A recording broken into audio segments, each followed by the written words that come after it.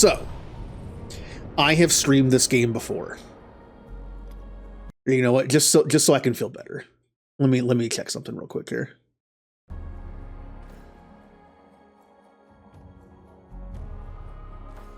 Oh, it is lagging on stream a little bit, I think. Well, uh-oh.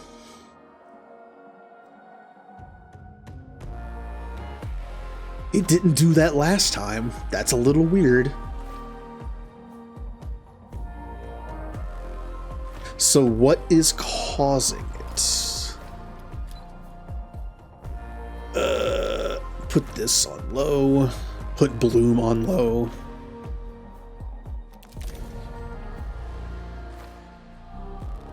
Let's see if that helped. It's still lagging on. What is happening? It didn't do this last time I played it. Let me take a look at my task manager and see what is just destroying something here.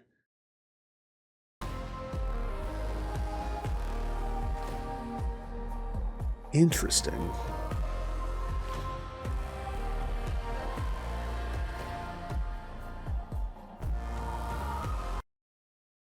Huh. It appears that my GPU is being... It says it's running at like 99%, but Task Manager never shows that properly. Let me refresh this. Maybe it's just like on my end.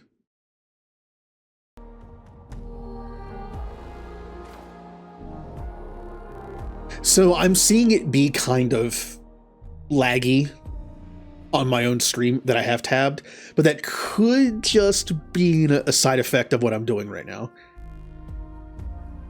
Anyone in chat, how does it look? Yeah. I don't know if it's lagging for everyone else or not.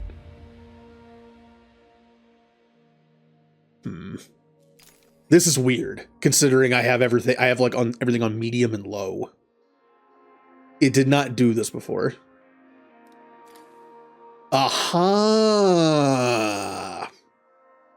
Something got reset. I can't stream at 144 hertz. I can play at 144 hertz. My monitor is 144. But stream-wise, you can only do 60. That should help quite a bit. It's still, that makes no sense. I just went from 144 to 60 frames and from high settings to medium low, and it's doing the exact same thing. That is weird. Let me try one more thing here.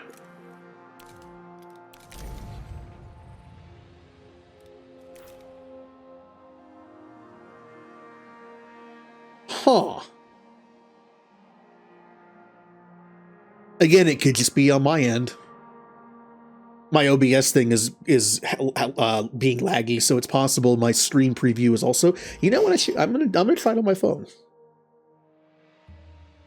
I can't fully trust like previewing it on the same system I'm streaming from. So let me take a quick look here.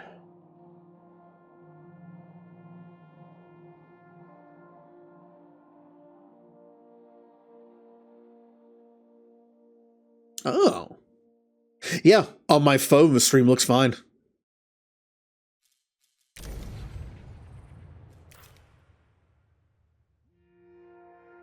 Yeah, it's only on my preview end that it looks laggy. So yeah, I can probably turn up the stuff again. I'm going to leave it on 60 frames because I can only stream at 60. I don't mind playing at 60. Let's see here. Let's put everything on medium. Oh, here, do this. That's weird.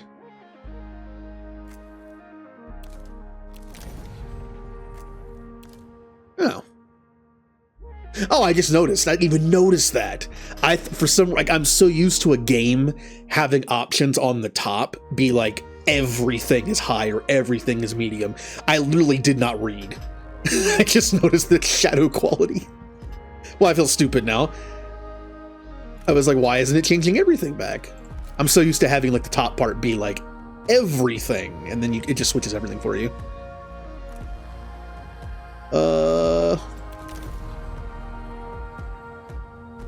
Let's see how that looks. Okay, yeah, on stream on my phone, it looks perfectly fine, no lag. On my stream preview, it looks terrible. But for some reason, sometimes when I stream, stuff like that just looks bad on my end when it looks fine on stream. Yeah, that's fine. As long as that's fine, I don't care. Okay, we're good. So, I have streamed this twice before, but I never finished it. We actually never got past chapter 1. I want to play this through. This game is supposed to be like Frostpunk in space. It's supposed to be hard. It's supposed to be challenging. But it has journey difficulty, which is essentially easy. Now, I like this difficulty because it lets you learn. It's kind of like how I used to play Stellaris on an easier difficulty, and then switch to playing it on harder difficulties. Essentially, it allowed me to learn the basic mechanics in an environment that isn't trying to kill me constantly. Then I can worry about the other stuff later. It's like getting a foundation for it. I actually do feel somewhat comfortable to play on default, but only the first like 2 chapters. Since I haven't gotten past that, I'm gonna do Journey. It just makes the beginning a little easier. But I have a feeling the later parts of the game are still gonna be hard. Because I don't know what to expect. So some hard mechanics are disabled. I actually don't know what that means. The hull is sturdier. After a while, once you open up new sections, your hull takes damage over time, just from space. And in this mode, it doesn't take as much damage. The crew is understanding. It's easier to keep morale high. Your crew contains more workers. You're able to find more workers to work more jobs, which again, just like in Stellaris, pops are important. Without pops, you can't work jobs to produce certain resources. Accidents are infrequent. Even if you play the game perfectly, accidents happen. That's what makes this game more realistic, but also harder. If you have a section that requires 200 workers to work jobs, and you have exactly 200 workers, you're like, oh, that'll be good enough. If there's even just one accident, it'll injure some pops, and then you'll have too few. And when you overwork your pops in a sector, it's like a snowball effect. More accidents will happen over time. So when you're playing on like normal or even especially challenging, I know it's good to have like a buffer of workers just for accidents, because they're going to happen all the time. Resources are abundant. You find more resources in space to mine, which gives you more leeway. You don't have to worry about min-maxing and not building certain things too quickly. We can just relax and build what we want pretty early. This just sounds impossible. Like, your hull is falling apart, which means you need like a ton of alloys, which means you need to make more, which means you have less alloys for other stuff. And it means you're going to have to produce more alloys, which means you have to find more iron, but resources are scarce, so you can't find more iron. It just sounds like a disaster, which is kind of the point of the game. Like, this is one of those games that's built around difficulty, but I enjoy it on easy just because I get to experience the game in more of a, like, it kind of turns the game into like a comfy space building game almost, which is kind of what I'm in the mood for. One day I will try default and then maybe even challenging on stream and just see how bad it goes. Accidents are frequent and more lethal. Most accidents on Journey aren't lethal. They'll still happen, but they won't kill anybody. In this, not only do they happen more often, but they usually kill people, which means you run out of people and you have less people than this mode, and it's just going to be, it's one of those things which you try to keep things going, but things are going to fall apart. You have to just kind of work through it. Like, rather than get to the finish line with like unlimited resources and like a ton of pops and feeling comfy, you get to the finish line in like pieces. Oh, you unlock an achievement doing, man. And you can also customize it, by the way. Look at all these customization features. So these are the settings on Journey. And these are normal. You can see what changes. Oh, I just saw amount per repair 7. Oh, that's almost half. That's pretty bad. Yeah, if like there's one aspect of the game that's just a little too hard for you to manage, you could do normal, but then just like turn a few things back to Journey. Like for instance, is there one for where is it? I'm trying to see where you find more people. I guess it would be this. This also dictates when you find people in cryopods, some of them are workers and some of them are non-workers. And it's kind of like in Surviving Mars when you have like elderly and children. They can't work jobs.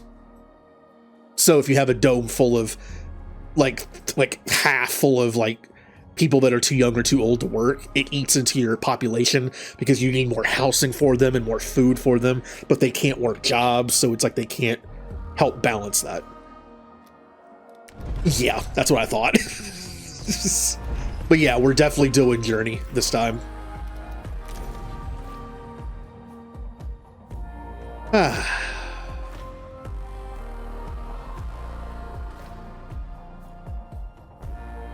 See, I've tried to play Frostpunk on easy. It still feels like a challenge.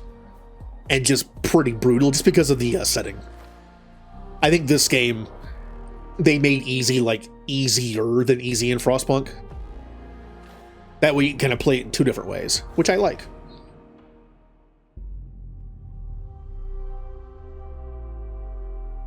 We're also going to watch the cutscenes and do the dialogue stuff just because I haven't seen that in a while. When I was practicing off stream, I skipped it all. Launch control, we have typing clearance for shuttle launch. Initiate Stanford protocol. For whatever reason, the dialogue here is kind of low.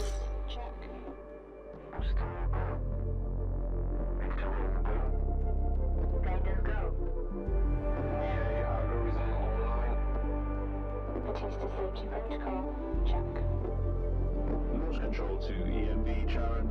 All systems are go. Launch is imminent. Personnel are instructed to evacuate the launch pad.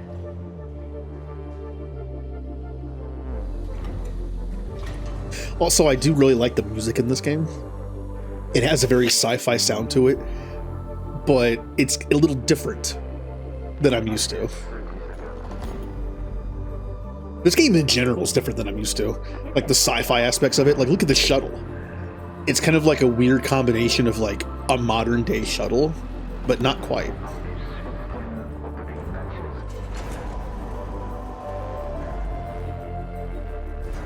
This is in 2049, so it's kind of like our existing technology pushed ahead by a few decades.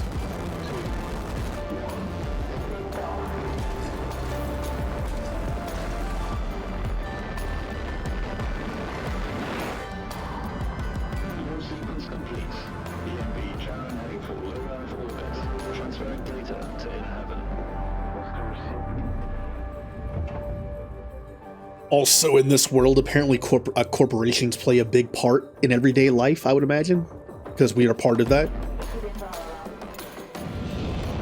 Also, the way that space travel works in this game, I think, is different than usual. It's not just like warp drive or light speed. It's like a weird wormhole portal thing. I appreciate a different take on space travel.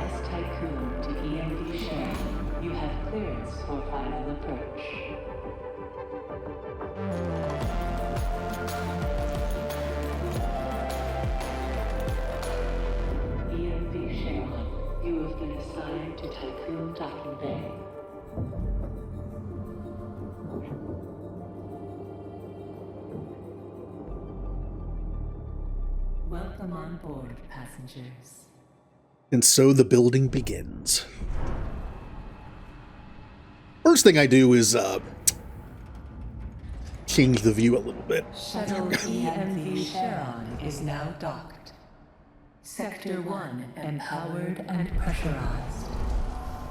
Munchie decontamination protocol online. Disembarkation authorized. Message to crew members. Welcome on board the Tycoon, property of Dolus Aerospace Engineering Corporation. You will soon be given your assignments, but until then, please continue to wait near the docking bay. We hope you have a productive voyage, and would like to thank you for your contribution towards humanity's future. Administrator, I am Eden, the personal assistant installed on board the Tycoon. Hello. In accordance with the Munchie Protocol, I have been designed to take into consideration your complete psychological profile so that I may more accurately respond to any needs you may have. My primary purpose is to ensure the Tycoon's automated systems function efficiently. I will keep track of the tasks that are necessary for you to fulfill your prerogative of reaching Proxima Centauri and carrying out field research, mining operations, manufacturing protocols, and Dolos colonization tests. Okie doke. Administrator, I wanted to introduce you to your first tasks personally. I'm Dolos' cryonics lead, Marduk council member Giovanni Battista. So, let's see. Your first objective will be to begin setting up essential infrastructure aboard the Tycoon, meeting the environmental conditions that are required to support your crew. Having laid these foundations, you will then oversee the installation of the Vol engine and perform a short test jump to Proxima Centauri. Upon arrival, your research teams will carry out a brief survey of local space, gather a few rock and coal dust samples, fire up the colonization protocol, begin building the foundations for mankind's future, yada yada yada. And then you'll come back. Now, in order to achieve this, you'll need to familiarize yourself with the Tycoon's core functions. It's no big deal. There's the production, stockpiling and distribution of resources, construction, balancing of power output with allocation. Oh, and space exploration, setting out expeditions and all that. Basically, everything needed to establish scientific advancement and harmonious autonomy on board the Tycoon following the first test of its Vol engine. Eden's gonna display and keep track of your main objectives. Oh, and Administrator, don't let the position go to your head. Veneer has insisted to center Dolos' focus on the Tycoon, but this mission is just in preparation for our next project, the Protagoras. The Marduk Council worked damn hard to pull this mission together ahead of schedule. So, toe the line, do as you're told, and bring the Tycoon back in one piece. Leave the grand gestures and saving of mankind from ecosystemic destruction to us, okay? One last word of advice. We don't all think like Veneer Dolos. As of yet, no human law has been officially established amongst the stars. That sounds like an opportunity knocking to me. Uh-huh. So yeah, I think it's interesting that when this game starts, you are the leader of the Tycoon. But the Tycoon isn't even supposed to be the future of humanity. It's the other ship, the Protagoras, that's supposed to be like the savior of humanity. So whoever's in charge of that is kind of like the big, popular, well-known captain person. We're kind of just like the test run. And it's funny that, like, because of the events of the game, we're thrust into that position. So, we got views, pretty self-explanatory, camera controls, like most games. Here, let's do this so we can, yeah, we already got all that. Honestly, you really don't do much here. I never have to move this around, because all you need to do on this view is right here in the little menu at the bottom. I don't think I've ever moved that around. Buildings. Build things. You have a resource cost, which you get. One of the cool things about this, and kind of I like a realistic future thing, is that when you build a building and then tear it down, you get 100% of the resources back.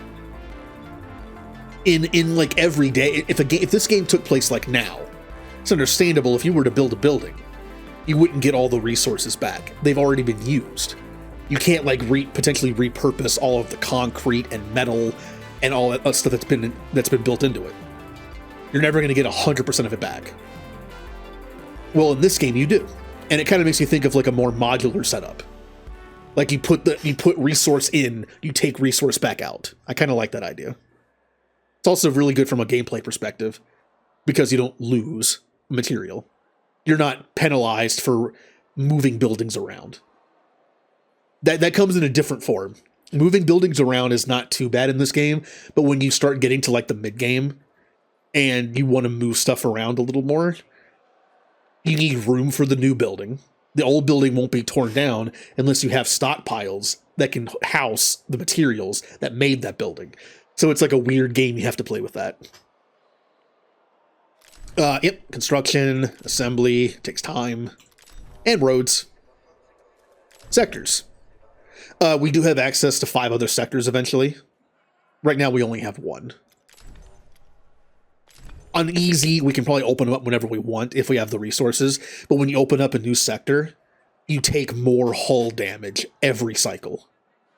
So I can definitely see on normal and especially challenging, you wouldn't want to open a new sector until you're very ready for it. Population. Yep, non-workers literally do nothing right now. Luckily, we don't have any yet. You need food for them. If they start to starve, they won't work and will eventually die and are also not very happy. Then you have housing. You don't have to house everyone. I believe as long as you're housing above 75% of the population of a sector, there's no downside. Once it falls below 75%, you get a -1. And I believe once it falls below, it's either 50% or 25%, you get another penalty. So we're probably gonna have some homelessness just to make sure we don't eat into like all our alloys and power. Yeah, we won't have to deal with this until later. This is how you transfer people. It's actually it looks complicated, but it's actually very simple. Oh, I have 20 like free workers here on top of like, another like 10 or 20 as a buffer. I'm going to transfer them to the next section. That's it. It just takes time. Time control. Yep. Speed up. Pause. Now, first thing we're going to do, which is like to me, it's the most tedious part of this game. We need to basically just gather all our resources. But at least right now, since we're still in Earth orbit, we're in no hurry. I've had times where, again, I was practicing like in chapter 1, just messing with some stuff. And when you open up a new sector, you got to do this again. And it's like, man, I need to set the sector up quickly. But you have to deal with all the resource gathering first. It's also good to plan ahead for where you want to build stuff. It's kind of hard to do that. We're just going to move stuff around as we go. I will tell you one thing I do that I've learned just makes the game easier. I put the space buildings that have to be against the wall down here. It just makes things easier. It's more out of the way, it feels like. I like building up here better because I can see it better. Plus, there's this sign here for the sector where you can't build a space building. Because you can't access the outside there because there's a big sign there. Because of that, I like to put them down here. Even if I end up building a space building here and here and here and here, which I could have done up here, I don't have to do it that way. I could build 4 in a row and save the corner for something. It just gives you more options. Or pretty much wherever I put this workshop, we're going to have to move it several times. So I'm just going to put it in an easy spot, just right here.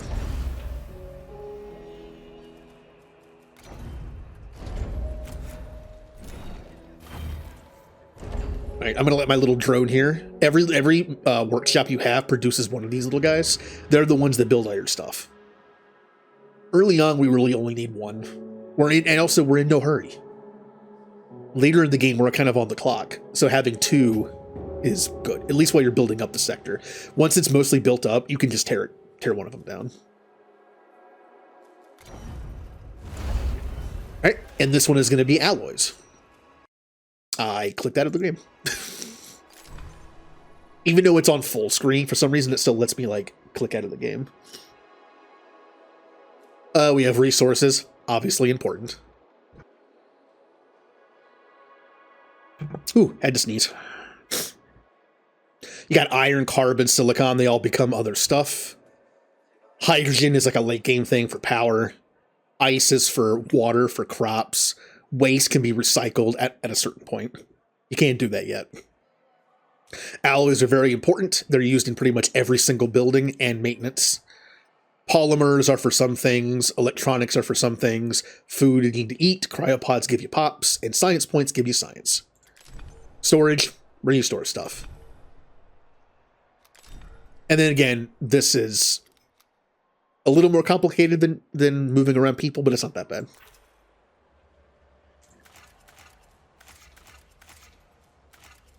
Now this can only hold 100 to start. We're obviously going to need more storage. Because where I want to, the first thing I want to do is pack this thing up and move it down to this corner. I usually turn Sector 1 into an industrial section, eventually. Once I unlock the next section for food, then I start rebuilding this section into an industry. We'll have one of each of the factory buildings, and then eventually 2 steel mills. Administrator, I have established a connection with Dolus's lead data scientist, Emma Klein. Well, she can hold on a second. And I like to have most sections have their own docking bay. Can you have a section that has like 4 docking bays? Yes. But then you have to transfer all the resources all over the place. I like having a docking bay so they can, like, I'll have a docking bay in the food section for one thing. Ice. Instead of having to have a stockpile in this sector for just ice, which is a waste of space. In order to, let's say for instance, we bring all our stuff into this area. Cool, that's fine. Let's say this area had 4 docking bays on it. If you bring in ice for your food, you have to have a stockpile to put the ice in. Then that stockpile of ice has to be moved slowly into the section that needs it. That takes time, and it eats up the time where your little guys can be doing other stuff, moving other more important things. So I even though it does take up quite a bit of space, I'll put a docking bay in the food area just for ice. That way I don't have to worry about it. And I'll probably have like 1 or 2 cargo ships getting ice, and the extra slot or 2, I'll just put like a science ship in. That way the other ones I have can have like cargo ships and mining ships. All right, let's see what they have to say. Administrator, Mr. Dolos has made it abundantly clear when it comes to security. Given the importance of the Tycoon, we must have full control over what is happening inside the station. My name is Emma Klein, Dolos' lead data scientist and member of the Marduk Council. My department have just completed final synchronization between Eden and our data treatment tool, the DLS. The DLS, or Data Listening System, is capable of scanning, recording, and parsing exchanges of any kind. The DLS programming that is a part of Eden will filter all data collected and bring to your attention only the most relevant information. It will also provide you with a condensed overview of any situations that may arise and formulate potential future outcomes. It will permit you to give direct orders without having to go through additional unnecessary paperwork. Eden will then take care of everything via their DLS accreditation. As is often the case with tools produced by my department, I think you'll find that once you start using the DLS, you'll never be able to do without it. Oh, and before I let you go ahead and start writing history, Dr. Munchie, our lead medical expert, wanted me to bring to your attention a possible side effect of vol jumping. Whilst there is a correlation between prolonged space travel and the development of early onset dementia, he believes that a vol jump has the potential to accelerate this process, although this is yet to be proven. His recommendation is for you to immediately send any crew members that are exhibiting uncharacteristic or symptomatic behavior to an infirmary, as these facilities are equipped to treat the mind as well as the body. Remember that all of your actions and choices are being reported by Eden. We are not affiliated with any national or even international organization. The only people that you are answerable to are those of us who sit on the Marduk Council, who represent the collective interests and ambitions of the company. Administrator, Well, okay then. a new request awaits your attention. So that's good. We've invented a form of space travel that when you do it too many times, it makes you have dementia. Oh, that's good. Let's be honest, it's realistic. If we were to invent some weird form of space travel that like bends the laws of physics and lets us go to places way too fast, it would probably have some dire consequences. Like our bodies would probably just be falling apart at that point. We have requests. These are little story events. Frostpunk has these too. Tycoon crew members are currently unable to access food supplies. Yeah. Neokund protocols direct the construction of a mess hall. This building is designed to distribute food from our stockpiles to the crew. Yep. We shall build one. Again, that's one of those things that can just snowball out of control. You run out of food, people start starving. People start starving, they don't work every job. You don't work every job, you start making less of everything. And it's just that downfall. Yep, we got mess halls. We also need food storage, because we have none. We need 2 more storage at least. Probably 3. I'm kind of just putting them anywhere, because we're gonna move them eventually. Stockpiles are one of the most annoying things to move. Because when you have to move it, you also have to move the entirety of the stockpile. Which, as you can imagine, is very annoying. Because you need other stockpiles already built to move them to them.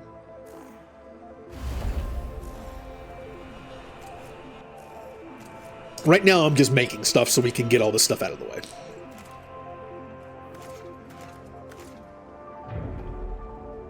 I have somewhat of an idea how I want to build this as an industrial area. We can't really do, I mean, we can do that somewhat early. We'll need more alloys quickly. But electronics and polymers we won't need right away. Generally, I'm going to put this down here in the corner. I actually have found, I kind of looked at some building guides. I don't really follow any of them, but there was one that showed, I kind of took like a piece of one I kind of like. There's like a little section you can build up here that someone made that's like housing and your infirmary and your mess hall and some other stuff that's just like convenient to have like in one area up here. And it fits perfectly. I do tend to use that. There are some places I can't though.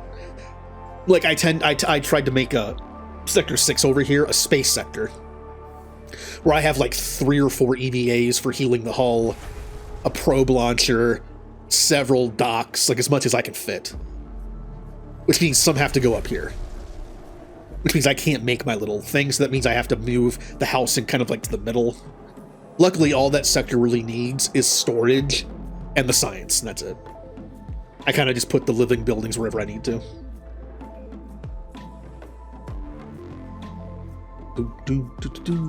Early on, I might want to build another workshop, but I think we're okay with one. Here, we can speed this up a little bit. I don't like to play on higher speeds, but we're not timed here for anything, so we could just speed it up.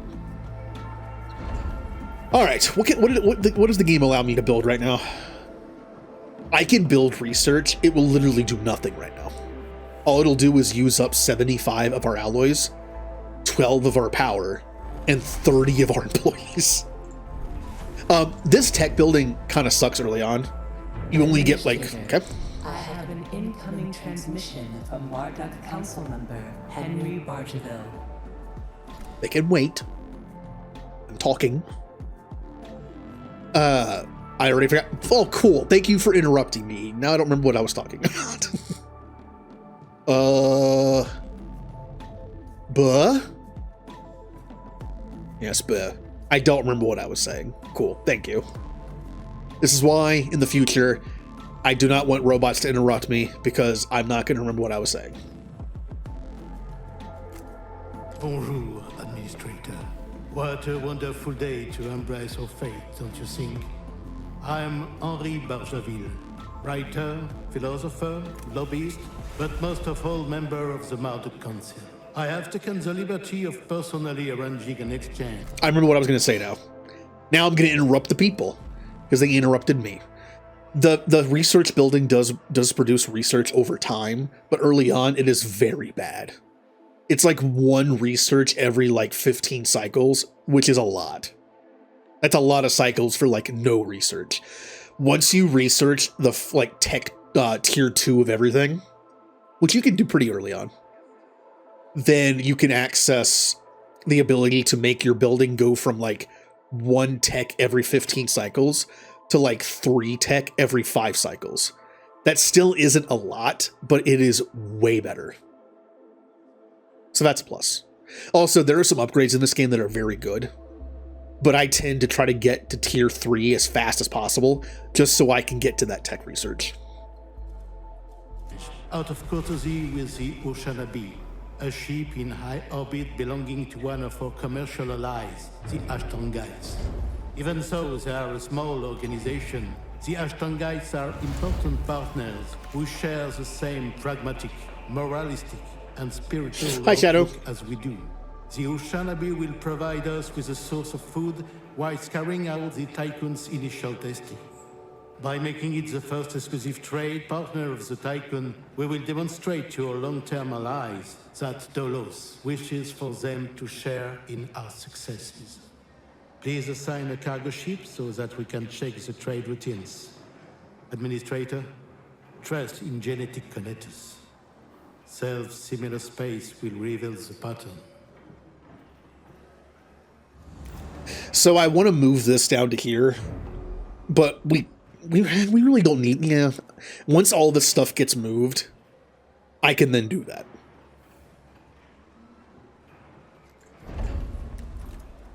We don't need to build that stuff yet. All right, speed up. Collect all the resources. A new request awaits your attention. Exploration. Go look at stuff. Some crew members are lacking quarters. During human history, unnecessary homelessness has always been an indicator of civilizational decay. Do not reproduce humanity's basic mistakes aboard the Tycoon. I need to move. Okay, I need to move the docking bay because that's where I put my first living quarters. Let's hope I get that done fast enough. We're getting there.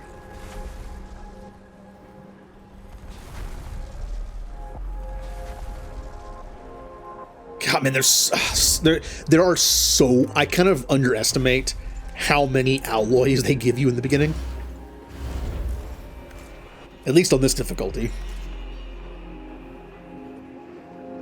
Like I said, we're going to have to move, like, all this stuff over again. Which, again, moving stock... Oh, man. I got to the point where I had medium stockpiles in Chapter 1 at one point. And I tried to move some of them. That takes a long time. Because you have to move everything in them first.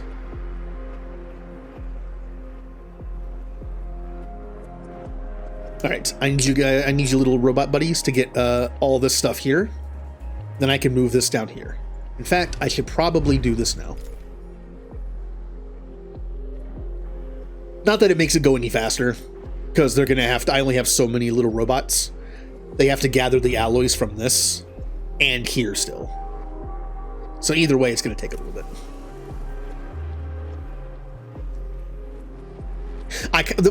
One of the cool mechanics in this game, I kind of just like it from a visual standpoint.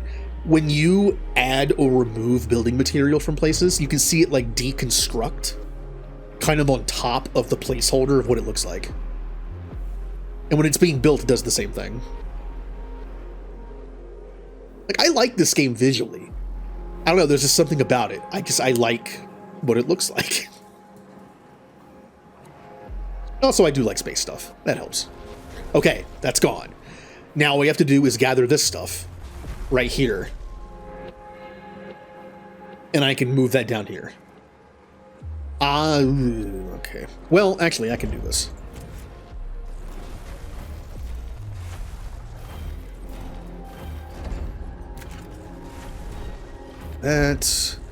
we can start putting some early buildings down. So in this game, you have several buildings you can build for housing. We have the crew quarters, which is the starting one. It's not good or bad, it's just there. Eventually, we can get some good ones that increase our happiness if a certain percentage of the people live in them. There's also cell housing, which is bad. That's like future dystopian living, where all the buildings are like built on top of the wall here. And it's just like, it's called like cell housing for a reason. It's like little cells people live in. It's not very good. Little trick I learned though. If you wait until you have the best buildings possible for comfort, which is like a double version of this, size-wise, and you build like 4 of them, and they're all full of people, you can build like 1 or 2 cell housing, and as long as a majority of the people in the sector live in the good housing, you still get the bonus. But you have to make sure you build the good ones first. I think if you build like the cell ones at the same time, people live in those too, and it just messes it up. You have to, I'm pretty sure you have to have people live in there first. That way, if you have any housing that's not being used to its fullest extent, it's the cell housing. I don't think there's a way to like micromanage where people live. But once they live somewhere, they're not going to leave. So, this is how I built this. It might look weird right now, but it's so the cell housing can go behind it. It might not be the most efficient. I've saw several videos and guides of where to build stuff. I kind of just want to build where I want to build. That's the fun of it. I don't have to be super efficient because we're playing on easy. Oops. But at the same time, I like this. I took this from one of the guides because I kind of like it.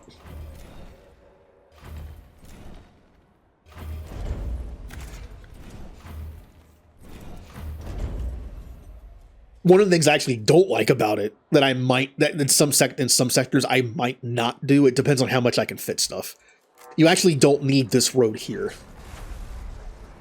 This road that goes back here can reach all of them to build, and it can reach all the cell housing. So if you simply make this road do this, you can delete all of this and have like a little extra room to put stuff here.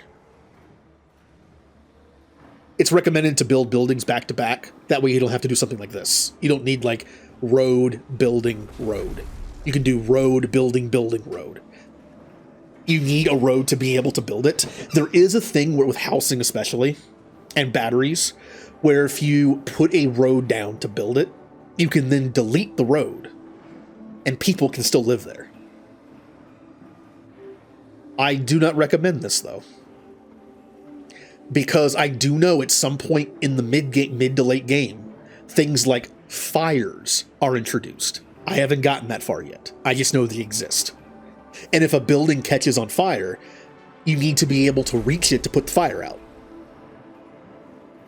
If you build your housing in that way, after you build it, there's no roads anymore to save space. All your housing is going to burn down because you can't reach it. I'm sure if anyone here has ever played like a SimCity type of game, there's probably something like that. Where like, yes, you have to have roads that go everywhere, but there's like little exploits you can do to like not have roads anymore once it's built. But then if something happens with like a fire, it's like, well, I have to be able to reach that. Like batteries. Batteries, I think it can have accidents. Which essentially just makes it not work anymore. Which means you have to be able to reach it. I do wish there was a late game update or a late game thing you could do in this where you could have like flying drones that build stuff. You actually can have a drone hub that has flying drones. But those flying drones are for transferring resources from one sector to the other. It'd be nice if there was a research to make them also be able to build stuff without roads. That would be cool. It would make roads like not even needed most of the time. You would still have to connect the areas. When you have different sections, you have to connect the sections to at least one connection point, which is here, here, here, or here. Only one is necessary. So you still need roads for like that purpose.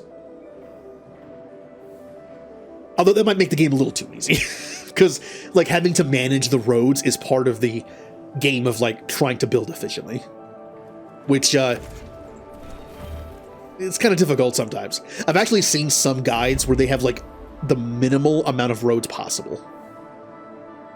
It's kind of insane. I thought I had, like, not that many roads at one point. This person was just like, I don't know how they did that. They'd have, like, one single road going from, like, here to here, and it would somehow link to, like, 5 different buildings. Like, see how some buildings have, like, several points of connection to roads? Where they have the arrows? They would, like, for instance, we have to build this anyway. Space. I tend to have stuff like this. Like the corner pieces, I'll just do this with. But I've seen some guys where someone built, like, a really cool, efficient design where they'd have, like, a road going from, like, one of these points just straight up. And it would reach another one of these above it. And then they'd have, like, one road coming out of it at some point. So they could connect, like, all these buildings with just, like, one road. My issue with sim games is a reason why it took me forever to play this game. I can get a little obsessive when it comes to trying to make things efficient, which is part of the game. That is part of a city builder. You're trying to make things efficient. But don't let that stop you from actually playing the game, because that's what it did to me for like 6 months.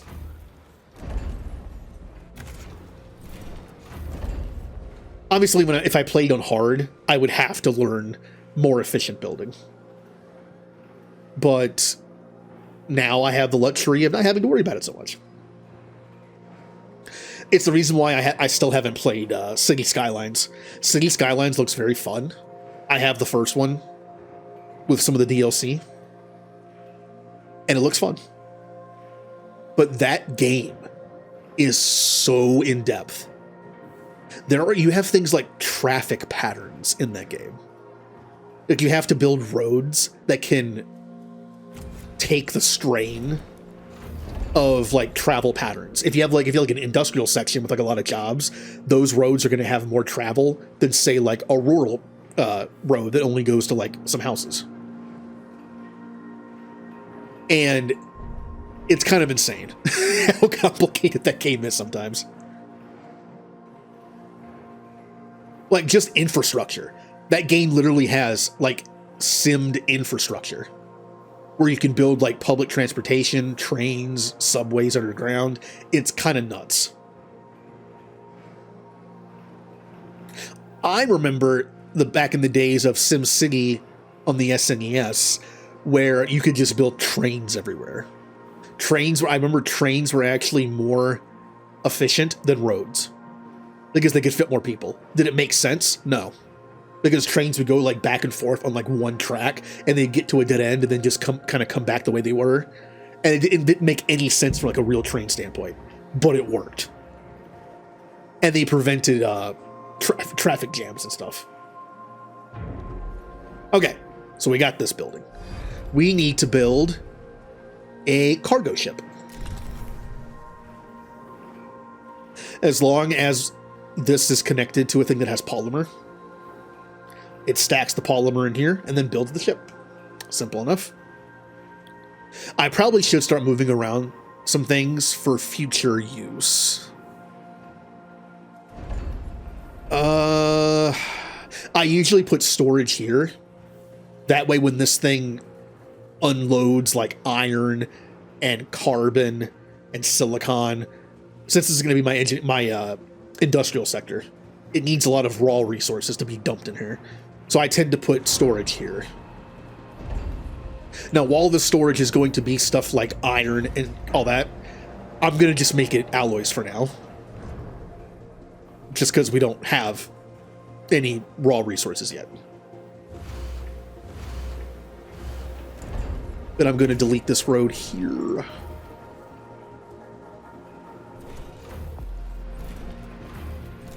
It isn't pretty, but this makes it so everything fits there.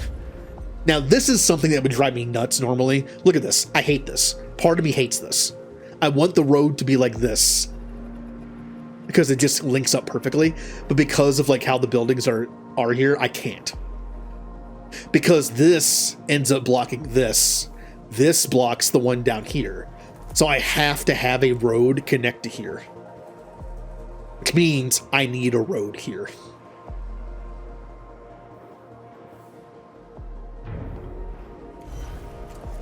Alright, first thing we're gonna do is delete this one. They'll move all the alloys to this new one. Well, they'll also move into other places. And we'll eventually make these iron later. They're not needed right now. Now, I could probably delete like this part of the road. Leadership is falling. Now, blah, blah. Oh, I broke a commitment. Whoopsie. I forgot to build more buildings. That's fine. All that does is make the trust go down. But since trust is going up positively, it'll fix itself in time. It's fine. There's no, like, especially right now since we're still at Earth, like, there's no real downside to that.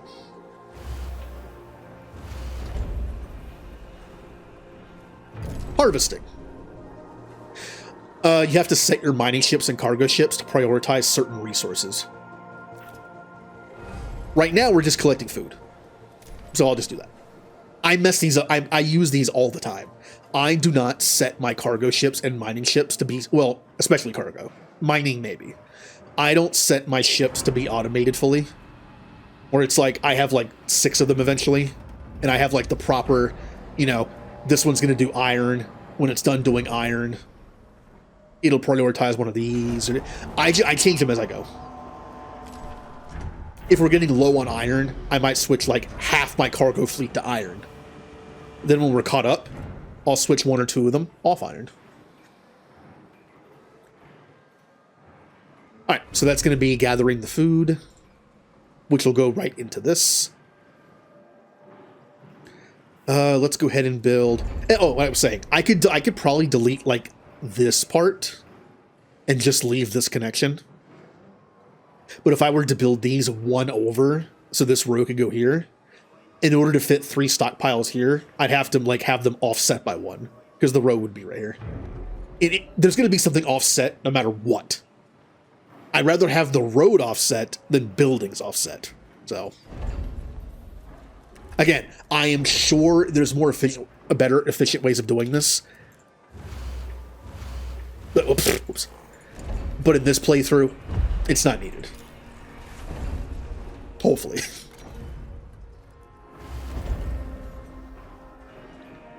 Alright, we don't need a double road here. Then I'll just go that way. Because I'm eventually going to move these and make the road go that way. Alright, let's get rid of these 2. We're just going to make all of these alloys for now. This one can be polymers.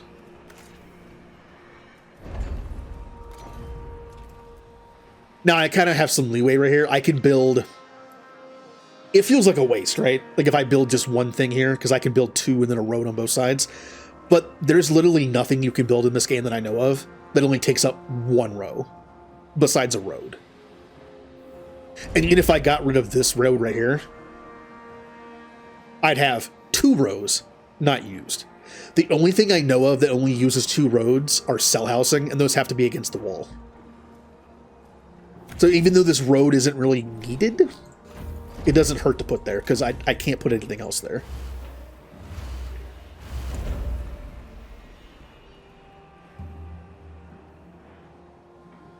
Alright, looking good. Speed up process a little bit. Like I said, I've tried to play Frostpunk. I obviously like this game better. It's in space. Of course I like it better. I mean, come on. This game was built for me. That's why I really hope they make a second one. They've already made a Frostpunk 2. Can we please get Ixion 2, please? This game is not that old. I'm hoping for an Ixion 2 in the future. I'm not expecting it to be announced tomorrow. I just hope it's not dead. Frostpunk always got great reviews. This game got pretty good reviews. But I don't know, I don't think it really took off as much as Frostpunk did. It doesn't help that it's very similar. And it was the second one, so... we'll see. And yeah, it also just looks good. I I wish I had like 2-2 road, 2-2 road, but I can't do that right now. I mean, I could if I didn't put my buildings here. I'm sure I could find a better place to put these. But like I said, I like that thing from the guide I found. It's like this nice, like, area up here that just goes all the way across. That has good stuff. All right, alloys. Food? Sure. I don't even need these for alloys. Maybe we can make these. Let's make one of them. Brain, please. Electronics, because we're going to need those in a minute. And this one can be... it doesn't really matter. It could be a nothing. Which means I'll shut it down. You have to manage power and jobs in this game. If you're not using something, turn it off.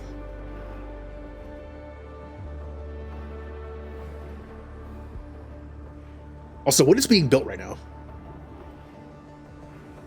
Why are none of my... oh, I see what happened. I see what happened. I cut off the road to my workshop. See? That'll happen.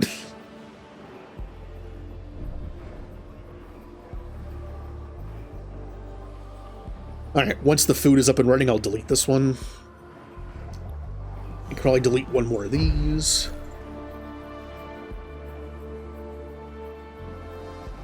Yeah, we're in no hurry. We are losing food. But as long as we don't, eat up too much time here, we're fine.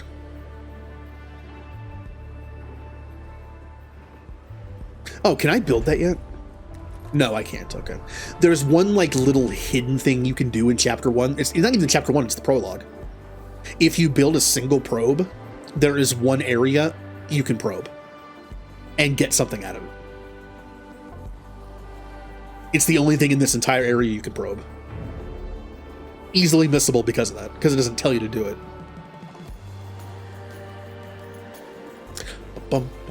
Are you still gathering food? No, you got the food. Okay, I think. Yeah, you did. All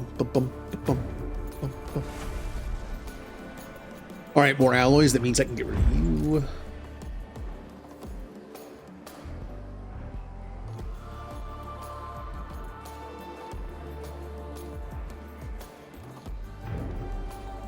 All right, so we got food. Get rid of you.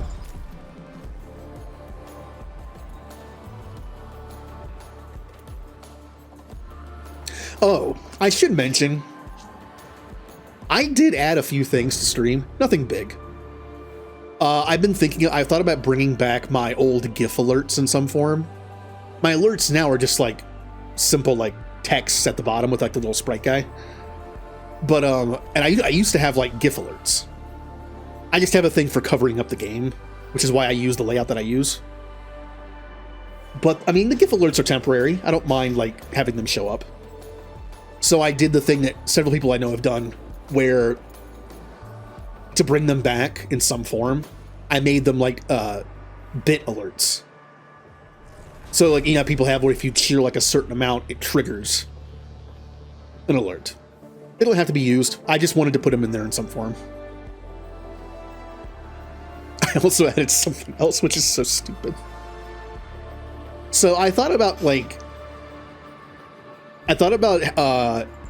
had the idea in my head to have a VTuber model of sorts, just for more just so it could be more interactive, because I don't use a webcam anymore. I was never that comfortable with it, but knowing that I still have a webcam means I can actually use it for that. But that's kind of expensive. I definitely don't have the funds for that right now, because those models are expensive. Then I was like, oh, I could do a PNG model. You know, the ones where you talk and it like interacts, you know, it changes like to a different PNG, then changes back. But again, I have no artistic ability and I have no money for that. So it's like, what can I do with what I have? Like, what is the simplest thing I can do with what I have as just a test? And I was like, well, I have the stupid potato shepherd thing I made. It's like, am I really going to use this as a PNG tuber? I haven't actually tested it on stream. If I go to this and see if I talk, it's so stupid looking. Hello, I'm a potato. I have a program running that essentially switches to different PNGs when I talk. I also have hotkeys that I have to press. Like, if, for instance, if I want to be angry about something, I can hold this button down and be angry. It is a little finicky. You'll notice it stops moving sometimes if I, like, talk a little too low. It's hard to combine this with, like, my noise gate and suppression in OBS. So it's very touchy, is what I'm trying to say. I'm hoping to, like, fix that at some point. I couldn't find a way to fix it yet, but there might be, like, some settings in there I can mess with. Oh yeah, we're not doing anything. Let me go ahead and try to fix that. Also, I don't want it to pick up stuff like mouse clicks and things. I'm sure I can find some settings somewhere to kind of help with that.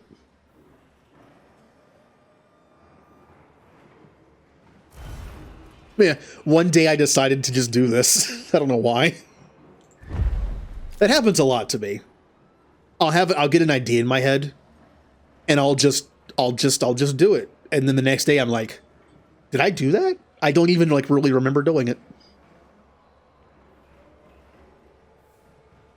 But yeah, I'm trying to mess with the audio settings. It's weird. Like, you can turn down the sensitivity to where it'll pick up and light up easier. But that means it'll also pick up other stuff. So there has to be some kind of, like, middle ground I can do.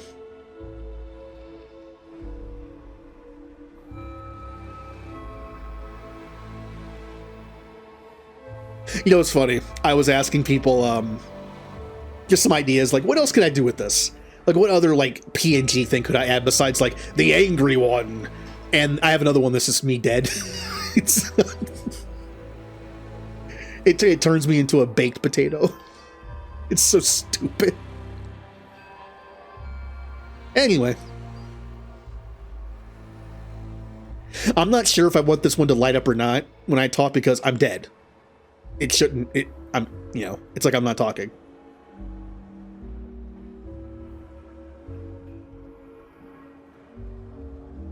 Yeah, I might make it light up even though I'm dead, just to signify I'm talking. Like, I don't know if I should or not, but... Thing is, I made this stupid PNG thing a while ago. It's literally just, like, free clip art of a potato. And then two things I own in real life. The helmet is from the special edition of the Legendary Edition that I bought when it came out. It comes with the helmet. The helmet also lights up blue. That's where I got the idea to just do this with it. And the thing that's like my arm, I have it's a plastic Omni blade that lights up. I have that too. So it's like I'm using real assets for this thing rather than use it like on a webcam. I actually have to open that one. All right. We are going to do this, so I actually build the remaining thing there. Get rid of this.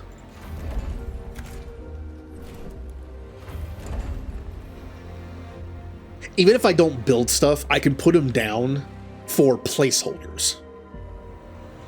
Like, for instance...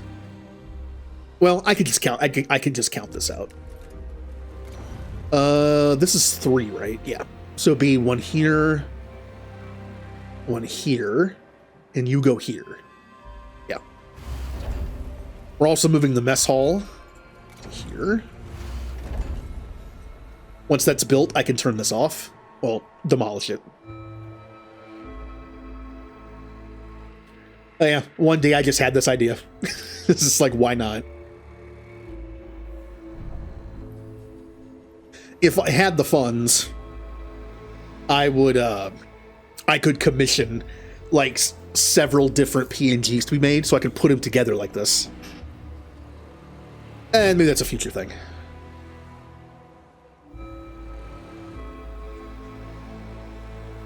Right now, I do have to hold down a button on my Stream Deck to switch forms like this and this. But I actually, my mouse has been breaking over time. Like it double clicks randomly, and I was like, I need a new mouse. I actually found a really cool Corsair. If anyone here streams and uses a Stream Deck, I found a Corsair mouse, which is the same like umbrella company as like Elgato. And it interacts with the software. It's one of those MMO mice that has the 12 buttons on the side for your thumb. But it also, if you set it, it can use the Stream Deck software to make those be 12 buttons on a Stream Deck. My Stream Deck has 15 buttons. By using that mouse, I can add 12 more. Now one thing it's not... yeah, there it is. Insufficient levels of electricity generation. Oopsie. Sector 1's power demand has overloaded. Stanford routines recommend that you construct an external solar panel to boost overall electrical output. Which I can't do yet because I have to research EVAs, which I can't do yet because I don't have the research thing down. But yeah, power overloads blackout. As I was saying. You know how on Stream Decks you can have like folders? Like on the root of my Stream Deck, I have several folders. I have to hit the one that I just called modes. It's the one where I can hit the buttons for this. It's the ones that I can switch into like the drone and everything. I can see why it'd be difficult to do folders on a mouse because you can't see what you're doing. The Stream Deck has visuals. You don't have to memorize stuff. Like I can click on my soundboard and I have several folders. And let's say I go into the Pokemon one. I know this one is going to be wonderful from Pokemon Snap. Or this one. Oops, that's a miss. That's going to be from Pokemon Stadium. I can read it. The mouse doesn't have that. So using it for folders probably isn't the best idea. But if anything, if I can use it for a PNG tuber setup, that's great. I can like click it or hold it down and trigger the same thing as this does. So I don't have to take my hand off the keyboard or controller or whatever. Now, obviously, if I'm using a controller, you might be thinking like, well, how is having a mouse useful? It's not as useful. But I have to take my hand off the controller to hit the Steam Deck anyway. This way I have buttons that are easily accessible for my other hand. They just happen to be on a mouse. There's also a cool feature. It can bring up a virtual deck, where if you hit one of the buttons, it brings up a virtual amount of buttons up to 12 on your screen where your mouse cursor is, like on top of anything you're doing. And you can actually move the mouse and click on the button to trigger something, like a virtual Stream Deck. And then once you click on a button, it disappears. That's cool too. It's like a visual way to do potentially like folders and stuff with a mouse. And as far as I know, it is the only mouse that has direct Stream Deck integration. I believe there are third-party softwares you can get to kind of like make it work with other mice that have those buttons, but this is just like, it just works. So hey, I needed a new mouse. This one doubles as an extra Stream Deck, kind of. So cool. It's also wireless. Not that I care about using a wire. I've been using a wired mouse this whole time. But eh.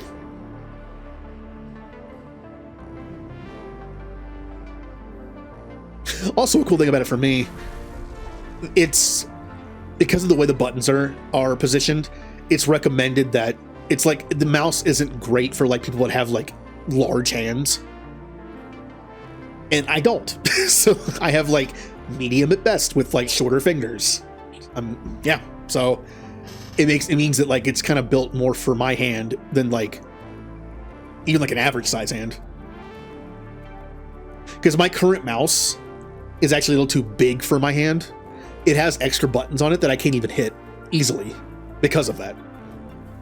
It'd be nice to have a mouse that like feels like it's more built for me. All right, we can clear up all these roads.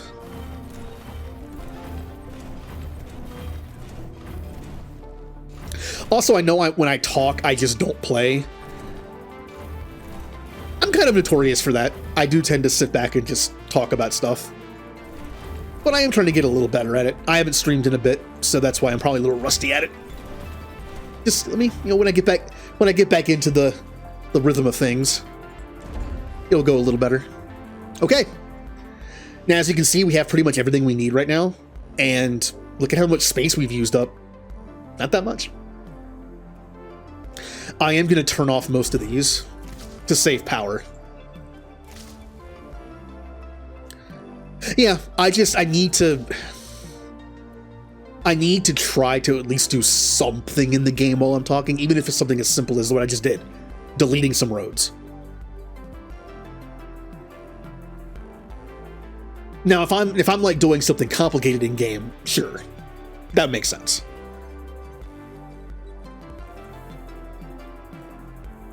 Oh, that's okay. I mean, I appreciate the conversation, or if anyone's lurking, that too. I lurk in almost every stream I'm in. I hardly ever like chat in streams that much anymore. Like, I have so much time spent in people's streams that I know, but I hardly. When they get like, if they ever can see like their stats of anything, I have a ton of hours watching them, but I'll have like 10 messages over the course of like 6 months. I don't know. It helps when they're playing a game that I know. But if they're playing a game I don't know, it's like, I'm still here. I just don't really have anything to add to the conversation. Like, I don't know anything about this game. Also, I will say, I'm more comfortable in smaller stream chats. It's kind of funny how I'm like that, because I'm like that in public too. I rather do something with like one person instead of a group of people. Like, I mean, I really don't do anything with anybody now, but when I did, I much prefer to like hang out with just one person as opposed to a group of people.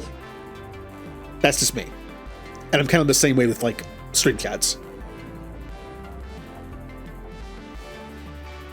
All right, what am I doing? Okay, we need to build. Oh, wow, we need to do a lot. We need to put down the research building so I can research the EVA, so I can build an EVA, so I can build a thing for more power. We have just enough power for this. Do we have enough people?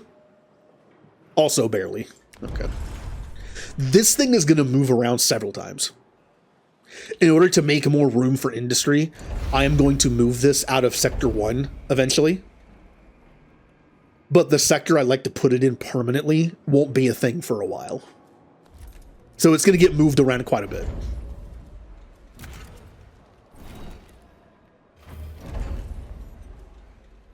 So when we research EVA, let's make a science ship. We're going to need one eventually.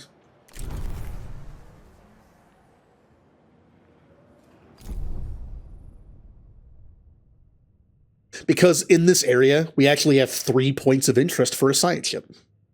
We have Mars, we have the Moon, and we have Saturn. Now, obviously, this is in our own system. We know what's going on. These aren't like anomalies. Like, we know what this stuff is. We haven't reached, like, a territory where no one's been yet. So it's like, we know what's going on. We're just going to get some extra materials by doing it. We don't need a mining ship yet. Because, like I said, this is our own system. Being our system in the year 2049, we have probably mined the solar system out of, like, all its stuff. Plus, even if we haven't, it isn't needed right now.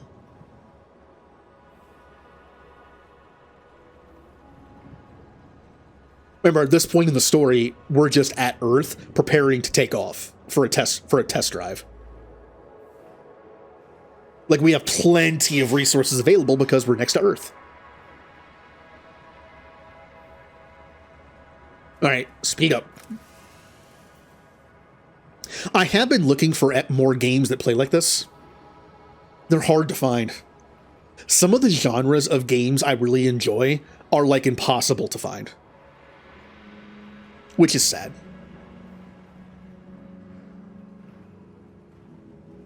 Like, for instance, one of the things I really like about Final Fantasy Tactics that kind of feels like just a tacked on thing is the mission system.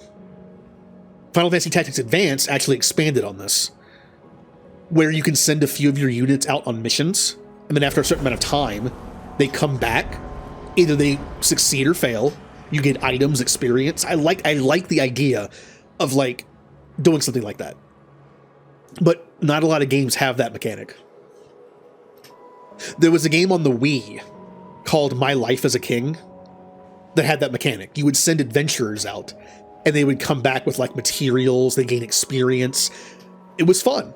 There wasn't a lot to it, but it was fun. I wish there were other games like that, where rather than actually do the combat yourself, it's more of like a sim management game, where like you send people out on stuff. You have to like make sure they're outfitted properly. You have to make sure they have the right stats to succeed, all that. But I don't know. I have yet to find a game that meets that criteria perfectly. Glad to have you on the team. Administrator, a new Let's request go another awaits month your of Wes, attention. the president of the Lorentz fan club. Wesist, yes Lorentz, how goes the space adventure? Wesist, welcome aboard Wesist Kiponite. You know, now that I have the potato thing going, let me, I'll wait to, oh, there we go. For the last time. I am not the president of the Lorentz fan club. See, now it works.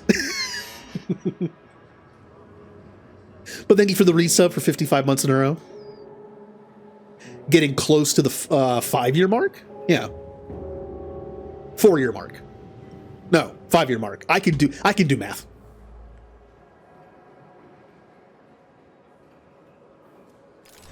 Working conditions.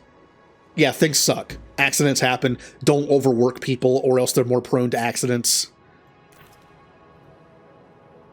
Yes, I believe the highest possible number is 67, which I have because if anyone here streams, Twitch gives you a tier 3 sub to your own channel, so you can use all your emotes. So if I ever want to see like what the maximum is, I can just look at myself. That's a lot, considering. I mean, unfortunately, over the last 2 years, I haven't streamed as much as I would like. But, you know, trying to get back into it.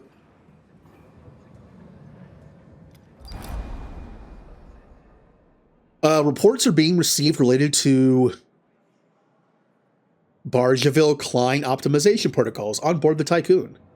They indicate that crew members are being overworked, although Dolos employment contracts make it clear that a high degree of flexibility is required. The situation is beginning to take its toll on morale. Request additional staff. Also, we'll turn off something so we don't get another accident thing. I have nothing to turn off. I literally have nothing I can turn off right now. I can turn that off. Okay. The only way you can have the free tier 3 sub for a bot is if you're a partner. I believe partners get like a couple of them. They're permanent. So if you use Nightbot and you give Nightbot a free tier 3 sub through Twitch, you don't get a payment for it. It's like they just put it in their system so they can use your emotes. But you can only do it like 2 or 3 times and it's permanent. So you better hope that you like that bot and it sticks around because yeah. Jay used to because I had some messages where Nightbot would just like spam emotes. Jay used to just gift a sub to Nightbot like all the time. Do those? I think those commands are still there. I think. Thing is, I can cheat the system. If someone uses the command, I can turn the command off in Nightbot, and if someone uses it, I can make the command in Stream Deck and just manually hit the button. That way, it doesn't cost a sub. I did lose. I got rid of a program. I had a program connected to my Twitch account that allowed me to do like a bunch of stuff. That's what made the channel point redeems do everything. Like switch modes and like do sound effects and stuff. I found a fix for the sound effects. Twitch alerts actually has a thing where you can do alerts for channel point redeems. So I use that just for sounds. Like the hydrate will make a noise. It's through that. It just doesn't have like a video part to it. I also was testing this. Where is it?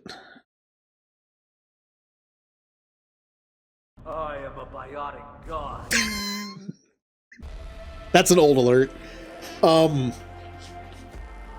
I added a bunch of alerts as cheer redeems for a certain amount of bits, but I also thought about putting in some of the shorter ones for channel point redeems, where I could do like one use per person per stream or something. Welcome aboard. Just so they're not like spammed. Yep. That is the hello one. It used to put a message in chat, but Twitch can't do that. The program I had could do that, but Twitch can't. But that gets my attention. You know, I can be like, oh, hey. All right, let's do some science. To the moon. What? That's not an option. Lawrence isn't an option. Has arrived at its destination. No. Lawrence is not an option for XO. It doesn't exist.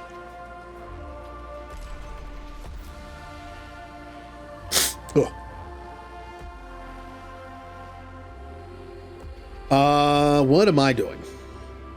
We're just sitting here until we can do this. The moon. A summary of intelligence on the abandoned base.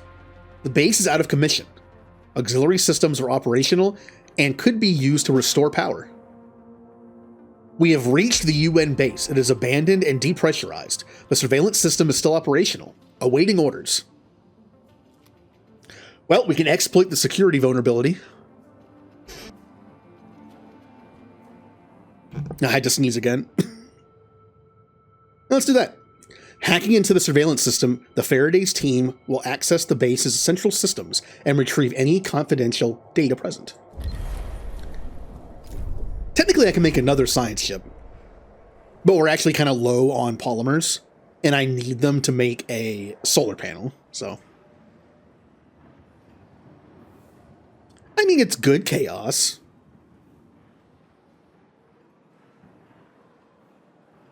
You know what I should do is run through, just because I just put them in today, I should pause the game at some point, and I should go through all the alerts I've added so far, just so you can see what they are. The ship team has completed a task.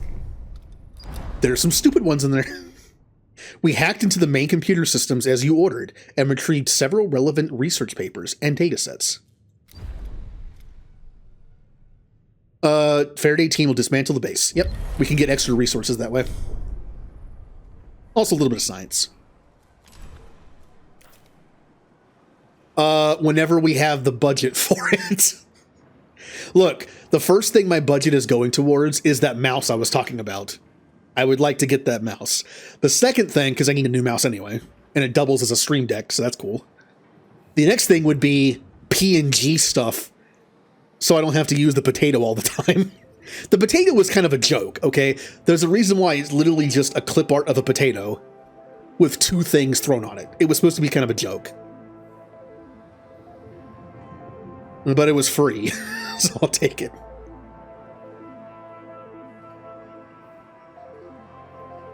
I mean, I can still keep it. It can still be like a mode I switch to.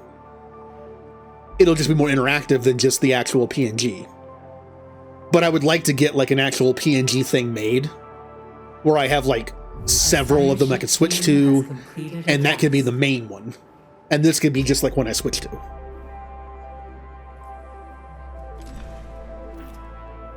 All right. That was... What game was that? Octopath Traveler, I think?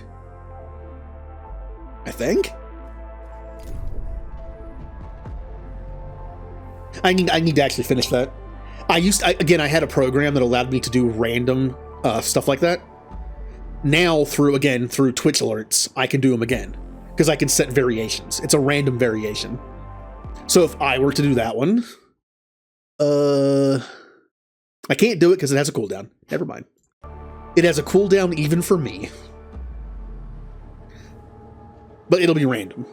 There's still 2 more I have to finish doing. I do have access to them on the Stream Deck, though. So if I do this... But the one that's missing... Which ones are on here? There's... Oh, we're missing winning, or just win, and treasure.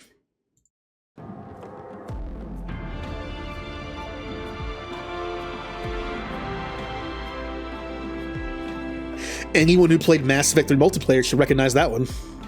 That's a mission complete. And then we have treasure. I think that's Final Fantasy 9 or 7. I think it's 9. Okay, I said random. There you go. One of the many Final Fantasy 14 sounds. Yeah, it's a shame they didn't bring that back to Legendary. Even afterwards, like in a separate thing.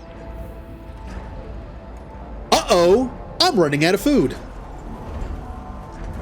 And I have no way to make food. Oopsie! Let's research insect farm first, because I'm gonna run out of food. Am I gonna fail the first chapter?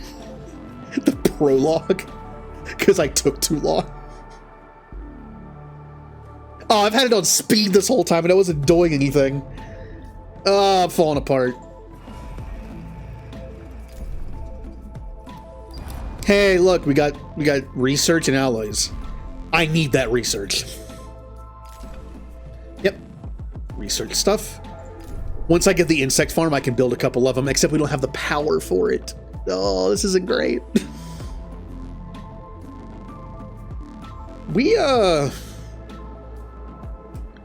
That's okay. Once I get that research, I can research both EVA and insect farms. I can build the solar panel and then build more insect farms with the power. I can build one insect farm with the amount of power that I have. That'll buy us enough time to get that up and running. Then I can build more insect farms. In space, great. Remember going to space? It's like, yeah, space is cool. What are we having for dinner? Bugs. What about breakfast? Bugs. What about cool times like Christmas or bugs?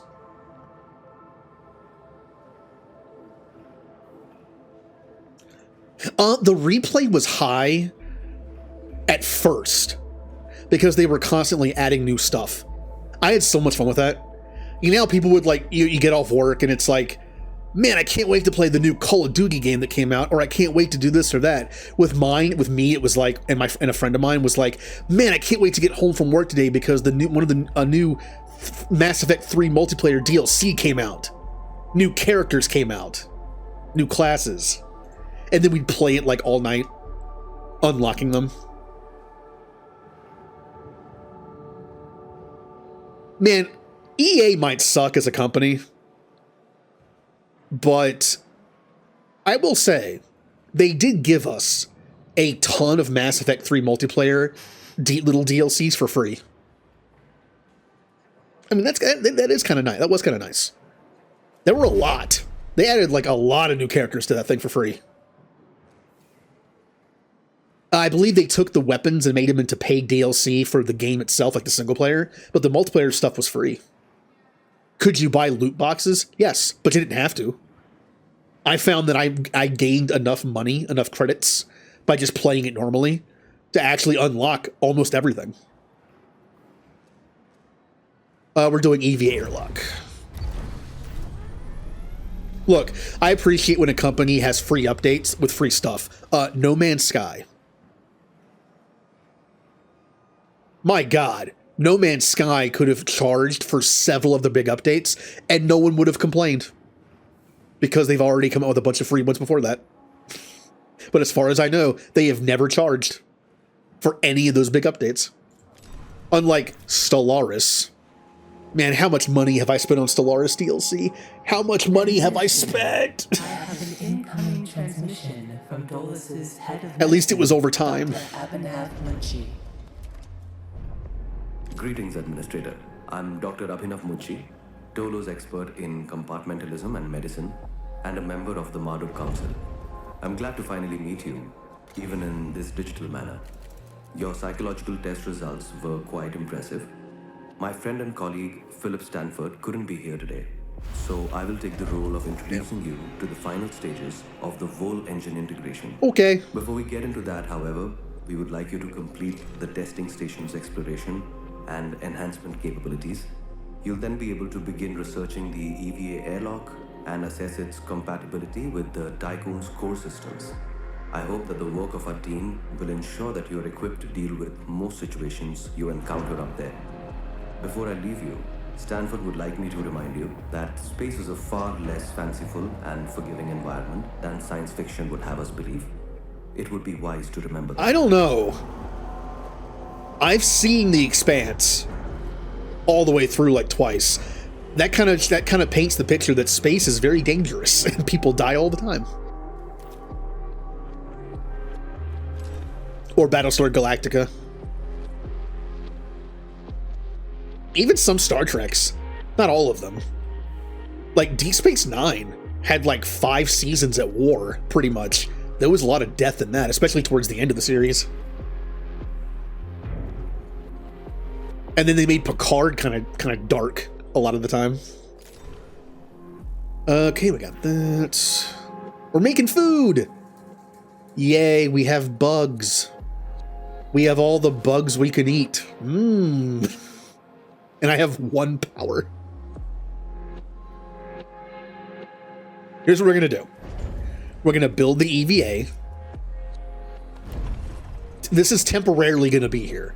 We're gonna move this to a science section later. I know that I've read that specializing sectors isn't really that worth it because a lot of the bonuses you get aren't that good. Like the specialization for industry, I think is terrible. It's something bad. I remember reading it and I was like, this is terrible. The one for space is actually good. It makes you more efficient at repairing the hull with alloys, which is, I think, actually very good. I'm trying to remember what the industry one was. It's just not that good. Oh, I think it was like batteries last 10% longer or something. Ooh. It's not that good. So we need 12 power for this, which means temporarily I'm going to have to turn off a lot of stuff. Again, temporarily. Like, the infirmary only takes 3 power. As much as I would like to continue to research stuff, yeah, turn that off.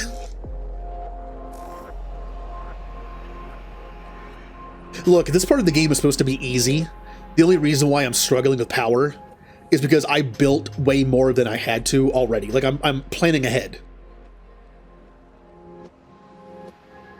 Otherwise, I would have built the more important stuff before I built some like I didn't need, well, technically I did need most of these, but if I had built as I was getting alloys, most of these would already be used up.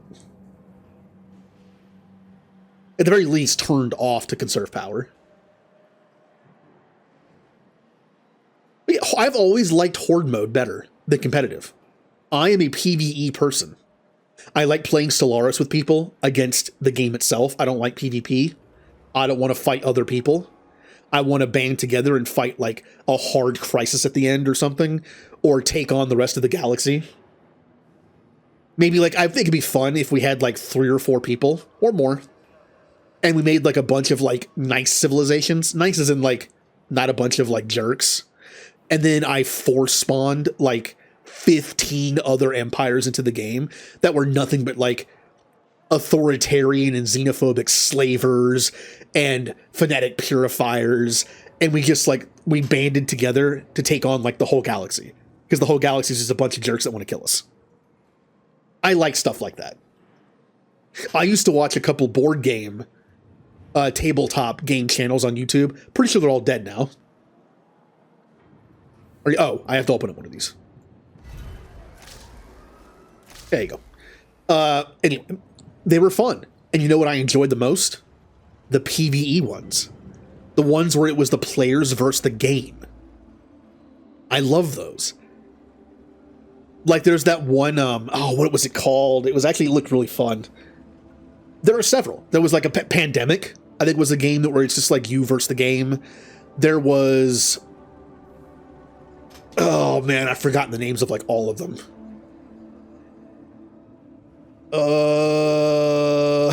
I'm trying to remember. It's not House on Haunted Hill, but it's a very similar name. And again, it's like you versus the environment, but then one of you potentially becomes the bad guy at the end, which makes it PvP, but still, most of the game, it was PvE. Having only one of you turn into the villain is okay, that's fine. What else was there? I don't remember. There was a Marvel one based on cards, and you had to like complete certain tasks with a certain number of cards. And again, it was against the the game itself, not any person. There were 2 games where you like tried to find treasure, and you had like tiles on the ground you could travel to, but tiles would sometimes flood or be covered in sand. There were like 2 different ones. They were fun. I would like to play stuff like that. What I don't want to play is stuff that's PvP. Like growing up, I hated Monopoly. Like, let's play Monopoly. No, I don't want to play Monopoly again. Not only do we never finish a game, but it's always stupid. It's always dumb. I hate Monopoly. There are some PvP board games I liked because they were simple. Like Trouble and like Mousetrap and like Grape Escape and that kind of stuff. That's fine. It's PvP in a sense that who gets around the game first. That's not that bad. But games where you're actively trying to like sabotage the other people and like bankrupt them in this case, it's like, I hate it. I just want to have fun.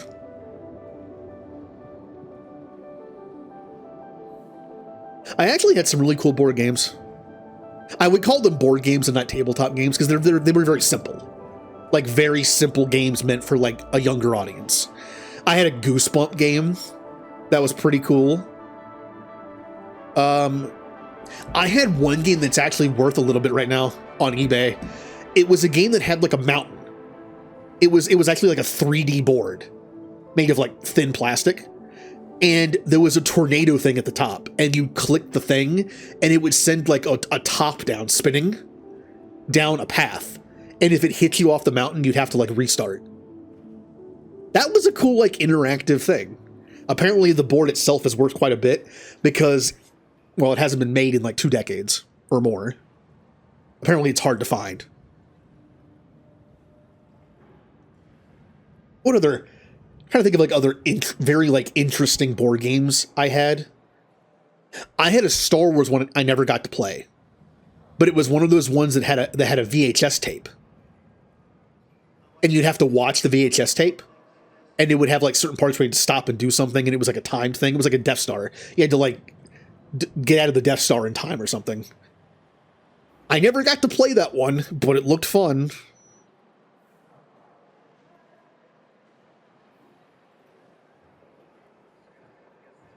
Finish. Thank you. All right.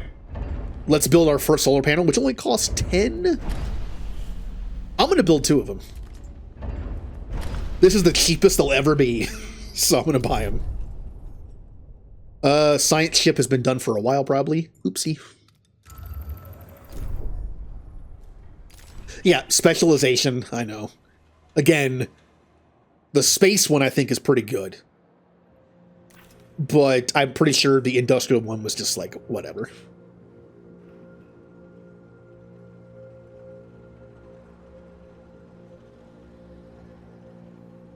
There were a bunch of board games I remember the commercials for.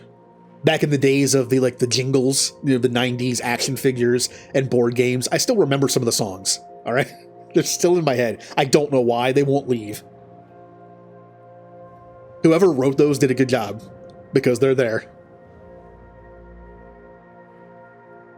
Like, there's Gator Golf. Stupid song. Gator Golf. I don't remember all of it. It's what could be greater than playing a game of golf with a gator. Gator Golf. Mr. Bucket. Oh, Mr. Bucket. Put your balls in my top. I'm Mr. Bucket. I'll pop them out of my mouth. I'm Mr. Bucket. We're all gonna run a Mr. Bucket. Buckets of fun. That one was a little weird. Like in hindsight afterwards, but like,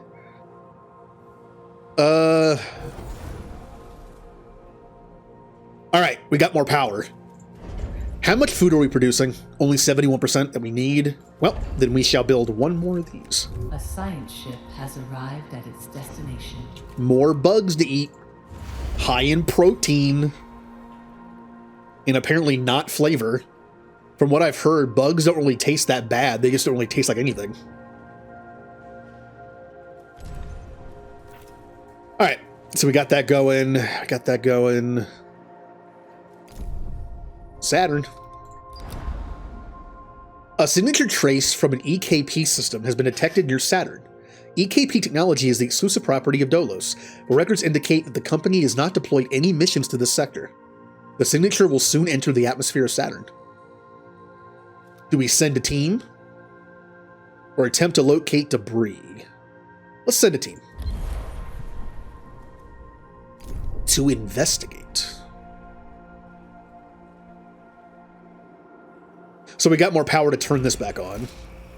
We have enough people as well. By 11. We're going to research probe launcher. So we're going to make sure to use the science that we get for free in the prologue to get probe launcher up and running. Probe launcher is very important. We can also get that the hidden thing I was talking about. We only need one probe. We don't have enough people to run it. Maybe. How many people does it take to run the probe? It can't be that many. It makes a probe and launches it. It can't require that many people. Well, we're only going to have 3, so...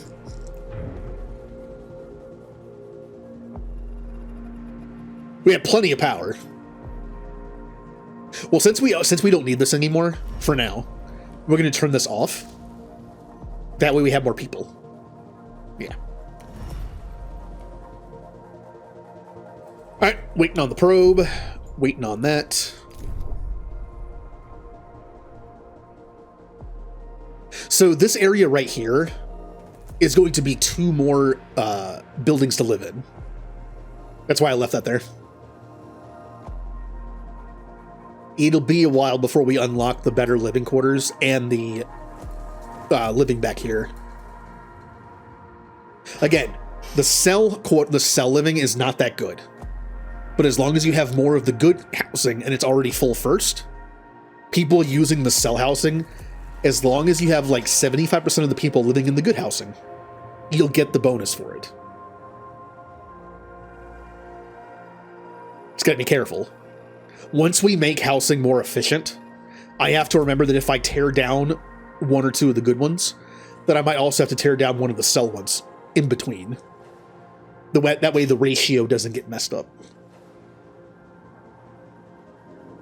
Also, Remnant wanted Lawrence as the XO. I don't have Lawrence XO. I have Morden. I have Moogle. I have Garrus, Tally, Elcor, Grunt, and my character from Final Fantasy Tactics. But just because he wanted the EXO for Lawrence, I can do The this. science ship team has completed a task. Hey, look, I'm Lawrence. I suck.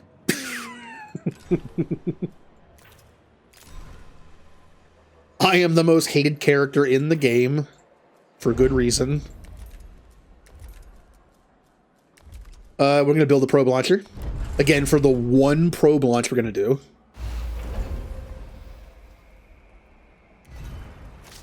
We're also getting low on alloys a little bit. Just a little bit. I hate looking over at OBS and seeing Lawrence's face.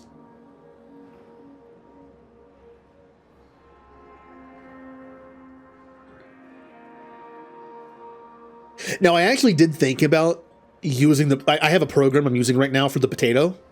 And I was like, what if I used it for something like Lawrence? What if I gave Lawrence like a talking face? So it could like go in between this Lawrence and like talking Lawrence face. And it won't work because there's too many buttons I have to press.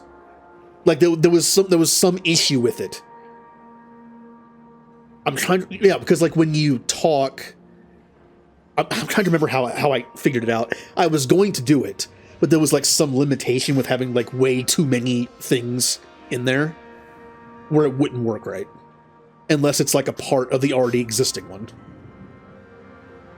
I mean, it's a free program.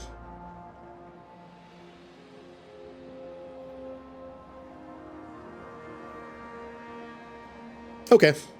Speaking of Tactics, Tactics Remake comes out in September. Well, technically it's a remaster, not a remake. Guess what I'm playing? Guess what I'm doing day one it comes out? I love Final Fantasy Tactics. I am going to play it day one. I'm going to play the new version, not the original version, because I want to see the differences if there are any. I won't be like going into super detail like I did last time, where I made us all characters and gave us all like different class combinations to use. We're just going to play the game for fun. That way I'm not limited to how many classes I can use of what kind. We're just going to play like an actual normal playthrough, which means I can also use some of the named characters. I haven't used them in a long time.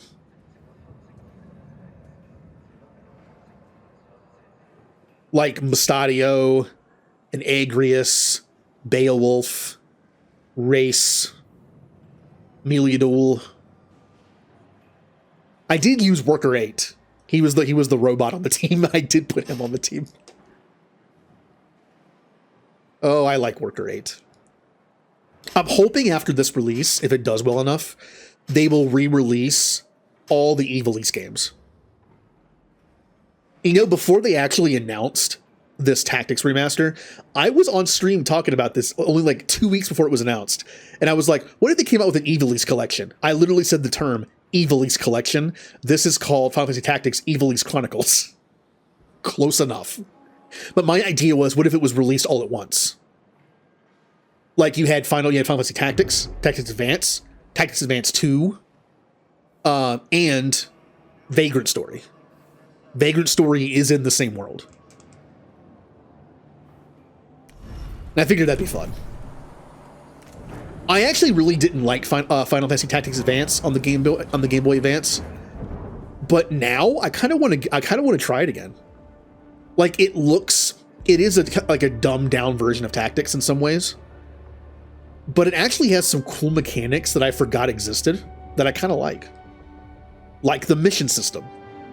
Characters actually have stats like negotiation, and you send them off on missions, and it levels up their stats.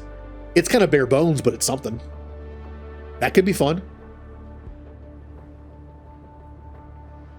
Yeah, like this way, instead of like having our own characters with only set classes, because I wanted to use every class once. So all our characters had like set classes. Like I was a mediator knight. Remnant was a dark knight chemist. Julie was a geomancer samurai, which was ridiculously powerful.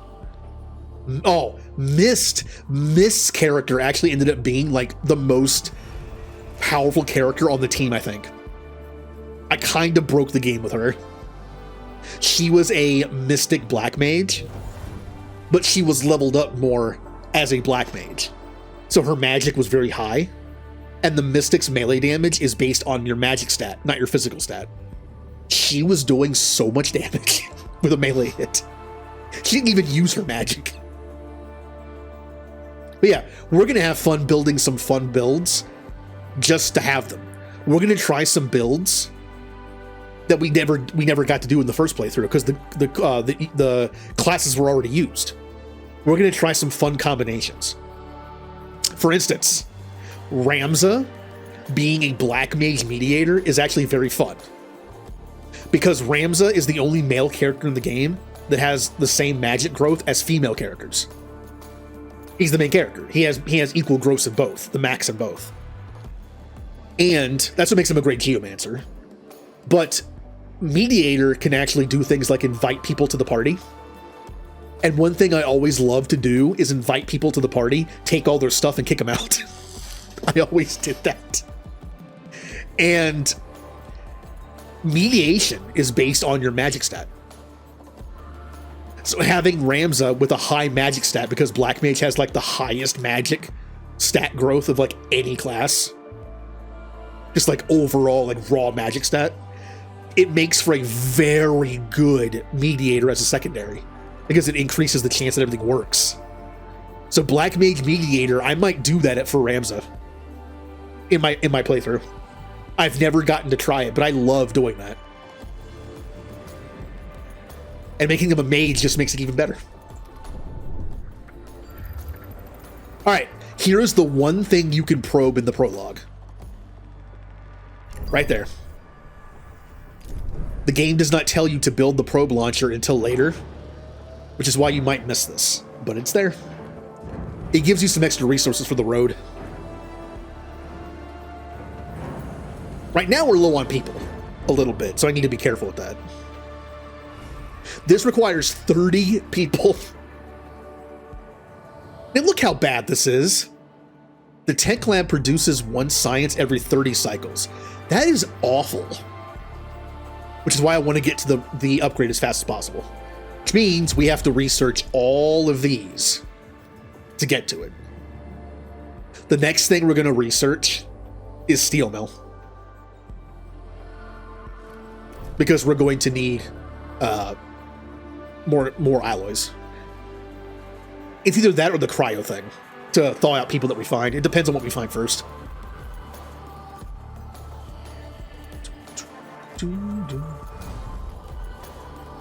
I don't have the silicon or the polymers to build what I could, but that leave me with like 9. Yeah. Early on, I like to have 2 of these.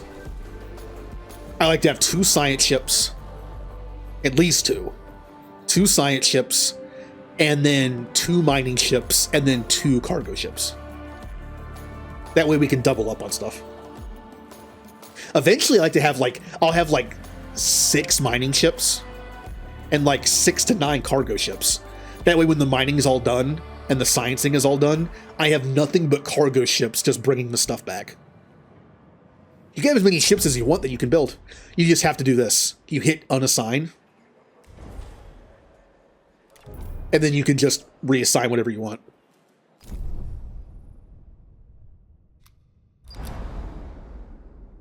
Oh. A prototype rocket sent by the UN seems to use a variation of EKP. We have stripped it down and recovered schematics. I need to put my science ship... Never mind, they're still there. All right. See, we have another probe already made. There's nothing here. There's nothing here to probe. And no, I am not wasting a probe for this. Okay? I'm not doing it. It's a waste of polymers. Because there's nothing there. Still gotta go to Mars. Don't worry. We'll be probing Uranus in Chapter 1.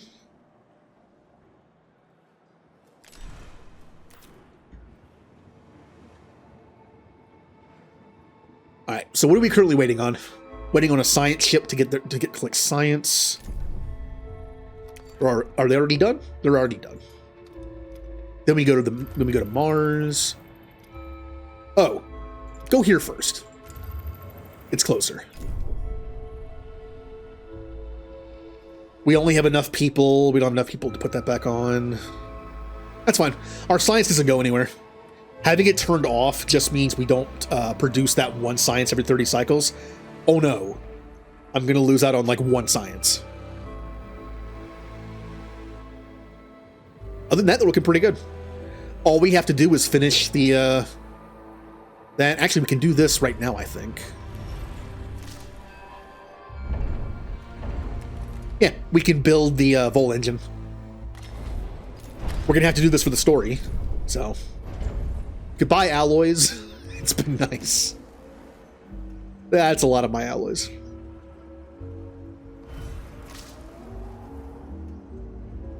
Goodbye, alloys. You'll still be here in some form. You'll be the engine that propels us. Oh, speaking of all the science stuff, I've been rewatching some Star Trek Voyager. It was my very first Star Trek. I am fully aware, just after having watched Next Generation and Deep Space Nine, that it is probably the worst of those three. Just in terms of characters and story. But I still really like it because it was my first one. And the idea of it. Like, Next Generation is cool because it takes place in the Alpha Quadrant, and it's like a bunch of diplomacy and stuff. You know, you deal with like the typical Star Trek stuff. And then Deep Space Nine, from like season 3 on, is more like almost like a war kind of thing. It's different. It's also like a serial. There are a ton of characters in Deep Space Nine, and a giant space station to house them in. So it's kind of like different than a ship.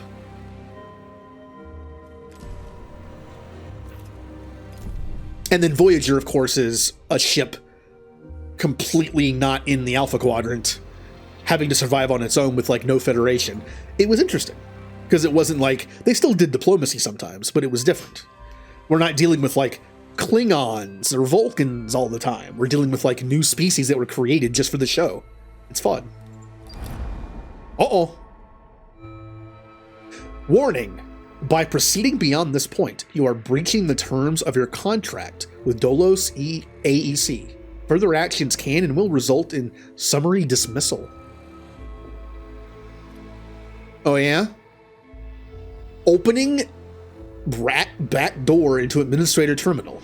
Attempt to contact the hidden Dolos Station Outer Hope. Tycoon Station. This is Marduk Council member Rabia Noikund. You are not authorized to interface with Outer Hope. The purpose of this facility is to allow Dolos to continue with the development of its most highly classified projects, far away from the prying eyes of our competitors and the media conglomerates of Earth. Do you not realize that the whole world is watching you at this moment, and that your presence here could jeopardize this entire operation? I will be filing an official complaint with Vanir himself, unless... Perhaps you could do something for me that may change my mind. Well, what if I were to send you some alloys? Would, that be cool?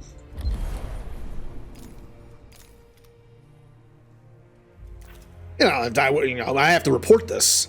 Unless, for instance, I had, something in this hand that, I don't know, just made me forget about this hand, This hand, it has the disciplinary thing, and it's like, oh, no, forget about that. This hand.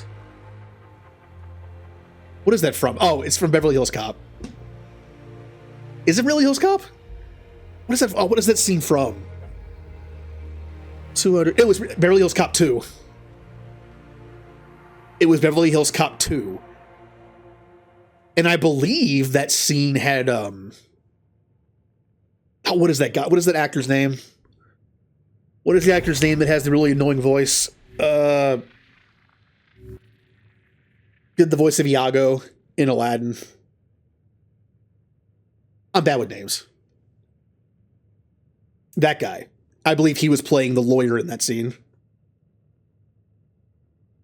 And he was just like, what if I just gave you something in that hand and made you forget what was in this hand? This hand has the parking tickets, and you're like, this hand, but you're like, focus on this hand. It's like, what was in this hand? I don't remember. Administrator, because of your continued successful management of the Tycoon, Dolos have authorized the dispatch of new crew members and food supplies. Ooh. Please ensure that they have suitable accommodation once you reach Proxima Centauri. Administrator, a new request awaits your attention. Food supplies are dwindling. Despite claim control protocols, some crew members have been aware of this. They are worried food will soon run out. Making a public commitment to increase food production would squash only the rumors about your management skill. Okay. Yeah. I could build one more of that. Sure. We're already making more than enough food, but sure. Do I have the people for it? Barely. I can turn this off now. I can turn this off now. I can turn... Well, until I get the new people, I can't, but...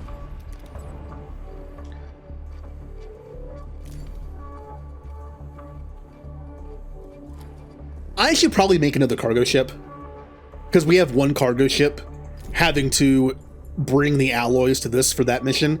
And then I have to also have them go to the moon to pick up that, and then go to this ship to pick up these, and at least they're close. A mechanic you can do, which I never do, I should. You can move the Tycoon. Like, let's say I looked at an area and found a ton of something good. Like, let's say I'm in chapter 1 and I found an area that had like 500 cryopods, which are good. Pops are good. But they're like this far away. Instead of having my cargo ships go that far constantly, you can move the Tycoon to any celestial body in the system. That way, it's a lot closer. Yes, it means closer stuff is going to be further away, but you do that first. You do the closer stuff first. Then if you find something good far away, you bring them over here. And yeah, there's no... The only downside is it uses a lot of power, which will make your... Unless you have batteries, your areas will go into like no power. People are temporarily angry. Also, it can damage your hull. But as long as you're on top of that, you should be fine. Wow, I have 83 alloys, and that's it. Thank you, Administrator. Now leave. I will ensure that Dolos issues a public statement that rationalizes our contact here at the edge of the solar system. I'll placate Veneer for now, but you'll need to explain your actions in due course. You may have heard we're working on the next iteration of the Tycoon, the Protagoras. The Tycoon operation must succeed if we are to achieve our goal of bringing humanity into the new era. Trust in genetic kinetis. Self-similar space will reveal the pattern. Hey, look at that! I get more polymers and 2 electronics that I wouldn't have otherwise. So I get to start the game with 2 electronics that I wouldn't normally have. Cool. Now, unfortunately, we have to just sit here and wait because my cargo ship has to grab these alloys and all these people and food and then go back and do this.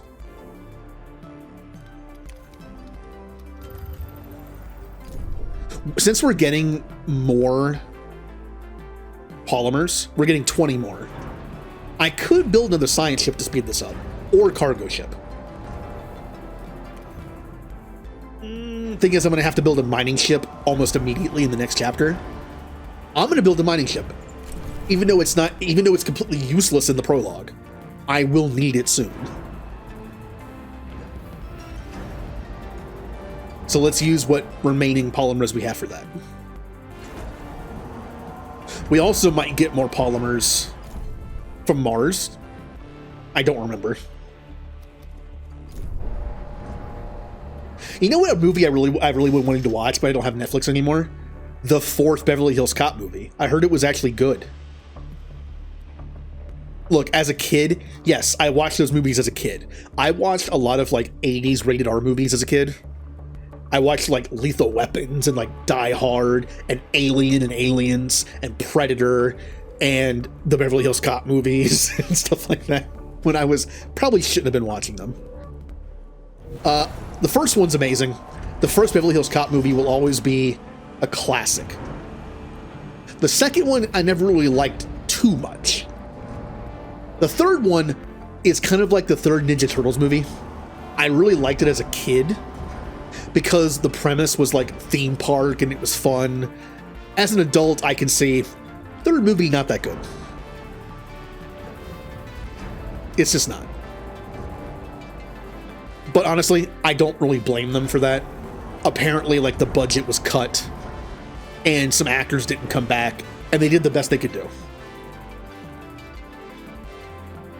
Just like the third Ninja Turtles movie. That movie had so many problems. More than 50% of the Tycoon's population are lacking quarters. Blah, blah, blah, blah. They can go live in the insect farm. The ship has arrived at its destination. I'll build 2 more of those. How about that? Administrator, the different phases of preparation, calibration, and verification were successfully completed. You must now start the full bonding procedure. Dolos protocols now deem you competent to gather resources, knowledge, and test colonization routines once you reach Proxima Centauri. Cool. Before you do so, Vanir Dolos, Marduk Council founder and Dolos CEO, wants to talk to you. Okay. Hello, Administrator. I'm glad to see that you have managed to complete your assignments in preparation for this unique moment in history. You must understand that this is not simply another chapter in humanity's story. The book of our life on Earth is over, and we stand now at its epilogue. It saddens me to think that there are many who have yet to comprehend the reality of our situation. We've endured endless cycles of war, crisis, and famine. Still, the worst is yet to come. There are others like Dolos who have prepared for this outcome, but most of our kind remain sheltered from the horror of the predicament we find ourselves in. This pale ghost of civilization will wither and die, and with it, the tenets and values of the past. As we prepare to leave this system for the first time, perhaps we must decide which fragments we will pick up and take forward with us. Through Dolos, I am offering mankind an alternative means of survival. The Tycoon is a tablet upon which we will carve our new history. Do you recognize why I have done all of this? Having foreseen our fate, I became fixated on altering it. I set about fashioning the ropes and tying the knots that would bind together this magnificent ship. It is true that our time in this world is brief, but at least I can rest assured knowing that my legacy will endure for eons. Farewell, Administrator. For the few who stand in the light and the many who dwell in the dark, you carry the fate of us all.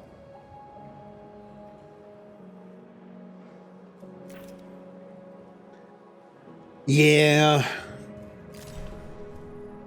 I can see this. I mean, like he mentions, like, our story on Earth is done. And a lot of people don't see that. But this is the year 2049. And again, the way things are going, it's like, yeah, oh yeah, we messed up the Earth way too much. Like, it's done. We got to get out of here. You know, it's kind of like Mass Effect with the Reapers. Like, oh, the Reapers are attacking and killing everyone. But then you go to the Citadel and it's like, hey, let's go to Flux and party. It's like, if it isn't happening right in front of you, it's not happening, I guess. All right, 1 second. I need to check something. Oh, my phone is almost dead.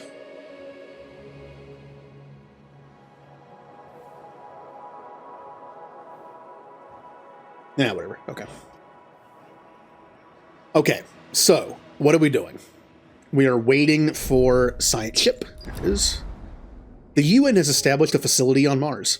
Its crew are currently lacking the materials required to repair a critical fault in their oxygen supply system. They have submitted an official request to Dolos for aid. So here's the thing. I actually don't have enough polymers to give them. I will once my cargo ship is done. But, see, okay, this cost us 20 alloys, right? We will get polymers out of this, I believe. This costs 10 alloys and 10 polymers. We get science out of it, but I believe it's only like 10 science.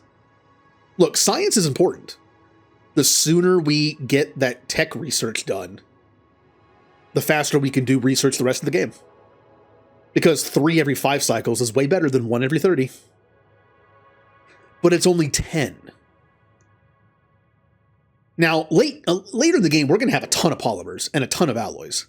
That's not a problem. And that 10 research will look pretty good in the long term, because that's 10 research we wouldn't have had otherwise. So we're going to wait on this for a second. We're going to wait until our cargo ship brings back that, which I didn't set, so they haven't been doing it. There you go. They should be able to bring all that back in one trip. Yeah, I'll take the 10 science, I guess. I mean, that's enough to get us to 31. Which isn't enough for any of these, never mind, but we are going to need... I don't know which one to do first. Cryo or steel mill. See, for steel mill, we need people to work it. But we just got an influx of people that I'm currently not working. I think steel mill is a little more important to get set up and running. Then we can do cryo. The first thing I do when I get to a new area is I look for all the research I can.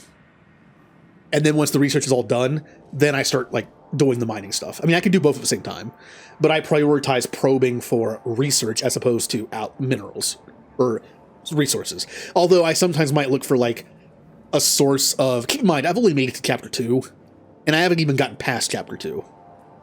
And there's like 6 chapters. So past that point, I don't know what to expect. I know every area gets harder and harder.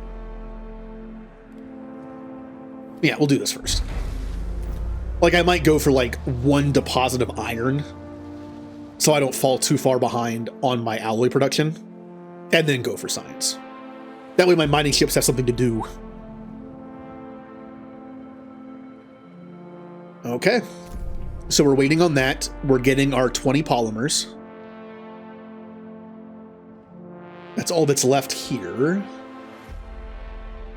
going to wait for you to get there.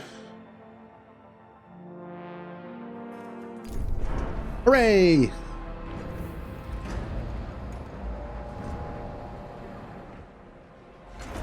Okay, nice. And then we're going to give those polymers. It's only 10. That's not horrible. It just means that until we find some more polymers, I won't be able to make like a second mining ship or a second cargo ship or a second science ship. We have one of each. That'll be good enough for now. Yep, we're loading it up for them to take. 10 and 10. There you go. Goodbye. And that's all there is to do. Once this is dropped off and we get our reward of science, we'll be good to go. Now, before we jump, the game is like, hey, make sure all your ships are back in the Tycoon before you take off. They automatically do that. You won't leave them behind. If my science ship is still at Mars when I initiate the jump, it'll just immediately come over here. So you can't accidentally leave them behind. All right, speed up again. Meow.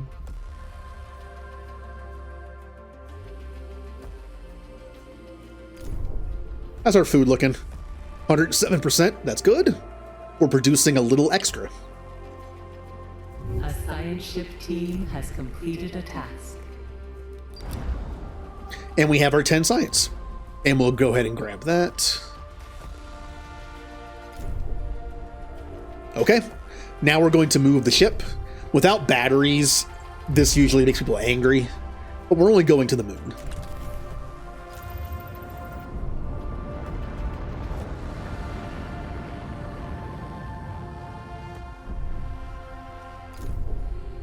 See, we have no power, but it didn't last very long. Initiate the vol jump. This is the first big part in the story. System jumps. Yeah, basically this is the end of the chapter. When you do a system jump, it is the end of the chapter. You will never come back to where you are. Yes, there are reasons to not take your time in a system.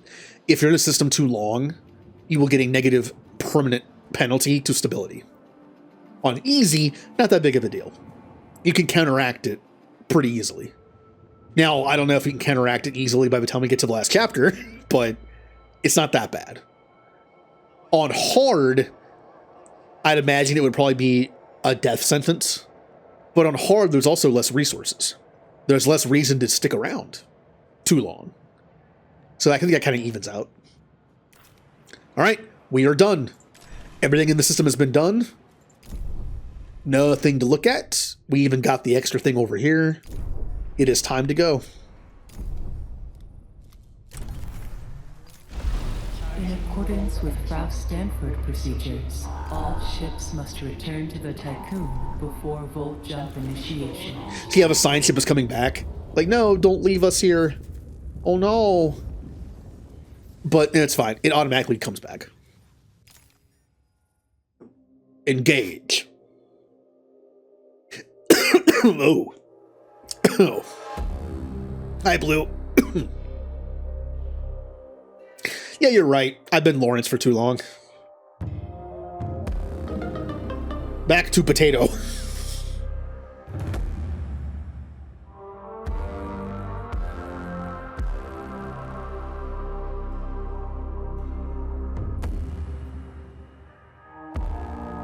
So this is how space travel works in this game. It isn't light speed. It isn't warp speed. It's some form of like getting into some like pocket dimension of space where all these different these light spots you see are like exit points.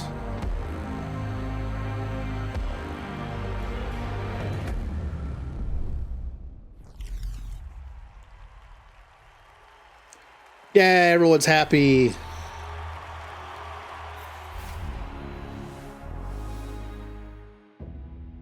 The Earth, our home, she is unique. Held in its bosom are the ingredients of evolution. Beyond raw survival, beyond the safety of comfort, we, humanity, pursue something greater.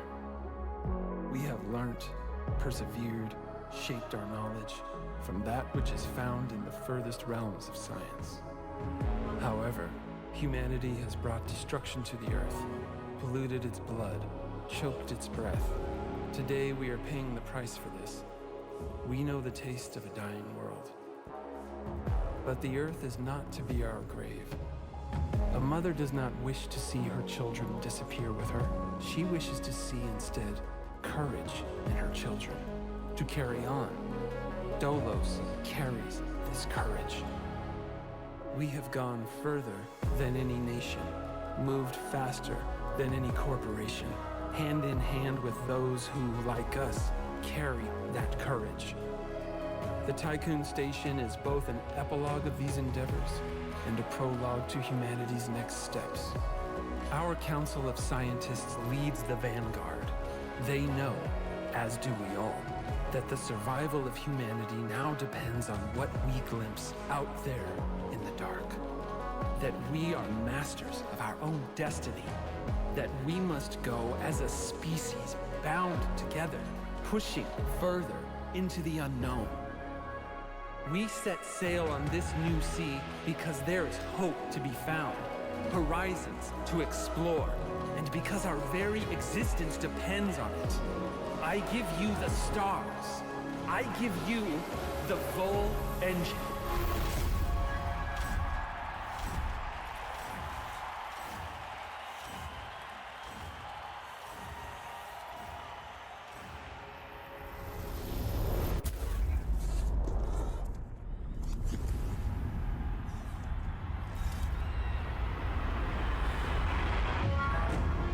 Oops. Oopsie. We may have destroyed the moon. Oops.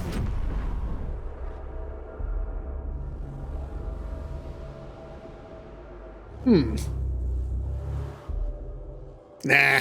I'm sure the moon's not that important, is it? It's just the moon, right? Full jump complete. Running preliminary diagnostics.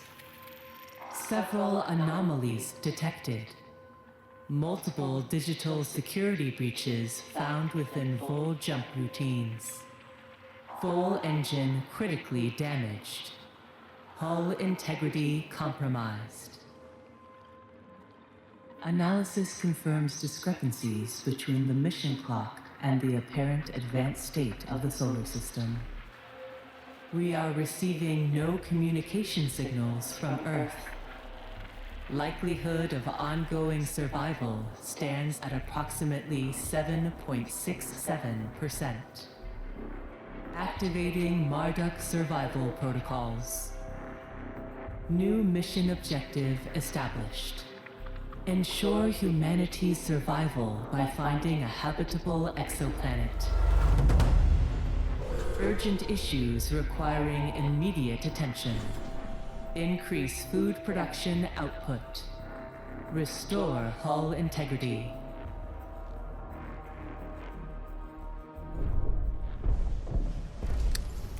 Administrator, a new request awaits your attention. A new request. Fix the moon, please.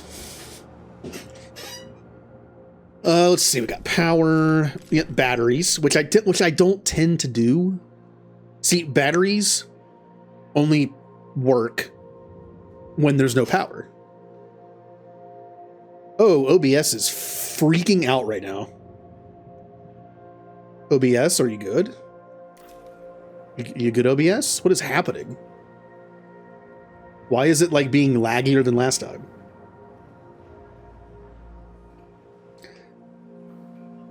Let me test the stream on my phone again. And see how it's going.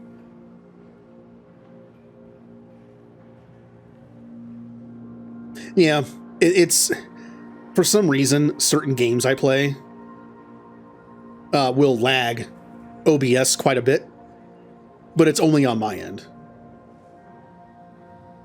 Actually, the PNG thing I'm noticing is lagging a little bit. Your leadership is falling. A little bit. Huh.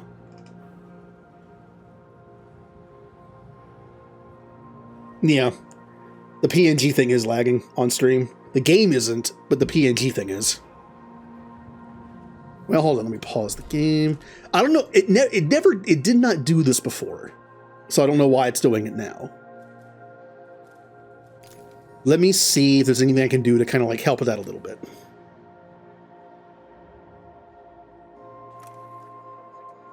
Let's try fast. Well, no, that's still pretty laggy.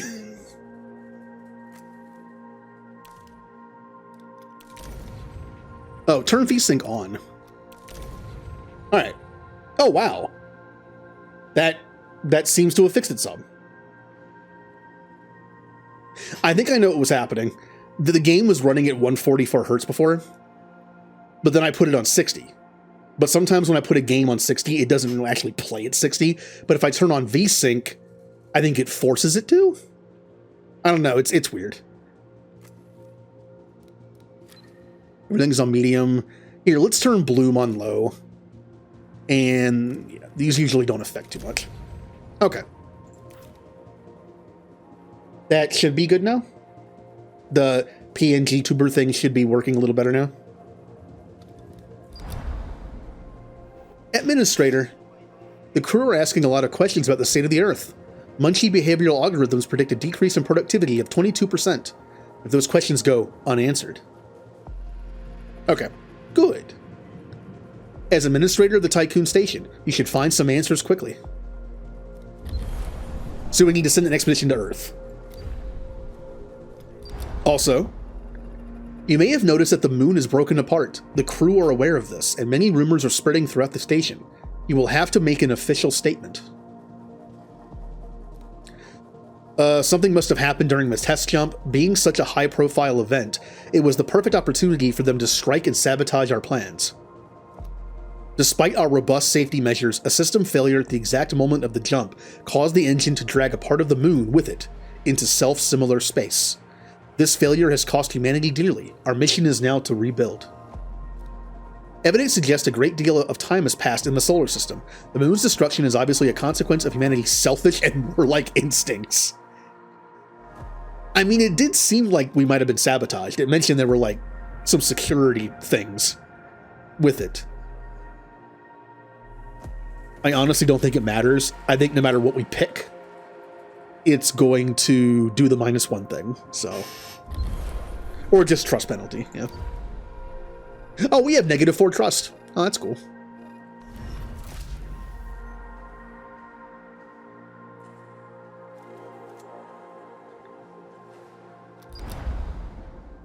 Many of the crew are malnourished. According to that protocol again, productivity will soon drop by 20%. Larger term starvation would not only increase this to 75%, but also accelerate proliferation of deviant behavior on board the Tycoon. We'll have enough food, it's fine. Maybe. Maybe we'll have enough food.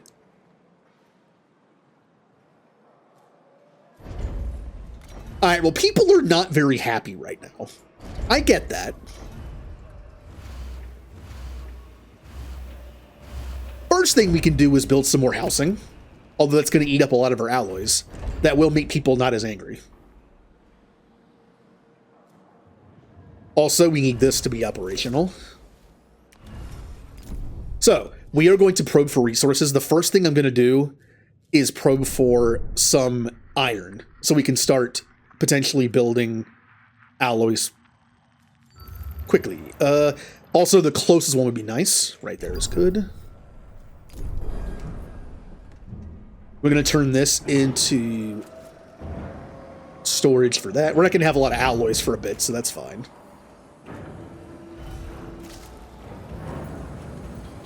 Next, what are we researching right now? Oh man, we didn't finish the steel mill. Oh no. That's going to be most of our... That's actually all our alloys. Go ahead and put pause on that. And that one. A probe has completed its scan. Cool. Mining person. Go get the iron. My only cargo ship. Grab iron when it's ready. This earlier part of like the start of the chapter is going to be kind of rough. Because we are low on resources and people hate us and... Oh, now they're happy. Hooray! It only took one house. Good. Pause that then. We need all the alloys we can get. So, what is our next step? Well, we do have a science ship. Go to Earth. I'm sure Earth looks okay, right? We haven't been gone that long. Uh-huh.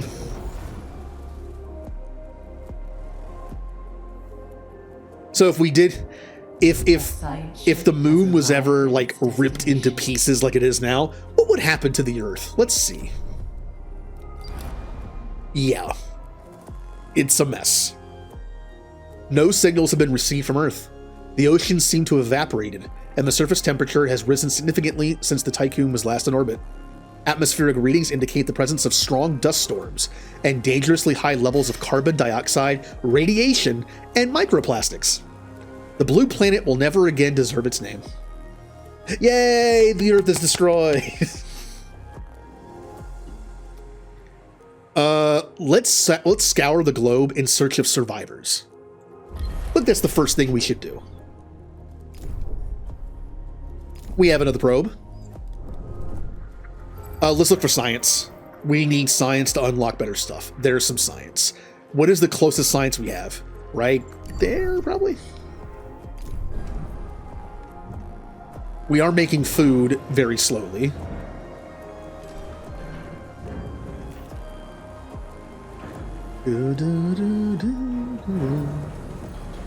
I'm gonna after this one, I'm gonna stop auto building probes. We do need to probe the area for stuff to make more stuff, but we're getting low on polymers. We can probably find some on Earth. So until then, let's take it easy. We have like 50 more employees, which is good, because as soon as the steel mill is done, we can build it and start working. Although they just require iron, which we're working on. I would love to build another docking bay and build 3 more ships, but I can't afford it right now. We're at a bare minimum. We already have a good bit of people homeless because I need the alloys for other stuff. We need to turn this on to automatically heal the hull. Yep, good.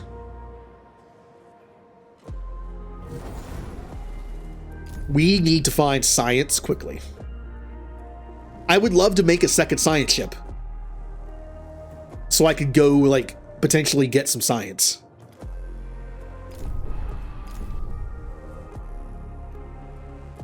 But I'm also doing this. So it's like I can only do one thing at a time. That's weird. It doesn't show a thing there. Is there no science there? But it said there was science. Did the game lie to me? Interesting. Huh.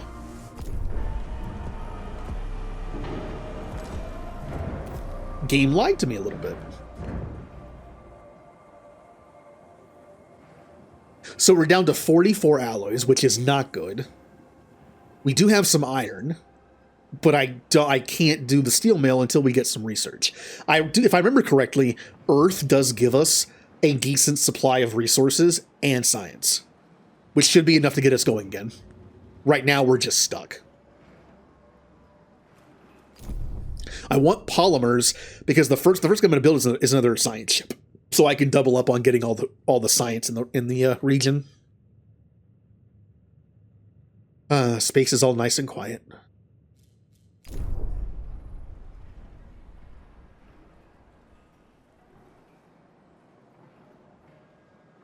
So we can't build a polymer making factory yet. We could research it, but we need to get our alloys going first. Completed a task. Okay. After a long search, we have found nothing but rubble. We've seen no signs of life, not even a corpse. The lunaclism seems to have caused a series of events that precipitated the collapse of thermo-industrial civilization.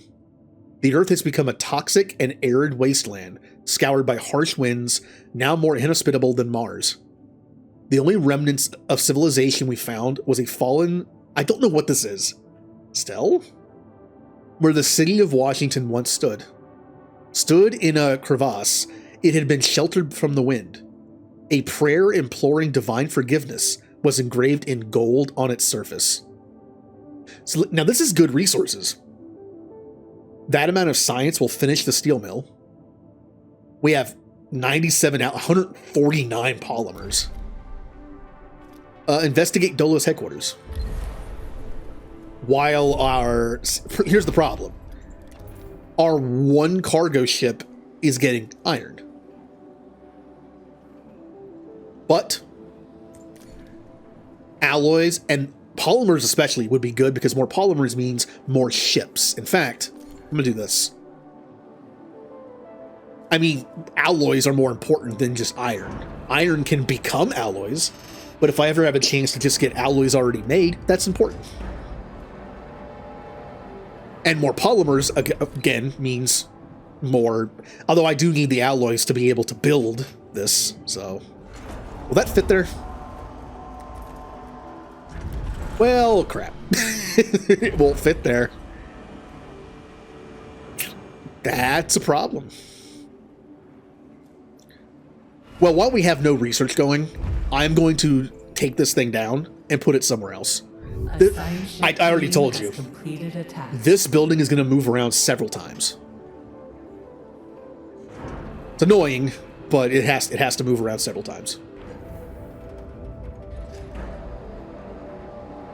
Oh yeah, I had a train of thought that I just never finished. When I was asking a few people about ideas for the PNG tuber thing, for what I can use, like the potato thing, one of my friends said, one of my friends' ideas was like, why don't you add a voice filter? And my only response was just, what does a potato sound like? That was the only thing I could think of. That was my only response I could do. What does a potato sound like? They didn't really have an answer.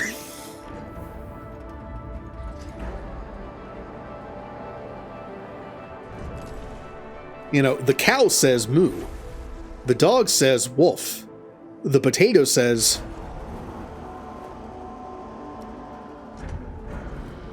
Alright, that's gone. This is... I'm gonna have to move everything. Oh, this is so... Well, no, I can just put it here. Except I'm gonna have one... No, I can't. I can't put it either place. Alright. Here's the fun of having to move stuff around.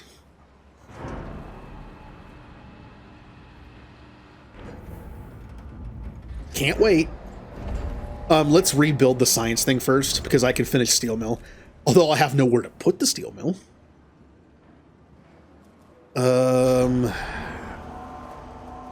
How do I want to do this? Alright, we're gonna put the science thing right here for now. I'm gonna put a road to make this maybe a little easier to get to. Maybe not, but...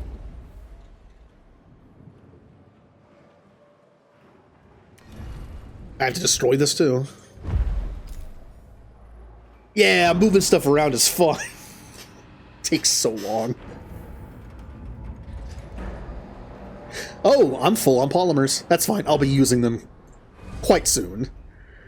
Let us go ahead. Well, I'll wait until I can build the thing. Also, what's cool is since we're getting stuff from Earth, this is done, by the way. The converted oil rig, which Dolos used as its state-of-the-art headquarters, is gone. Only a few metal scraps remain, scattered across an expanse of dusky, cracked earth. There is no sign of survivors. Plenty of alloys, though.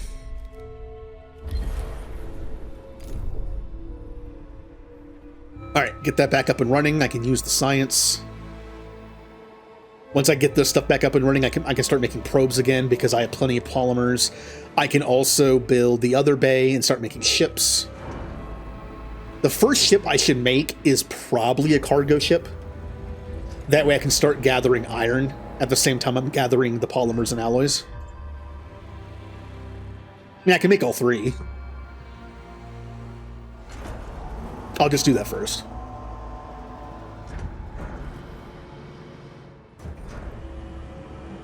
I should probably make a second workshop, since I'm currently in the process of building up the sector. It would speed it up. Also, this is in a stupid spot.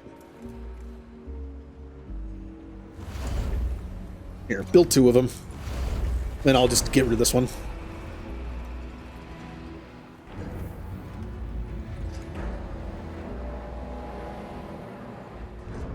Alright, more alloys. Always good. Food is still at 107.1.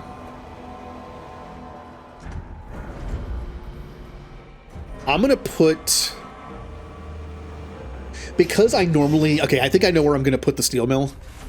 Which means I'm going to make the EVA airlock here. And the probe launcher here. That way I can make the second docking bay here, which doesn't leave enough room for it. Well, I could put it up here temporarily. As soon as I unlock the next area, I can put another one of these. So temporarily, this can go here. A science ship team has completed a task. There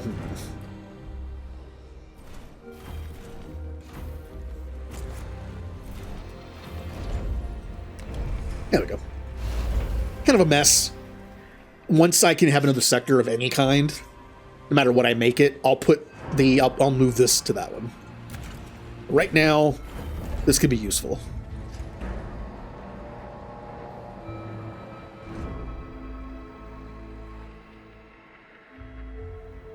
Alright, probe launcher's almost back up and running. You're gonna prioritize these.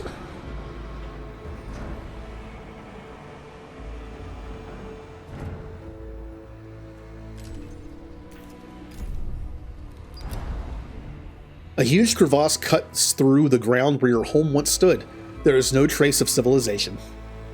Again, a bunch of stuff. Administrator, a new request awaits your attention. Yeah, +1 permanent instability.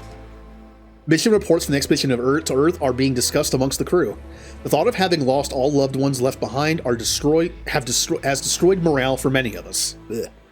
The symptoms of this trauma have now been collated under the medical designation Dead Earth Sickness.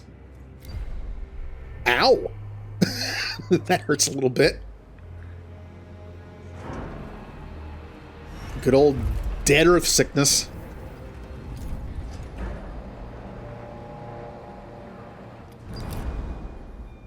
To safeguard humanity, we must find survivors and increase the station's population. We do not have time to go through the classic reproductive cycle of your species. Adding new members to the Tycoon's crew will have a positive impact on morale. Cryonic stasis, a practice pioneered by Dolos, was in growing use even before we left the solar system. There is a very high likelihood that cryonic pods containing survivors await discovery. Yeah, we need people. So yeah, your first area is going to be just crammed full of stuff you currently need. Then once you unlock more areas, you can kind of fix that. For example, the next thing I'm going to get is the cryonic bay.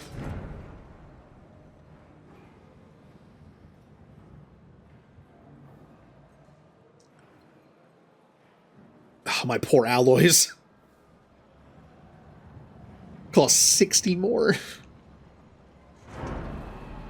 Alright, we're gathering some. Okay, we got the steel mill. Now it's time to get the cryonic center. Even if I'm not going to use it right away, we'll have it, so when we find the cryopods, we can immediately start using them. This is going to go, like, right in here, I think. I'm trying to remember which is more efficient. To do it like this and this with a road going straight up? Or is it better to do this to guarantee I have a road going over here so I can connect the systems? It would cost me 1 extra grid. Because instead of just having a road here, I would have the road here, which would push this over one. Then I'd have to have a road for this one over here. Having one is more efficient, but I like having the ability to connect to the next system here, because I'm not going to be able to do it here, and I don't remember if I can do it here with how I build stuff. So yeah, we'll do that. We'll do it that way. Just guarantee that connection.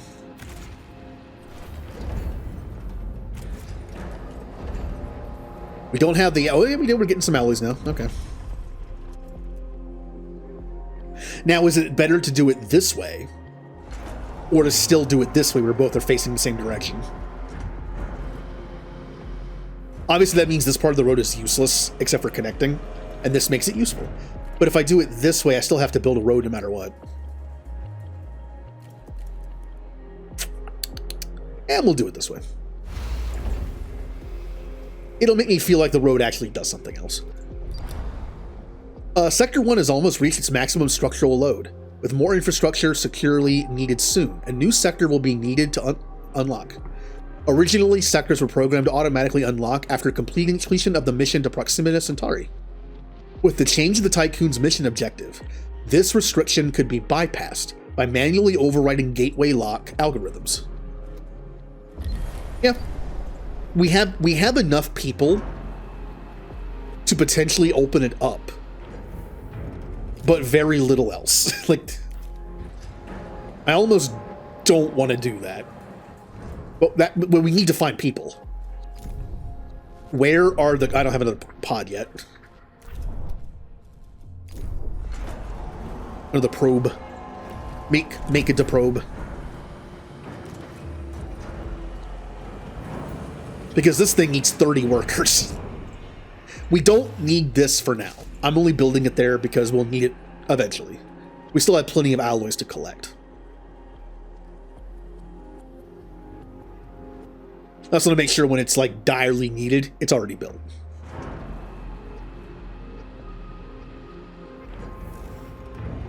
All right. First things first, a cargo ship, please.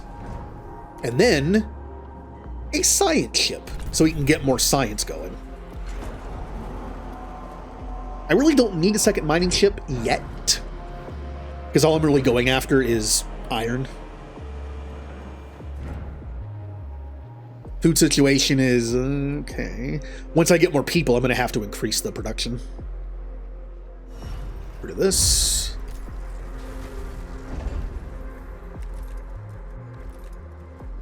Yeah, I can build 2 of them here to help.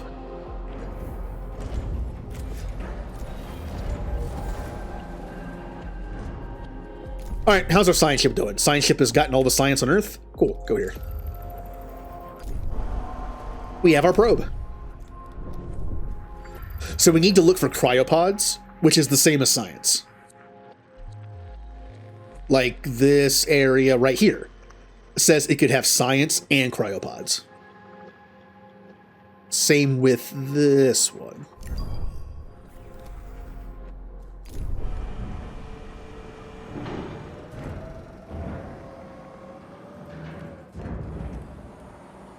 All right, Cryo Center has been unlocked, which means I need to build it.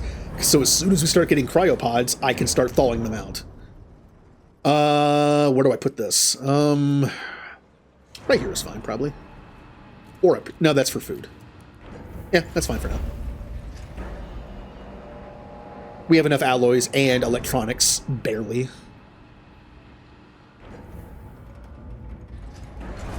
All right. We are currently building our cargo ship.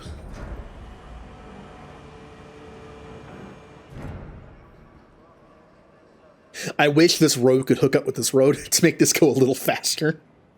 But like I said, I threw this in here just for now. Once I open up the next area, which is probably going to be food, has arrived at its destination. Then I'll move it. Our sensors have detected the Urshinabi. The ship is broken into 2 and is not transmitting any signals. The phrase, "Whoever helps Dolos is an enemy of humanity," has been daubed in large letters on the wreck of the Urshinabi. Mummified bodies have been attached to its hull. Well, let's gather the resources that are still there. Anything can be useful.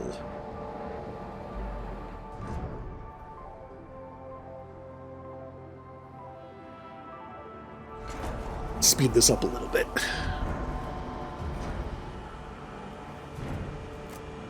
All right, what is the next thing we should research? The next thing we research should be important.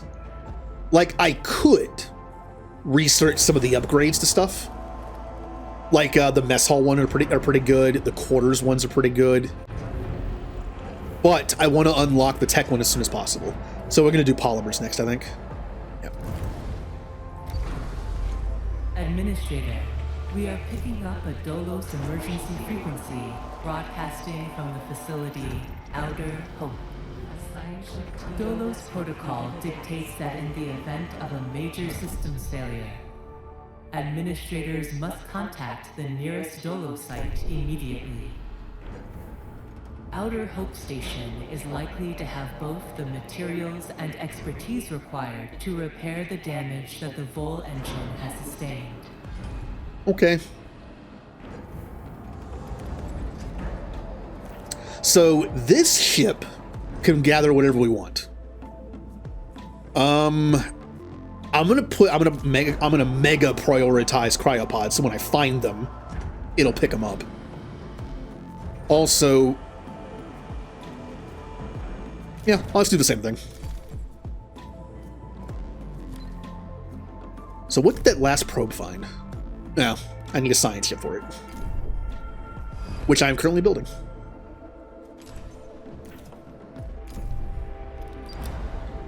The ship was full of food. I hope the expiration date hasn't passed. Everything is ready for extraction. We really don't need the food. I mean, I'll take it, but it's like we really don't need it. We're actually doing okay on food. I'll pick it up later. Here is our cryonic center. It is going to thaw people out once we get cryopods. Speaking of which, I'm going to need storage. Put the cryopods in. I'll just put one right here.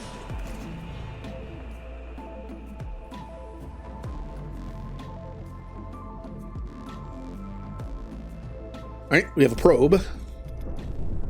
We want more science. Once we get that research for the thing, we'll be in a much better shape.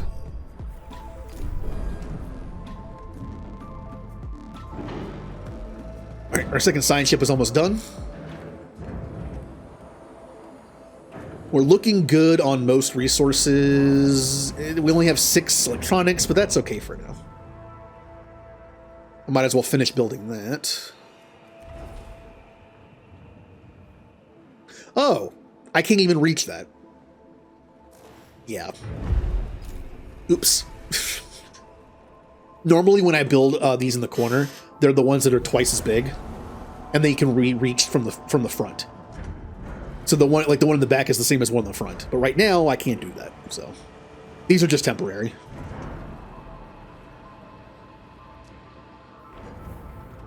Okay, science ship is ready to go. I could build another ship. I am full on polymers. I really don't need another mining ship. Not yet. But I'll do it just to stay even. We're going to find a lot more stuff to mine pretty soon. Alright, we have the iceberg. Check out that debris field. I almost want to do a third science ship. But let's be patient. We can be patient with science.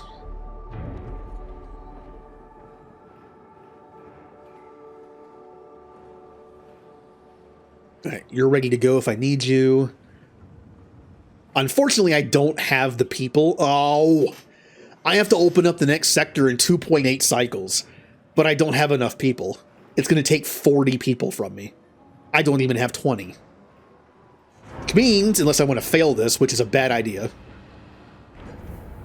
Here, let me pause this. I'm going to have to turn off a bunch of stuff until we get some cryopods. What can I turn off? We don't need this right now. I don't plan on building anything that requires that. We don't need all these alloy buildings right now. Oh, we're not even at 30.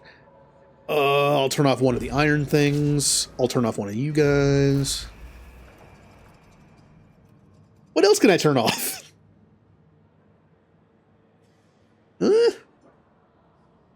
We're almost there. Just 4 more would be just enough.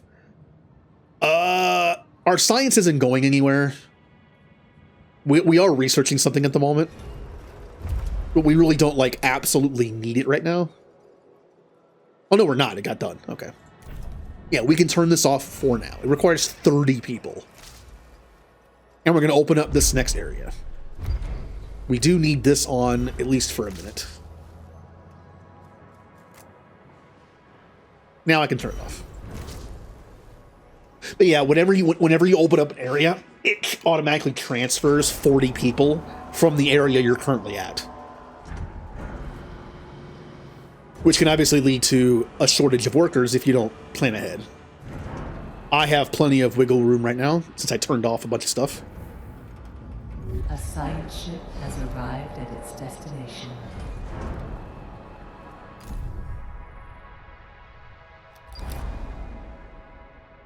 Ooh. We have verified the data several times and can confirm the existence of a vast debris field. Covering an area of several thousand kilometers, at the center of the field is a colossal artificial structure, which even in its ruined state makes a tycoon look like an insect. No signals have been detected. We've identified 3 areas for investigation. The core of the structure, a secondary structure that looks to be the remains of a destroyed loading dock, and a particularly dense area in the debris field, close to the other 2 sites.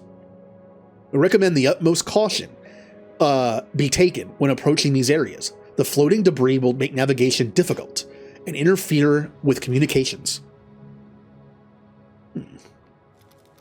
Well, might as well go in order. Investigate the core.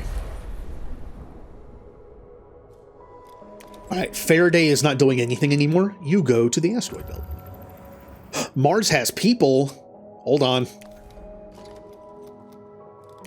No, you go to Mars first. We need people. Probe. Since we don't have, like, the room right now, I'm not going to go for carbon or silicon right now. I'm going to go for more science. Just collect all that science.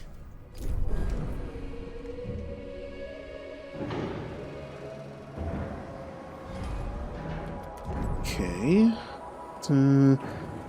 You're going to gather people, which are already until prioritize food. Okay. I could build a polymer factory, which does me no good because I have no carbon.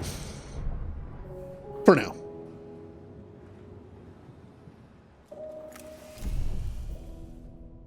Alright, you're doing that. You're going to Mars. Cargo ship picked up some people or food. I don't remember which. I think it was just food. Well, I mean, people can be food, I guess. If it comes, I mean, hey, I mean, if it's required.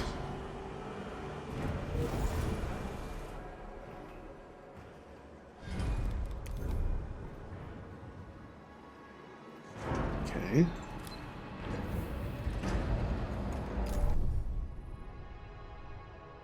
Oh, it didn't open fast enough. A new request awaits your attention. Really? Did it just open? Did the thing fail like a second before it was opened? It's open now. Oh, I think it failed like a second before it was opened. Yes, it only affects this, which is okay. But if you fail enough of those, I think it gives you like a permanent stability penalty. So we need to make sure not to fail more of those going forward. A new sector has successfully been unlocked. This is a historic moment for Dolos, AEC, and the Tycoon mission. Yay! So, here's our new area. Guess what the first step is? Collect all the stuff. The science ship has arrived at its destination. This is going to be food. I tend to put food up there. So we'll put this like down here. And then a few things to gather. Ah, got it.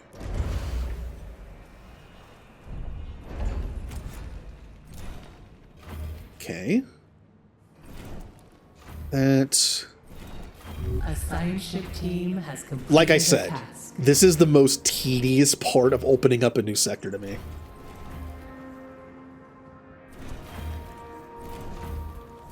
There actually is a mod that I found. There's not that many mods for this game. There's a mod that I found that makes it so like all this stuff is grouped together in like a couple things in the middle. That would be easier. But I guess I'll just do this. It's one of those mods that has like 0 reviews. And I mean, usually mods on Steam are safe. But when it has like 0 reviews and like no one's using it, I'm kind of afraid to download it.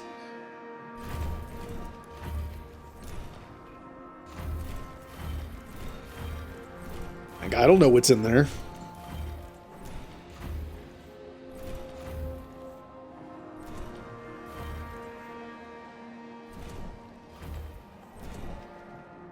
I think that's good enough to get everything.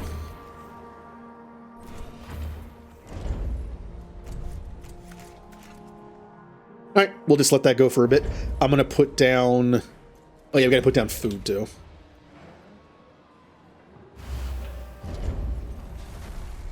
And just so we don't run out of food, this is where you do the resource thing. Basically, you click on the resource you want, you activate the both things, and then our food is being produced in 1 right now. We're gonna flip that to 2, but this so we don't run out of food in 1. The Reapers are here. Ooh. Panda, hello. Thank you for the raid. We're playing a space game. I'm also a potato today. No, I put this PNG thing together to try out. Hello. Hold on a second. Let me pause this.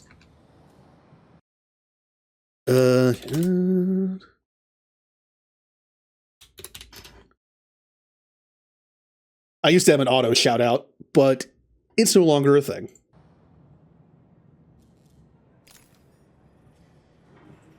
Returnal? Oh, you must have switched that. Oh, I know you were playing, oh, what is it called? Astrobot? I know you were playing Astrobot earlier. Which looks like a fun game. I have not played it yet.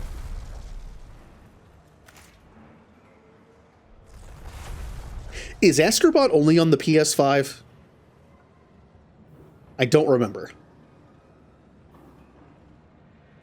I don't know if they made a PS4 version of it or not. I don't have a PS5, so... I haven't played the Returnal. It looks like a game. It looks like a game I might like. But so many games. There's so many games. I have my stream list, like, is basically all my Steam games and console games. It's just so many. But yeah, we're playing Ixion. If you have ever played Frostpunk, this is kind of like Frostpunk in space. You know, you have like the resources. The game is meant to be difficult. You have a limited number of space to build, as you can see. And it's meant to have like challenges of like random accidents and like, you know, stuff like that. Buildings being busted. I'm playing on easy just for like a more comfy time. But I've never been past chapter 2. We're on chapter 1 right now. I've never been past chapter 2. I know the game gets harder.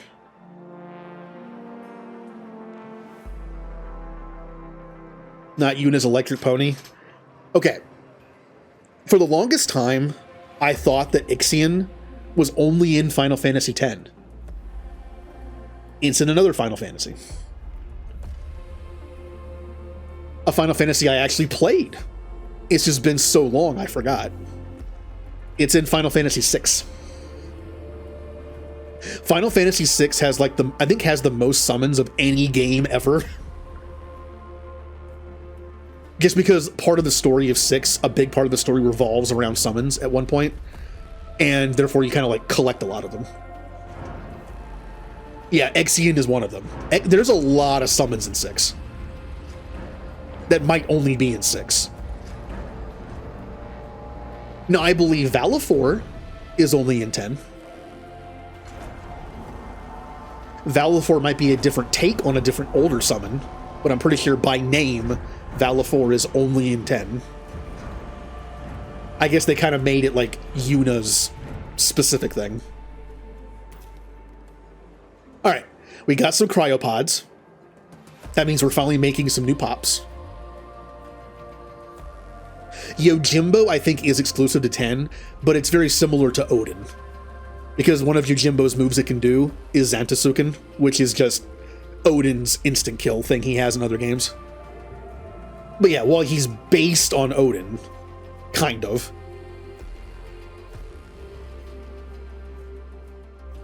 I mean, Yojimbo's cool. Yojimbo is like my favorite summon in 10. I like his style.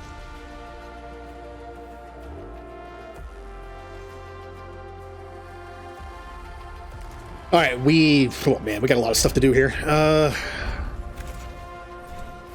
I forgot to connect the roads. Oopsie.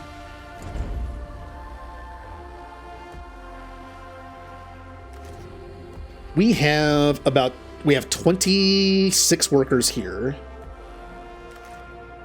And about 20 here. Okay. I can turn this back on. No, I can't. No, I can't. I forgot it takes 30 people. We need 30 nerds to power this place. I don't have it. But yeah, this game is all about, like, conserving power and manpower. Turn stuff off when you're not using it. How's our science ships doing? An old, disused complex named Richter's Facility has been located on the surface of Mars. The derelict UN-owned facility is covered almost entirely by Martian sand. Existing Dolos clearance codes can be used to interact with the complex's systems. Caution is advised, as the weight of the sand may exceed the structure's load-bearing capacity. Alright, let's use our codes to gain access.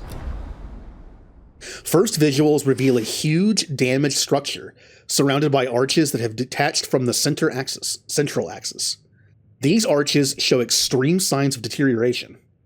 The structure is covered in traces of explosive residue, collision impacts, and scarring from unknown weaponry. Yeah. After exploring the few areas of the structure that remain accessible, the team of the Iceberg spotted a number of salvageable resources near a ruined assembly area. Further analysis is possible, but will take time. Hey, more people. Investigate the ruined assembly area. Let's go ahead and probe for some more science. Science. Science. Hello, science. There. Yeah, what? There you are.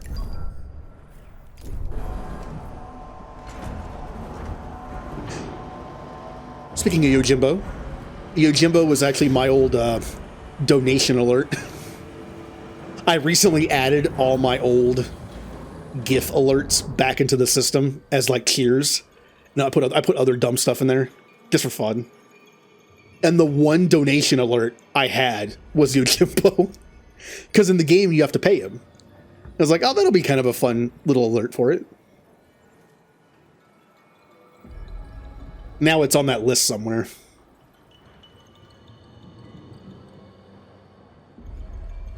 Alright, how we doing in Sector 2?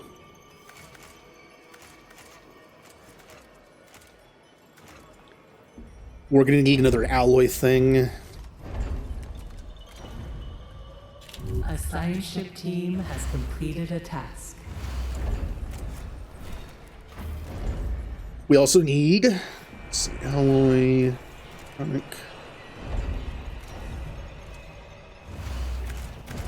Oops. There we go. That should set things up for a while. That need to be built.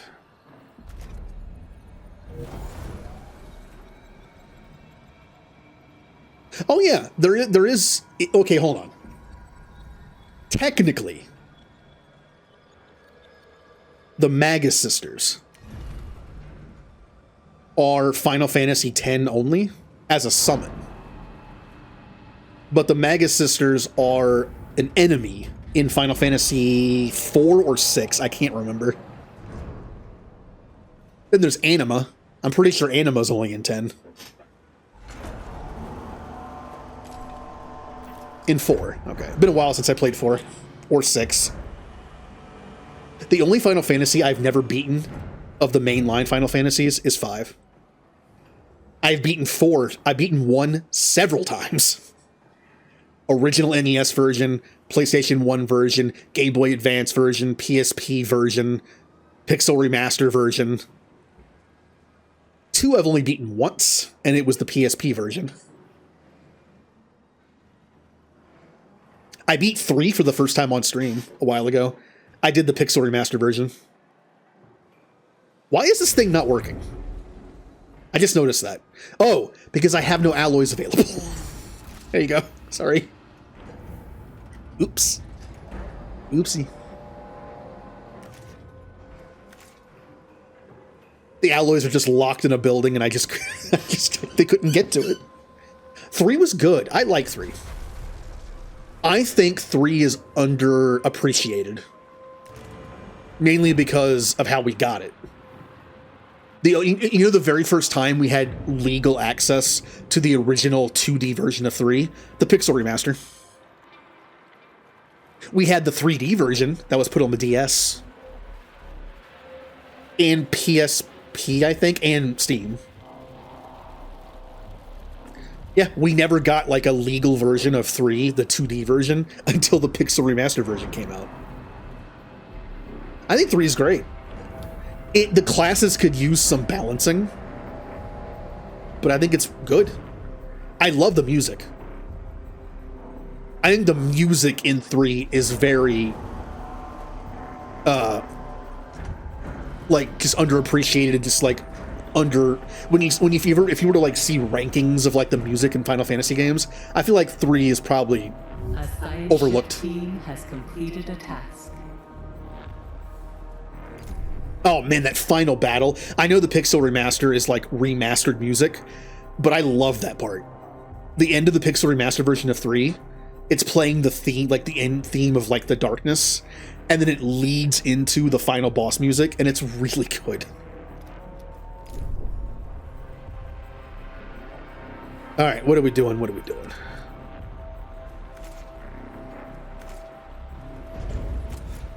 Gather all the resources. Why do I have random bits and pieces of road here?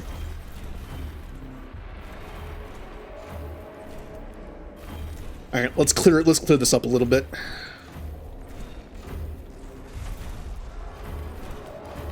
Nope, keep that. I have beaten 4 on the PlayStation version and the GBA version. I've beaten the 3DS version once. I actually really like the 3DS version of 4. It adds some extra mechanics in the game. It's also hard. Like the 3D DS version of 4 is actually difficult.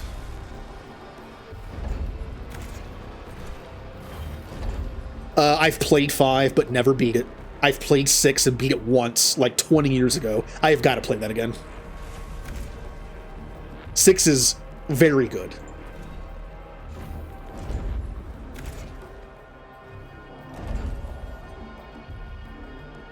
Alright, so rather than make another alley thing, I'm just going to start building.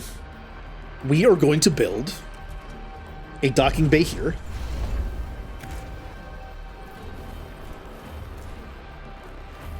I'll have to redo that road in a second. 6 is really good, which always, for the longest time, amazed me. That 6 was also like the one Final Fantasy that had no definitive edition. You have the original, which is good, but buggy, and was hard to find until like the mini and SNES came out. The PS1 version is too slow. The PS1 version has some kind of glitch in it where the load times are ridiculously long. Then the GBA version is good, but it has really bad sound quality. Even worse than normal GBA games. There's like something about the game where the sound quality is just bad. Pixel Remaster is probably the best one we're going to get. Unfortunately, I don't think it has any of the... I think the GBA version of 6 had some extra stuff in it. A lot of the GBA ones had extra stuff added, but none of them were carried over to Pixel Remasters. Like Final Fantasy 1 had like 2 bonus dungeons in it, and those are now dead. Okay, thank you. Again, thank you for the raid. I'll see you later. I know it was weird. Like, I don't know why you. Is there a reason why you were streaming so early? You're always one of the people I watch like super late.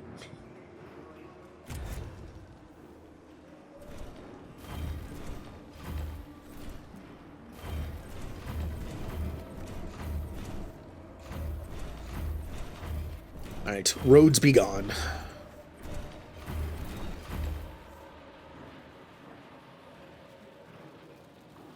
Yeah, like I always see you online at like 2 in the morning my time.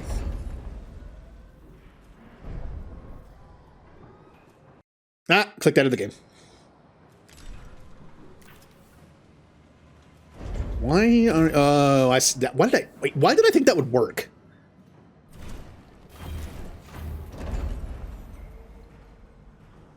All right, we're doing that. This is going to be our food section, so we're going to get ready to move our food guys over here and delete them in here to make more room for other stuff.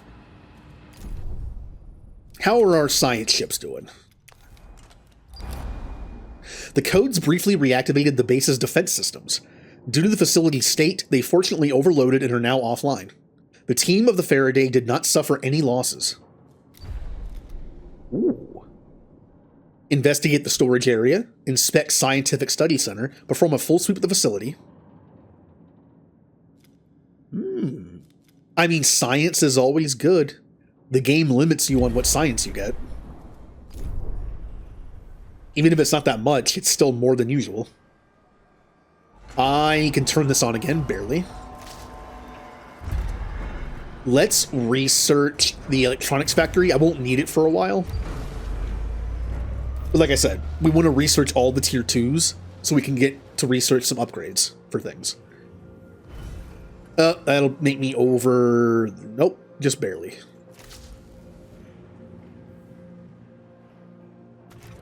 Alright, we're just thawing out more people. We definitely need more people.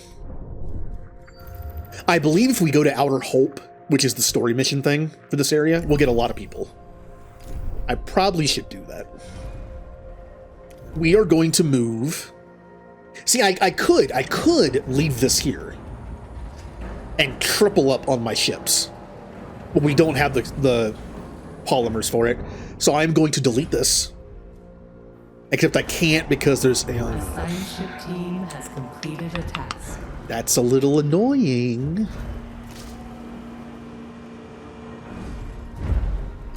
In order for this to be gone, I'm going to have to make a bunch of storage just for that iron. Otherwise, it won't get rid of it. Alright, temporary storage. I'm going to need more than that. We have like 300. Once I start making alloys, it'll take care of all this. And then I'll start deleting them. Or changing them into something else. But for now, that's what I gotta do. Extra rounds? Oh no. Well, we don't need this for a bit. Okay. Once this is gone... Well, I can do it right now.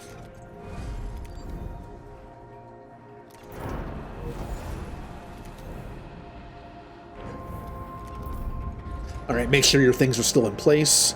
You are getting iron because there's nothing better to do. Okay. You guys are mining. I need to find another thing to mine.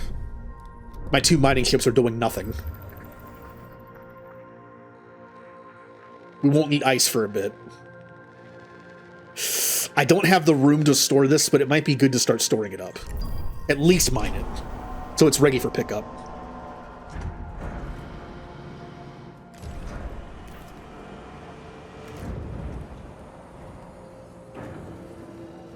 Yeah, again, this is moving stuff around is not that bad because at least you get all your resources back. But as you can see, stuff like this is a pain.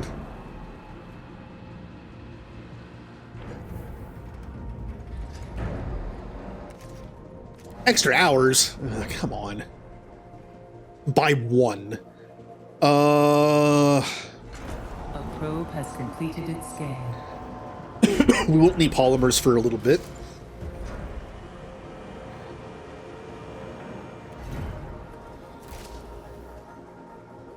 Alright, these are full. I can turn these off. For now. Alright, so we have to tell our mining ships that it's okay to mine this. Yeah.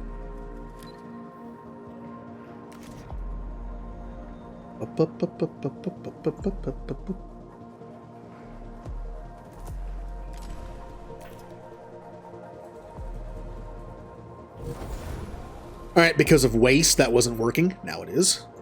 Waste can be useful. You can actually turn waste into stuff. There is a building that can turn waste into food. There's a building that can turn waste into water. And there's a building that can turn waste into either alloys, polymers, or electronics. I prefer the last one.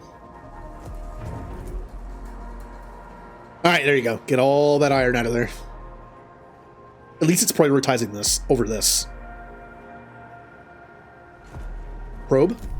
Probe.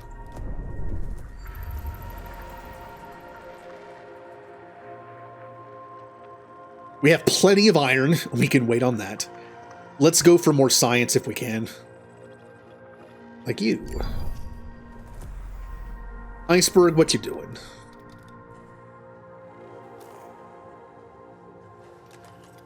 That was weird.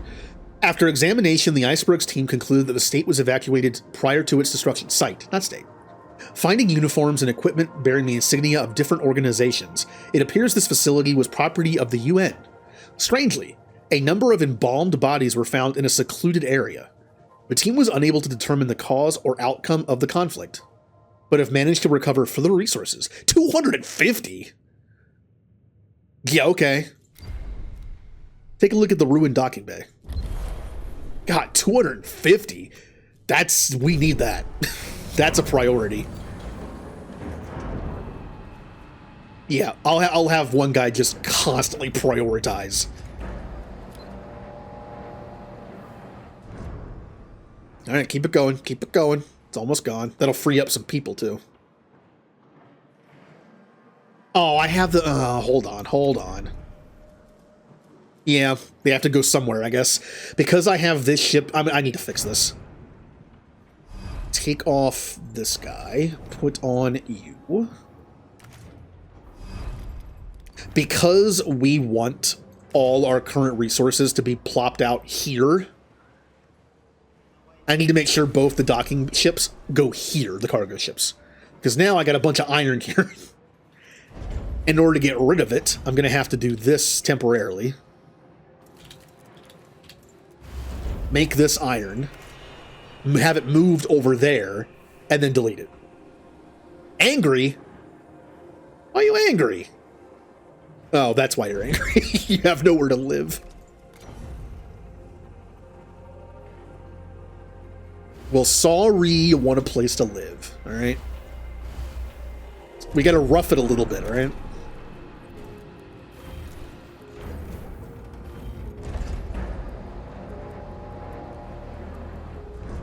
Oh, they were already coming back.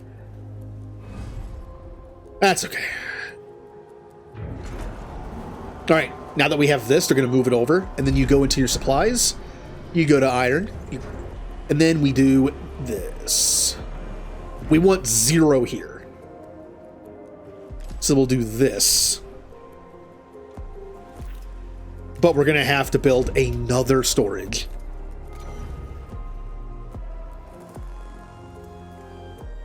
I have stuff all over the place in here.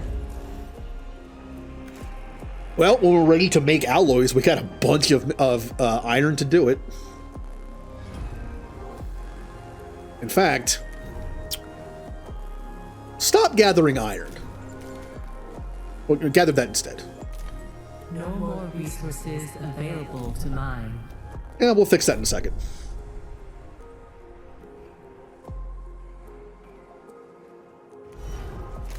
Administrator, a new request awaits your attention. An accident? An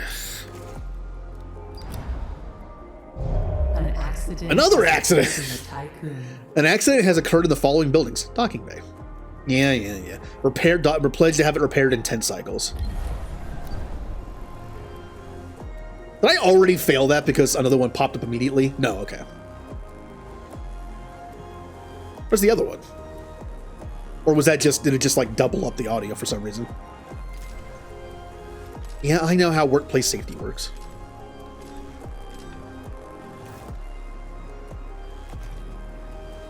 You guys are not happy. The science ship team has completed a task. Still have to use it for that.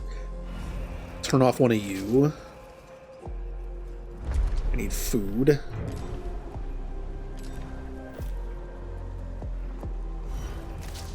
Okay.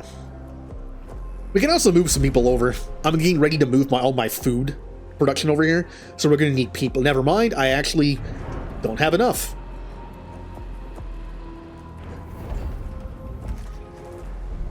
We really need people.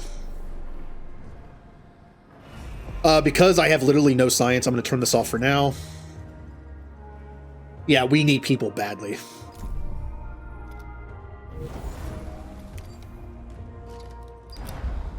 Frozen human remains constitute the majority of the debris that surrounds the loading dock. Evidence suggests that the area experienced depressurization after a structural breach. The dock itself has been looted and partially dismantled. Several cairns have been left behind, arranging in helical shapes and erected using makeshift materials. The team did find a few resources and they had been prepared for extraction. And now we can survey the dense area of debris. What are you doing? We managed to locate and extract a number of encrypted data files from the center's digital archive. During the final stages of extraction, our perimeter team discovered a wall on the verge of collapse. They warned us before it gave way and sand flooded the area. So you can only do like one thing before that happens. I'll take people in science. That's not bad. More, well, we have plenty of cryopods we can collect now. Let's see if we can find... Come on. Come on. Yeah, I know you're out there.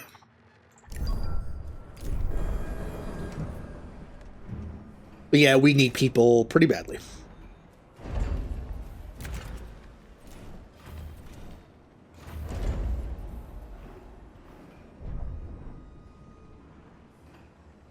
Are they still bringing in iron? There's no one here that's supposed to be doing that. Or is that just left over? He might just be kind of slow.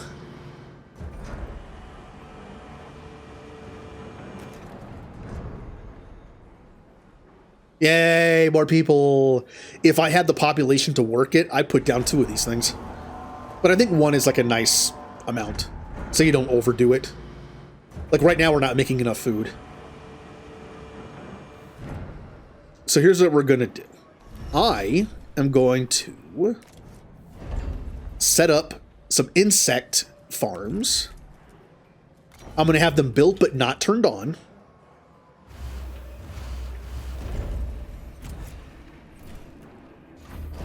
That way we can move all our food production over here.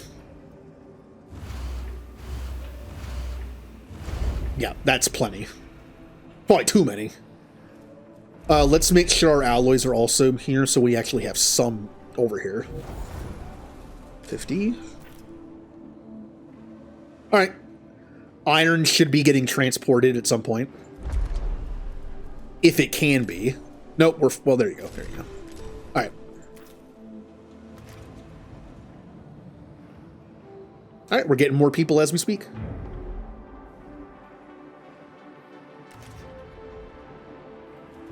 Let's go ahead and set up you. So we're going to have space, then we're going to have 1, 2, 3, 1, 2, 3, 1, 2, 3, 1, 2, 3. It goes right here. Yeah. And the, not you, will also go here. When those are built, I'll tear this thing down. Again, make sure they're all turned off.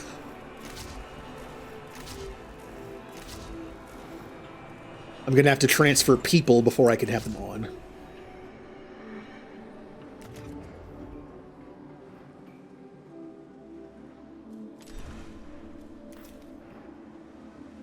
I'm just like at this point slowly waiting for people. In fact, I'm going to transfer some people. 173 out of 138. I'll transfer about 30 because we still have more making. Sector 2. There you go. Once they're over there, I'm going to open up these, and then I can actually take these out. 2 members died. That sucks.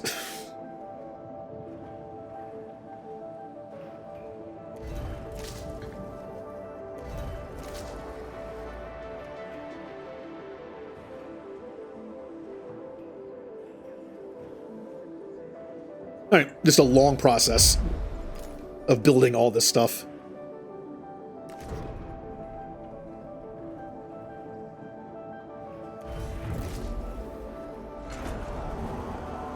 I'm probably going to have to build another one of these. We should probably start making alloys because we're actually getting kind of low. Can I afford that? No, since I transferred a bunch of people, but I can actually do this. Well, have they transferred yet? Population transfer. There it is. Complete. We can delete these, which is going to free up some people.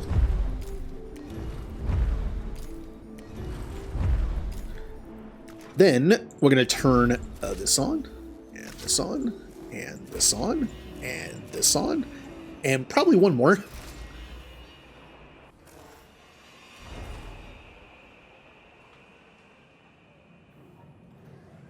That'll help with food.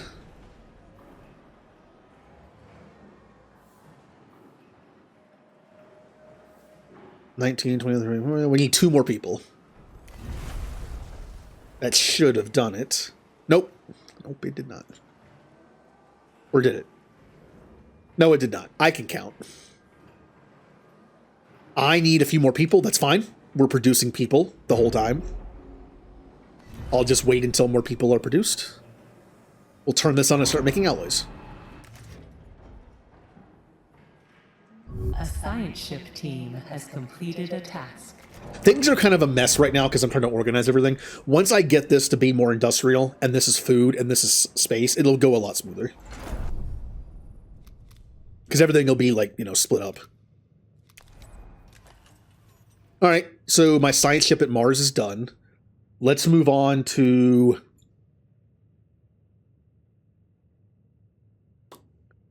I think... I'm trying to remember how to do this. I know there's a mission somewhere that leads to something else. Go to Saturn.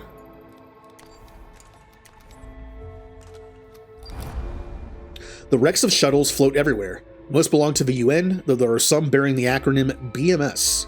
Despite the many hazards and potential psychological impacts from the presence of human corpses, the Icebergs team was able to locate some salvageable resources. More people! And science that we can collect with that. And I can't turn it on because I don't have enough people. That's why we're producing more people. Well, hurry up with the food.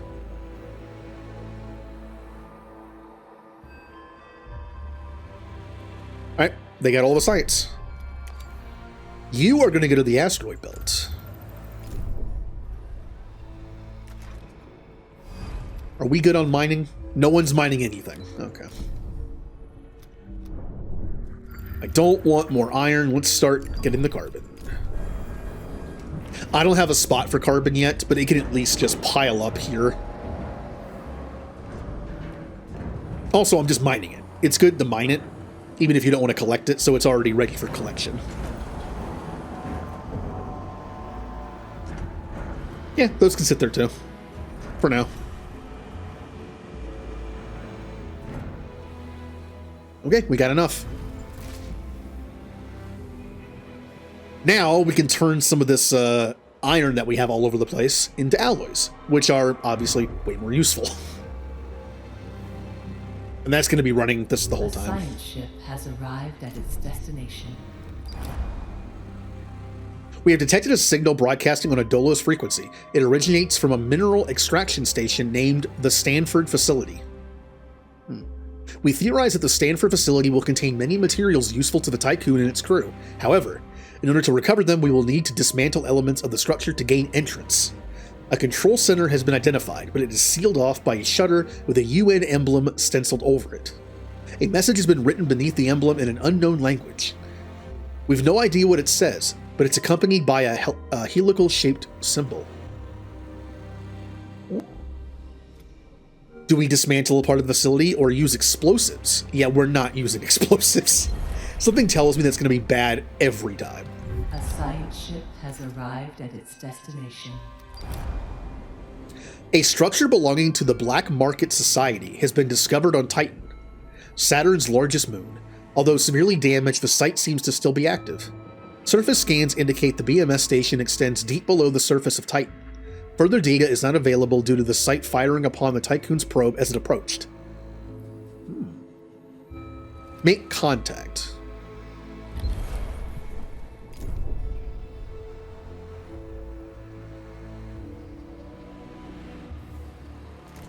God, you're still negative?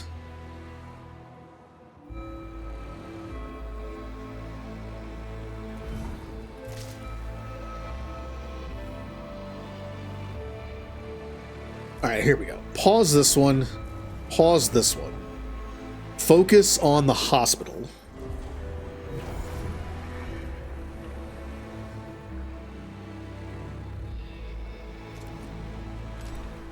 I'm actually very low on alloys. I shouldn't have waited so long to get this thing up and running. Oops.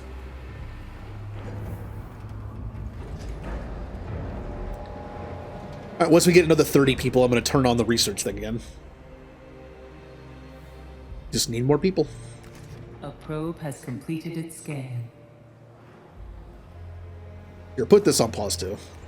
There's already one. I know I could just delete this and give them alloys, but I'm kind of worried about getting so low that we have nothing, so. The crew's trust in your leadership is falling. Power supply overloaded. Administrator. Batteries. Yep. Build batteries. Attention. Luckily, there's no timetable to that one. I can just build them whenever I want. Power restored. You know what? Let's build another solar panel. It only costs 15 polymers. That's not bad. Especially compared to what you have to do late game. Some of those things cost a lot. We have probe. I use probe. Eventually, we're going to get all this stuff. We're going to stay here long enough. I'll obviously speed up the process, but right now I'm prioritizing.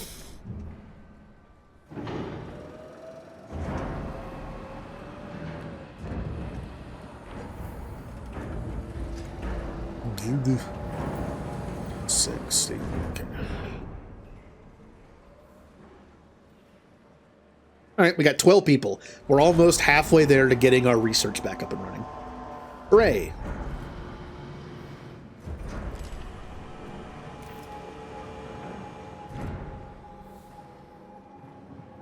I want to build another one of these. Oh, come on. I didn't even build anything else. What happened? Power restored. Did I build something else? Oh, yeah. Yeah, I built one of these. That's okay, we need that anyway. A science ship team has completed a task. Who's done what?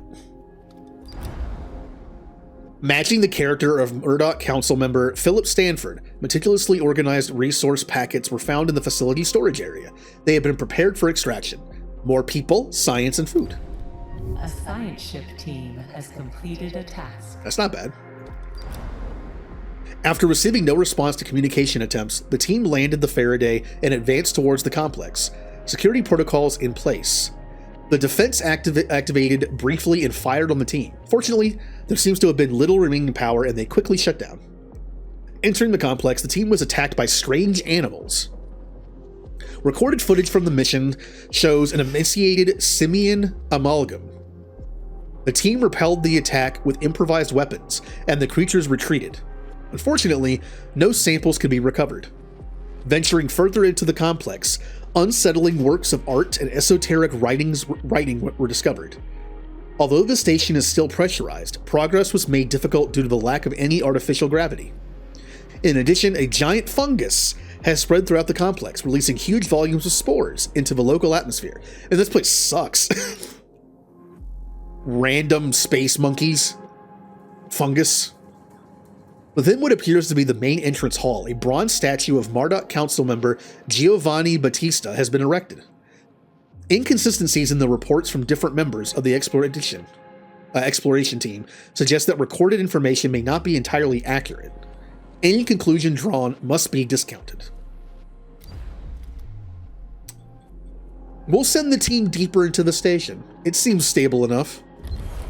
Nothing was like, oh, it's falling apart, we better hurry. Yeah, it seems fine. 20. Extra hours again? I kind of need everything here. I don't need you, I guess. All right. We're going to go ahead and go to... Venus. Also probe.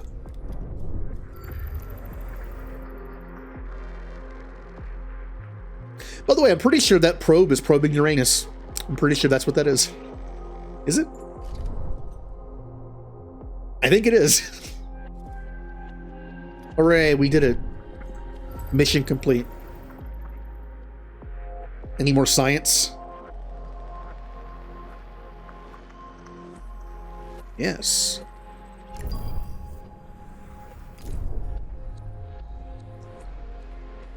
Yeah, right now we're pretty much just waiting for people. You know, I'm gonna build another one, even if it's just temporary. We have the people for it right now, and we have the power for it. This will just make it go faster. Oh, that's gonna take 3 of our electronics. Well, that's kind of rough, but you know what? We have exactly 3. In here. Alloy situation is not great. I need to stop building stuff. But we need this right now. Food, we are just above 100%. But it's going to get worse the more people we have. Over time, I'm going to have to move some people over here to keep up with the food. This is going to eat up 15 people.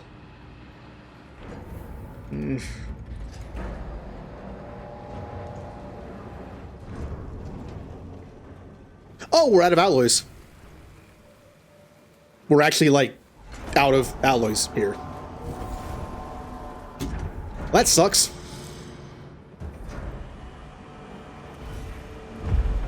Here. These 10 alloys will finish that building.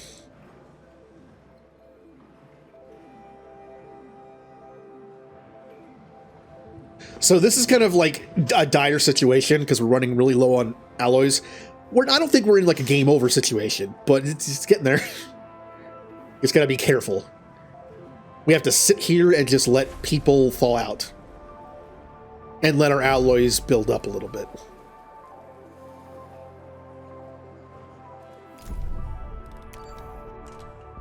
You're doing that. You're on your way to Venus. Cool. Hey, maybe Venus will have alloys. I kind of need them. A side ship has arrived at its destination. Probe data has revealed a mining and industrial... Oh, good, it wants alloys. It's the opposite of what I want.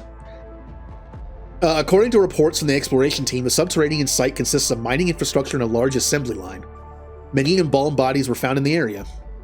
The line seems to have been originally used to fabricate solar sails. Tycoon engineers suggest that with minor repairs, it can be restored. I mean, I have to do it.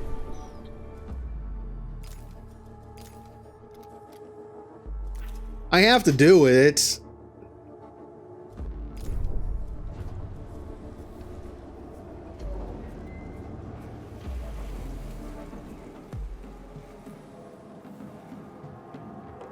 Oh, that's not bad. We have 35 people. Although we're going to have 20 after this.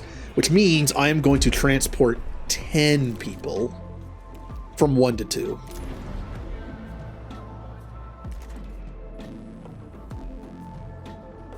So I can stop having to, like, worry about some of this stuff.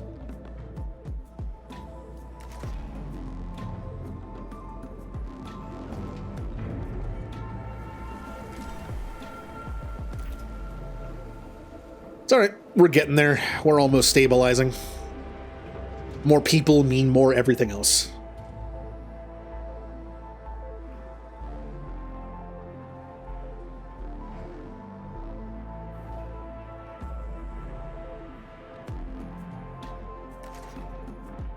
I might temporarily move the probe launcher into this area. So I have room to build my second smithing thing. I might have to do that. So let's stop having this thing produce probes. I'll use up the one we have. Population transfer complete.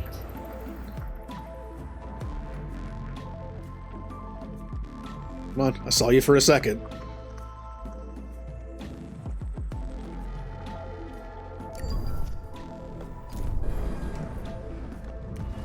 Now that's been launched, I can just dismantle this.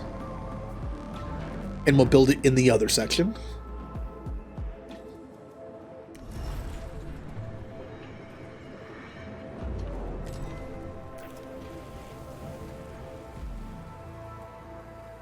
Yeah, we have so much iron. I think having 2 of these would be good.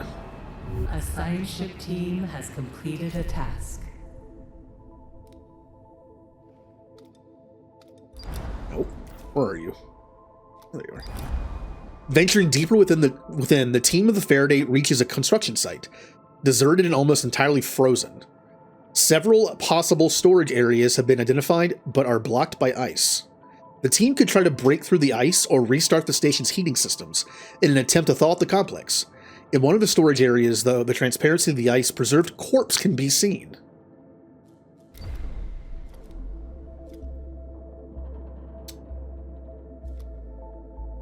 I feel like turning this thing back on might be a mistake. I actually don't remember which one does which. The outcomes are always the same, depending on what you hit. They did mention there were a bunch of like fungal spores in this place. If we turn on the heating system, that might just circulate the spores, which might not be good. Let's see if we can just break through the ice. That might be the safer option.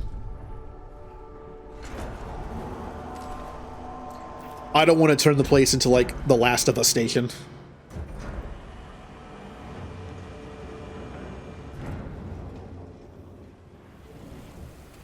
All right, we got the people going. Oh, those 10 already, wait, those 10 already got used for something? What? The 10 people I sent over here were immediately used. That's weird. I don't think I turned anything else on. Well then, let's move 20 more. And 25. I can build this, but I want to wait a little bit.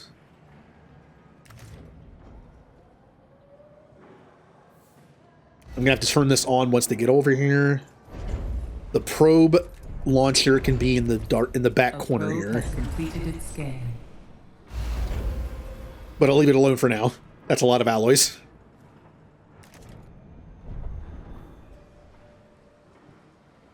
We've scanned a good amount with the probes. We have a good amount to mine and collect. We're good for now.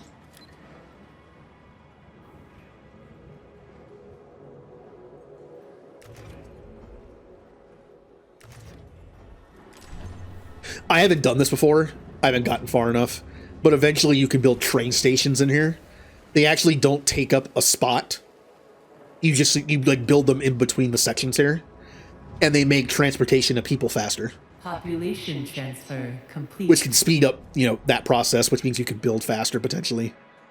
All right, turn this on. Why did I turn that on? Maybe I thought I needed it for this, but I don't. Okay. Let's turn on more food. 125. Good.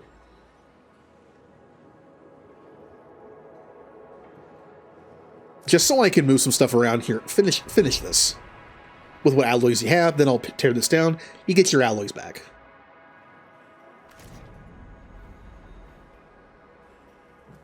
All right, how's space looking?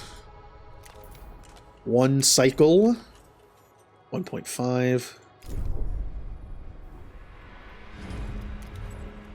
No one is gathering silicon, which is fine. That it'll be available to mine when I need it.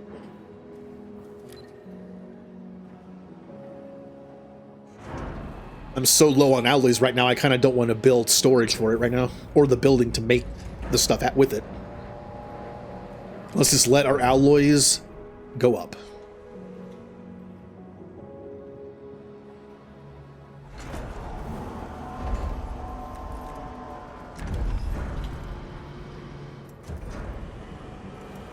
See, if I go this way, I have to build a road right here.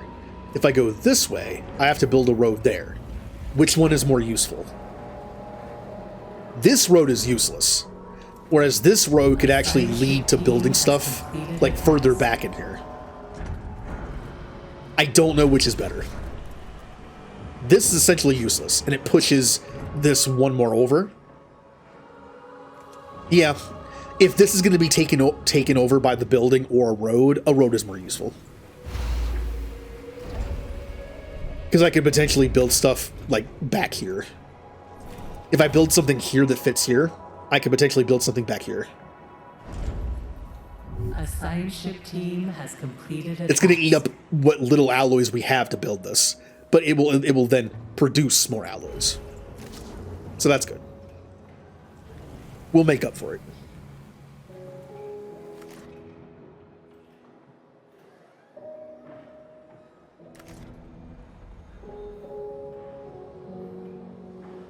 We actually have the people too. So it can start working immediately. Guys are still negative. I'm working on it.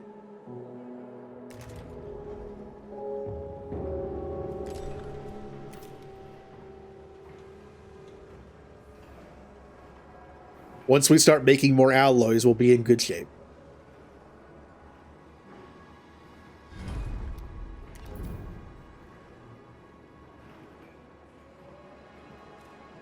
Now, having both of these on will eat through our saved up iron fairly quickly. So even though I'm not gathering iron right now because I need other stuff like the cryopods more, but I need to just remember like to turn the iron gathering back on, or else it might not end well. Like I'll be not paying attention. The next thing I know, I have like 0 iron. I'm gonna delete you. That'll give us 10 more alloys. I would love to open my research again. It's just going to get moved again. I'm probably going to move the research into the into the space area, which is going to be the one over here. Eventually, it's going to be put into the waste management area. I like to make an area specifically just using waste to make stuff. That's where I put my tech because it produces waste a lot. It's already there, so it's a simple, process of moving it over. Also, I make it kind of like a backup population area and like a backup storage area.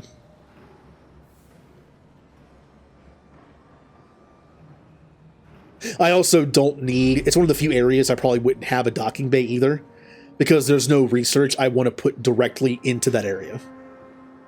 No, raw resource goes in industry area. Finished stuff would go into main storage area. Or just here. Ice goes in food area.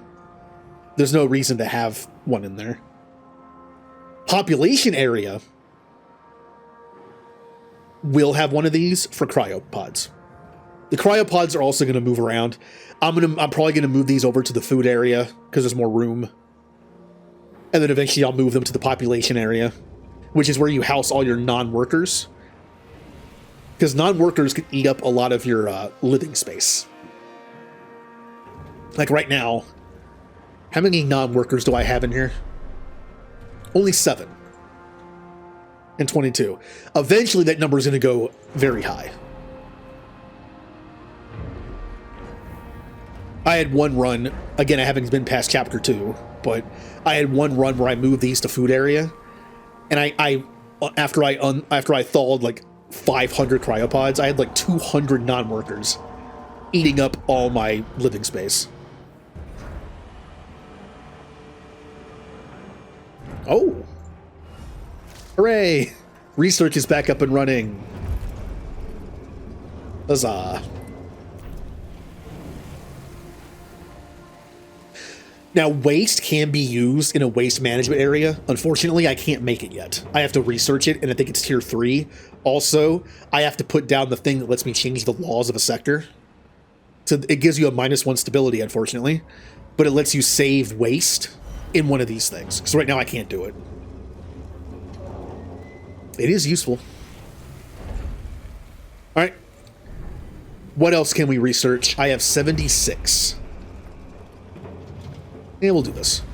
This is just a straight up stability increase. +1 per sector. I tend to build it right here next to the mess hall. Come on, alloys. Make faster, please. I'm always nervous when we're low on alloys.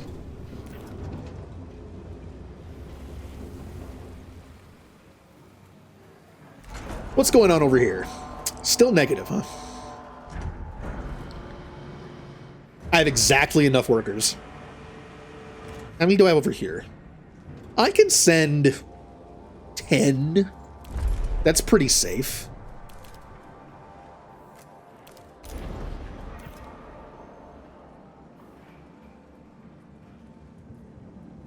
All right, housing is okay. Yeah, we're past 25% homelessness, so I'm getting -1, but I'm still at neutral.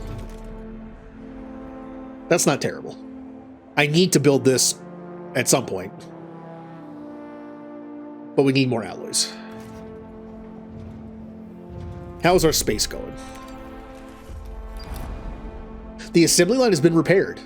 The machines belong to the UN and are clearly more advanced than our systems. They are fully automated, and our team has been able to use them to prepare a number of resource extractions, including people. During the repair process, an engineer discovered a number of inscriptions written by Olixes? He speaks of his time as administrator of Neptune's Hyperlux Station, Takai, and expresses regret over the fate of the station's residents. Yeah. He used the line to repair elements of his ship so that he could reach the headquarters of the Black Market Society. Oh, he's telling a little story here. Yeah, that's the guy that's in ice there. And he was in charge of the place on Neptune. Which is why I haven't gone to Neptune yet.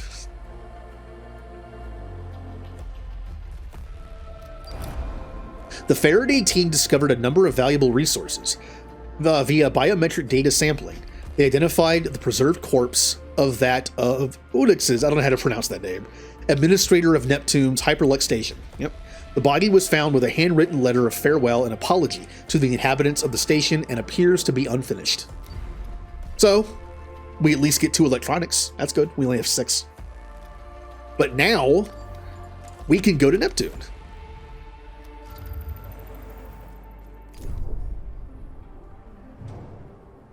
Oh, stupid waste.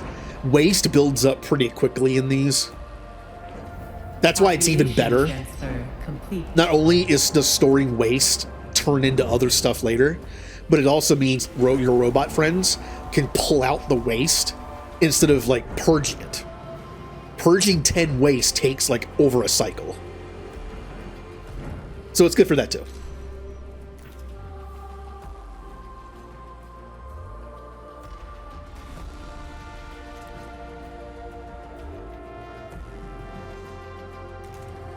Well, while we're waiting, I'll just speed this up.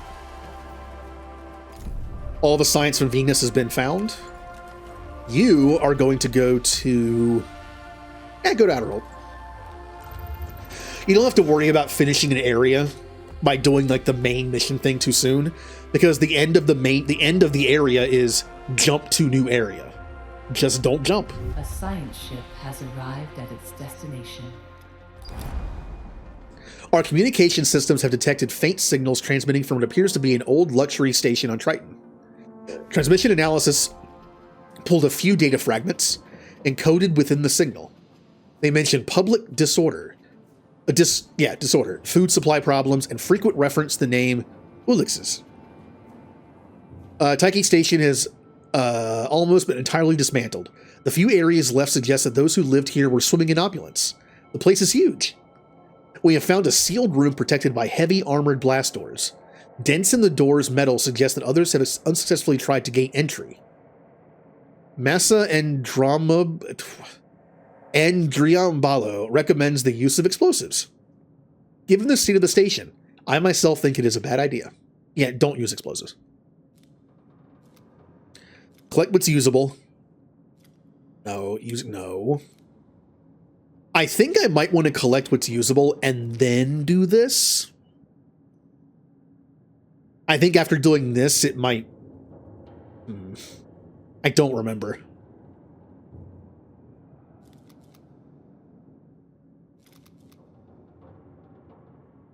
When we open the sealed room, it might make the place like collapse afterwards, which means we might not get this. But I'll do it. Just so we don't get locked out of that one. Because that's like the bonus one.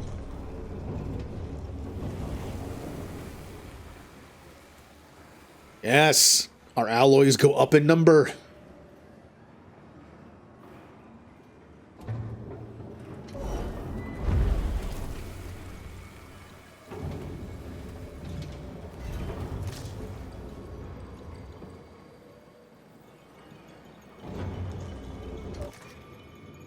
All right, 10.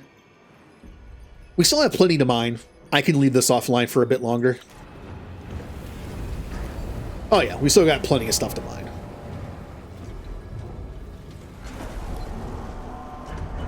Now we're going to use those bonus people we have now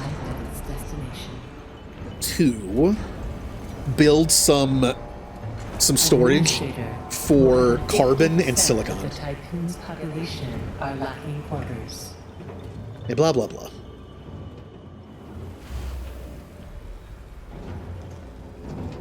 How do I want to do this? I'm just going to put in some temporary storage in places. We can always move it later.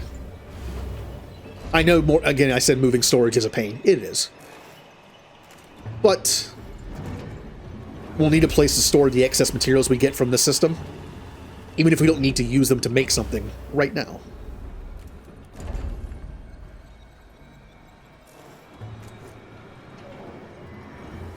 Oh, we're not researching anything. I'll fix that. Memorials. You only have one memorial like per thing. They have like, I think there's like 3 of them. You can only build 1 of each total, and they'll give you stability pluses.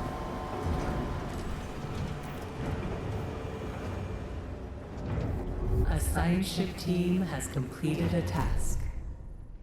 Neptune. The room's security systems were designed to read biometric data, but doors were set only to open for that guy. Inside the room were large quantities of resources necessary for the survival of the station's residents. The security protocol may have been put in place in anticipation of a staff revolt. We have a free upgrade. Collapsible frames. I don't remember what that does. It either increases the storage capacity by 10% or increases the amount of drones that you have from 5 to 6. And good stuff. Yep, after doing that, it locked me out of the first one. I think if I did the first one, I could have done this one second. Oh well.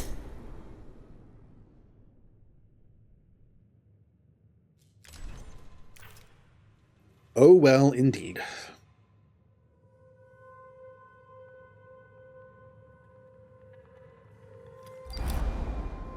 A Dulus emergency signal is broadcasting from these coordinates. It originates from the research station Outer Hope. Outer Hope is surrounded by wreckage and debris from a past battle. Broken equipment and frozen bodies float around the station. The emergency signal is transmitting from inside. Well, let's search the battlefield outside first. Might find some stuff we can use. And you are done at Neptune. Go to Uranus.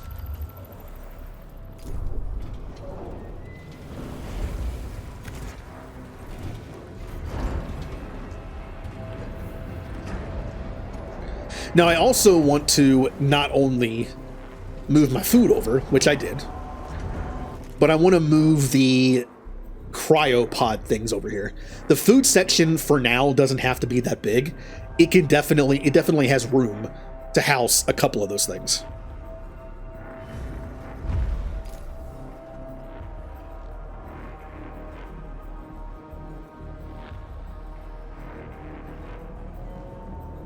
Also, I know that this was free. I don't get any alloys back. When you get a new sector opened up, you have a couple things you can do for free. It doesn't cost alloys. So it's kind of a waste if you put it in a temporary place. But it's so hard to like be able to put it in the correct place first, because this area was probably full of just junk I had to gather. So I kind of have no choice. Well, all you guys gotta move at some An point. accident has occurred in the Tycoon.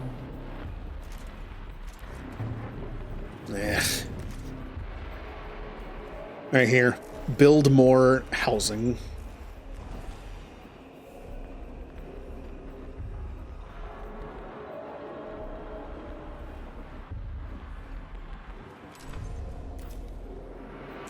But yeah, temporarily, I'm going to move the cryo things in here. Once the space area opens, this goes in space area. And the cryopods will still stay in here for now.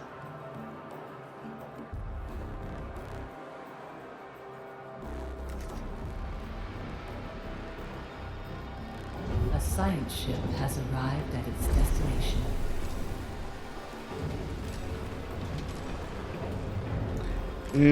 Do 30, just in case.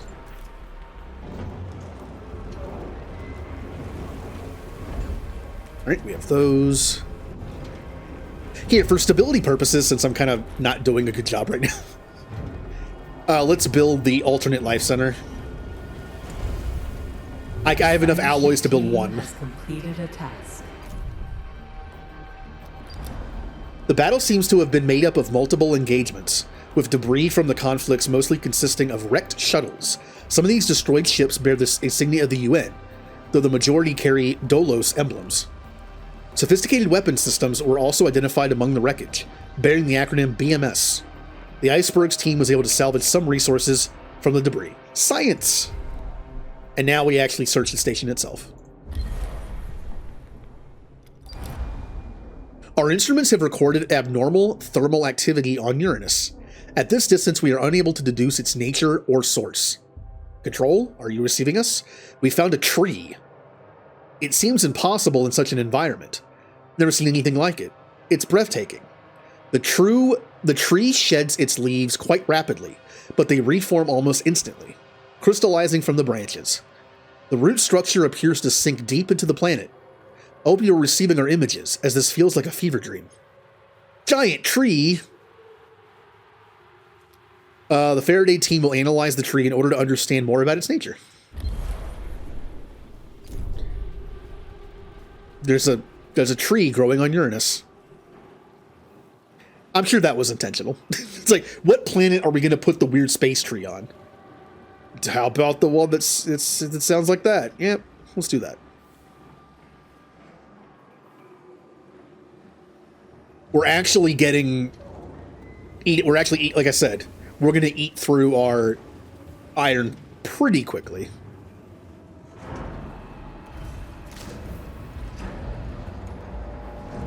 Negative. Oh, we need more housing.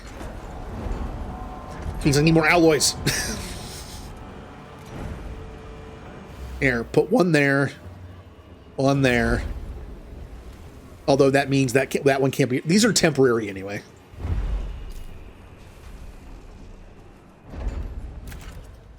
Until I get the better housing. A science ship team has completed a task. Alright, what'd you find out? After analysis of various samples, the tree appears to be almost entirely edible. Its roots, leaves, and fruit can be eaten. RNA sampling suggests that the tree is the result of extensive bioengineering experimentation. It is unknown how it was germinated here, or who was responsible for this feat. We can harvest the edible elements, or we can cut down the tree. I feel bad about cutting down the tree. This is like a really cool space thing.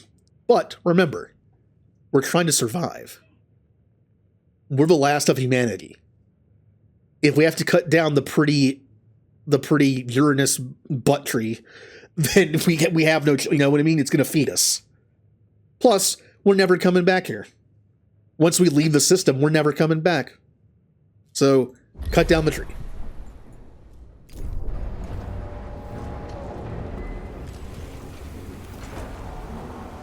If science did it once, they can do it again later.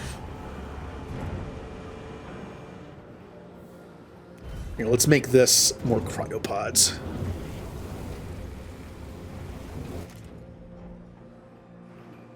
A science ship team has completed a task. Administrator, a new request awaits your attention. Outer Hope lies in ruins. Many embalmed bodies were found in the remains of the station, deliberately arranged in a spiral-like pattern. Great care and attention seems to have been paid to the bodies. The Icebergs team traced the emergency broadcast after clearing away several tons of debris. Discovered a hidden room buried beneath the detritus. The room was sealed with an automatic lock that requested Tycoon identification codes. Upon entering the codes, a brief message flashed across the input screen. The truth is the story that best resists reality. Inside, the team found Outer Hulp's black box, a number of resources, and a data log from Rabia Noikand. It contained the following message. Administrator, you carry with you what the echo of the future allows us to create. Self-similar space will reveal the pattern. The black box's data can be analyzed using the Tycoon's tech lab. We got more people in research, that's good. We can now actually dismantle the entire station for resources. We're never coming back here, so...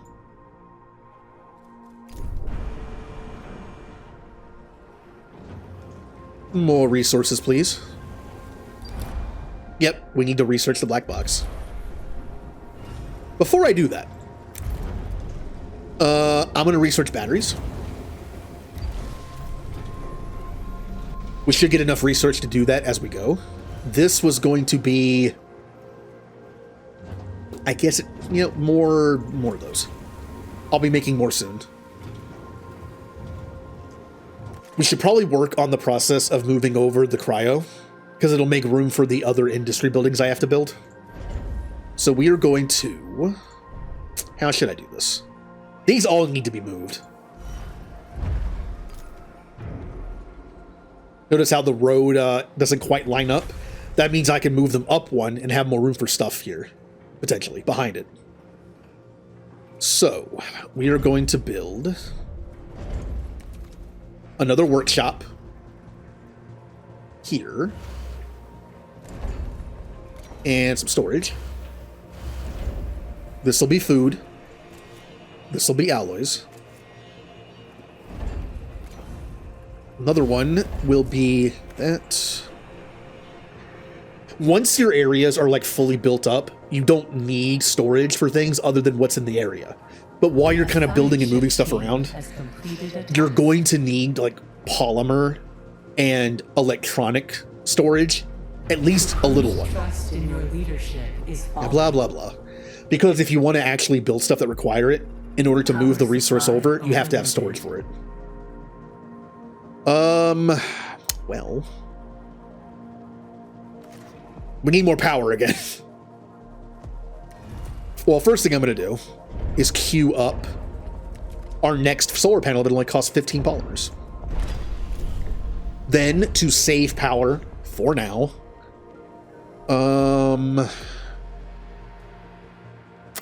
well,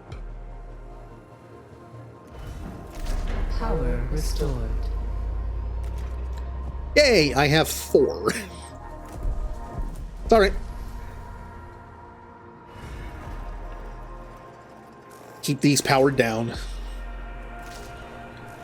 I can do them one at a time since I have 4 power.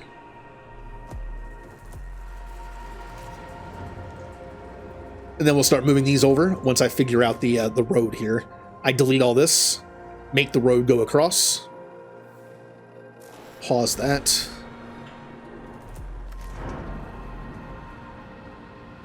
We have a good amount of workers here. I just noticed we have like 70 extra workers now. That's very good. We're going to need them. Has completed a task.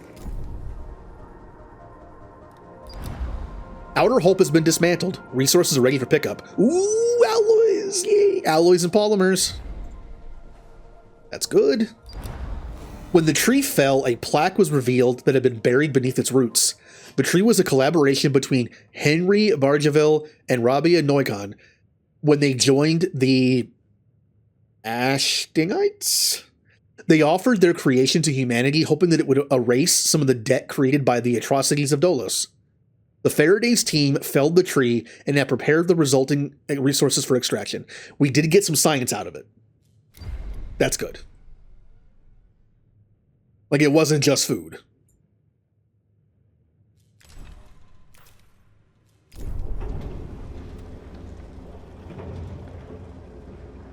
How much does this cost? I don't have the alloys, but I do have the people, the food, and the electronics. Food. Yes, thank you. I know what food is. So, we've reached tech level tier 3. There's some good stuff in here. However, now is the time where I like to do some upgrades. Although I should probably go for the DLS center before I do any upgrade besides this one. Yeah, instead of getting 1 science every 30 cycles, we get 3 every 5. After that, there are also some very good upgrades in here. We could upgrade stockpile to hold more. We could upgrade the crew quarters. I need to do that eventually. And the mess hall to feed more people. But I'm going to do the DSL center first. Then before I do any of these other new things, I'm going to do some upgrades to the crew quarters and the mess hall probably.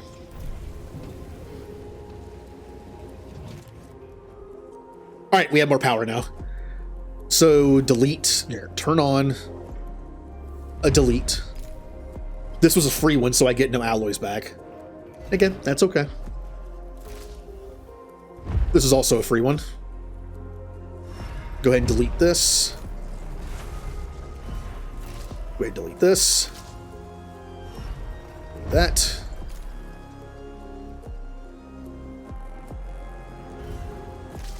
And we'll just let that go for now. Extra hours. Here, I should have done this a while ago.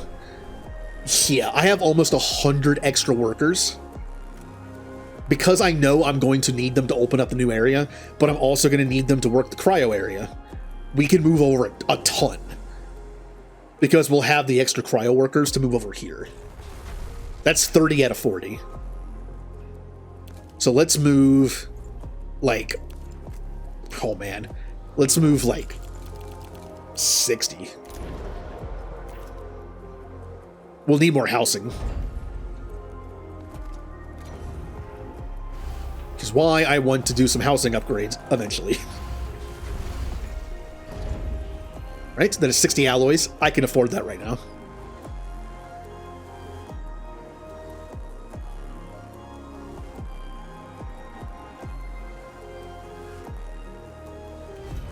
No, I thought I did that. I guess I didn't.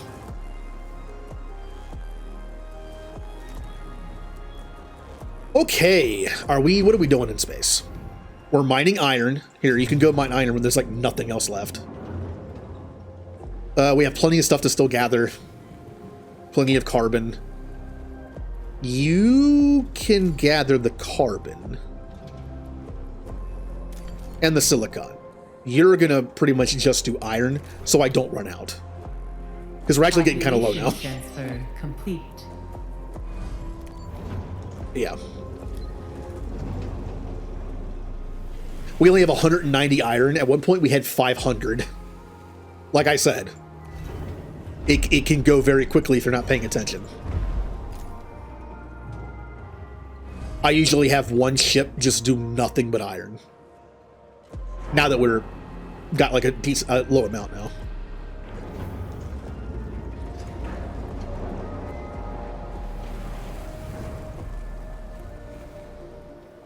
All right, still producing people.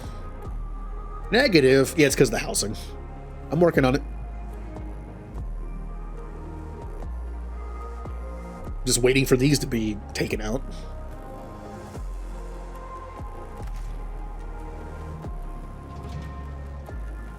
All right, research is done. I have 50 left.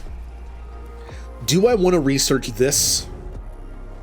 Or do I want to research stuff for crew quarters and messing? Yeah, we'll do this. This is the best thing to do by far, like in this tier.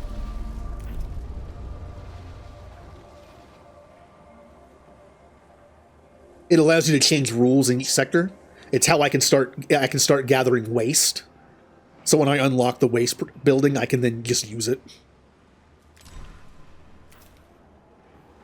All right. Would you guys get this, please? I know you're busy building the housing, but come on. Move this out of the way. Ugh.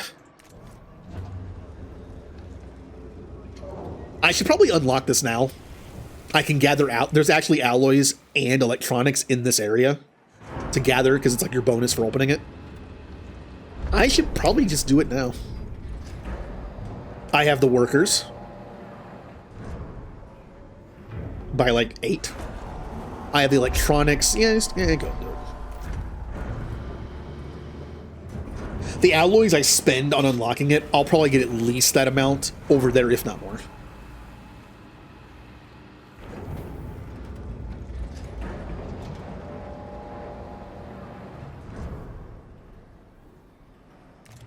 Okay, good.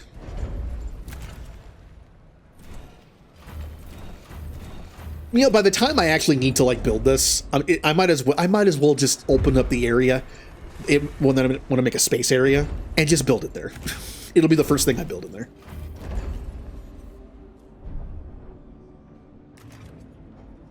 Look at all this stuff. All right, well, you know the drill. The first stuff I'm going to build is going to be down here.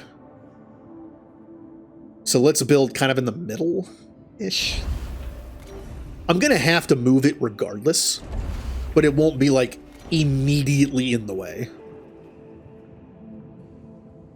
This is kind of annoying. Nope, that'll get in the way. Just build them up here. Now this is the free one. And if I could math this out properly, I can build it for free and not waste alloys. So, let's see. If I go straight down the middle, it hits the edge of the number.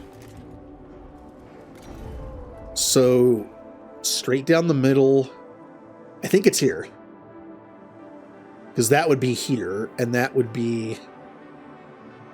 I think that's it. It's kind of like inside it a little bit. Yep. At the very least, I can put that where it goes.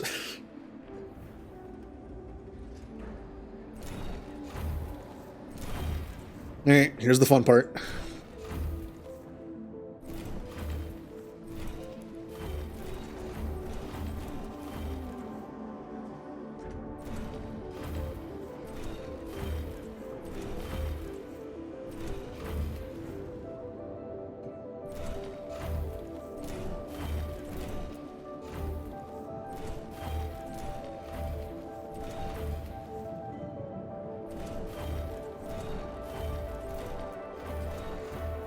Is that more than one up there? No, it's not. Okay. I could have done that, whatever.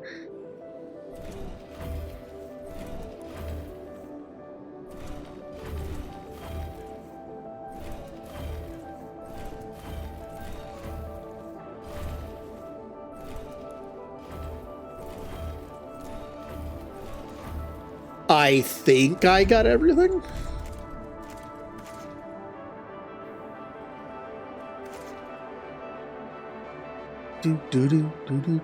Space music. Honestly, this early on, I should probably build a workshop, a second workshop. It'll make all this faster. I should have done that to begin with. Here, prioritize.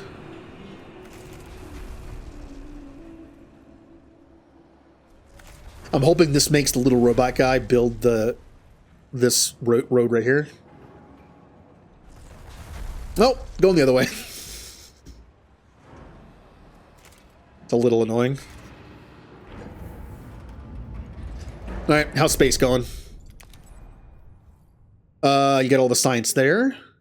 Oh, I don't think there's any more anomalies for my science ship to mess with. There might be. There might be. But I need a probe to find out. Working on it.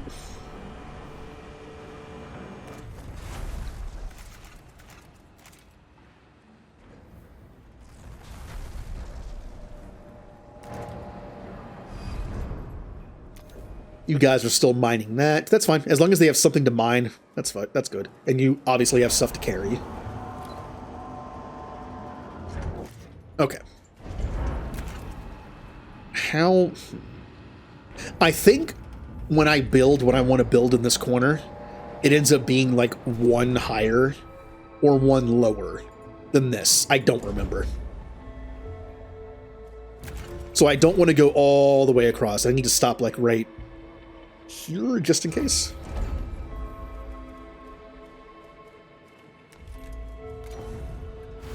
Which means these will go right here.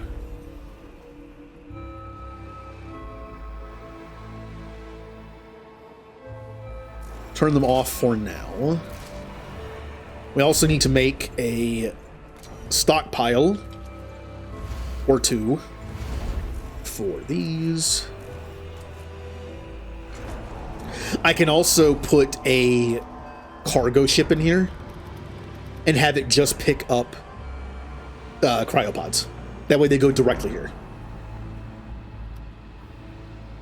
Right now our science ships are pretty much done in this area, so I'm going to build another cargo ship.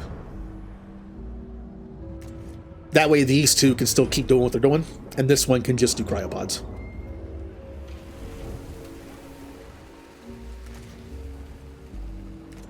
Alright, still building.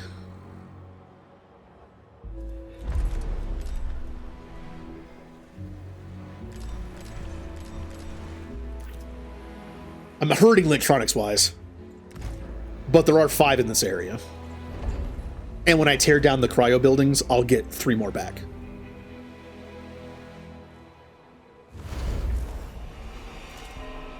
Oh, there's another one up here. Cool.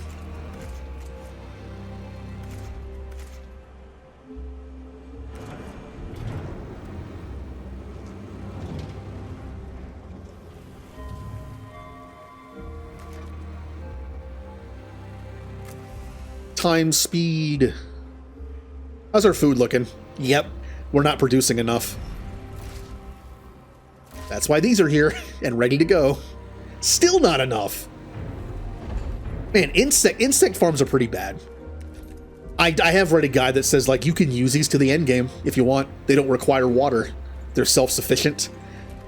But you'd have to do all the upgrades on it to make it viable for the end game, I guess. And I'm trying not to do that because there's something else I want to do. Okay. Cryopods. We want all of them to be in this area.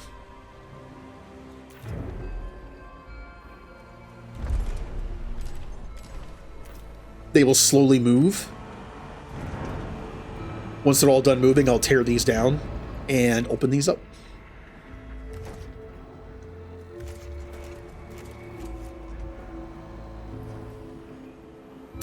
Oh, I did that again, didn't I? Yep.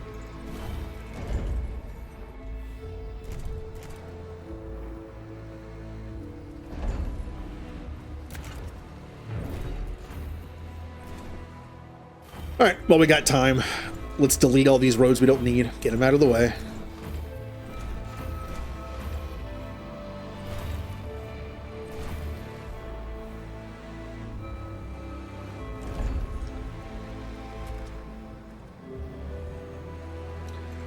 First thing we're going to do, as much as I would like to put the probe launcher back down, we're making another EVA. As you can see, we have a -2 hull every cycle.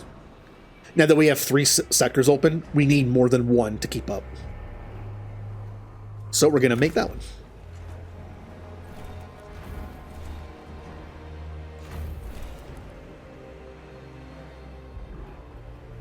Which is good.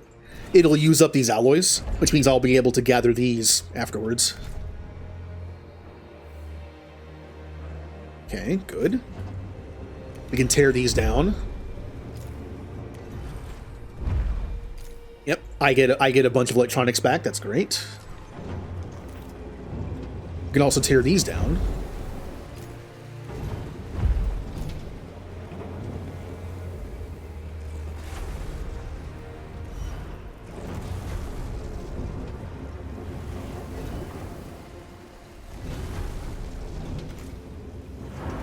Just doing a little reorganizing.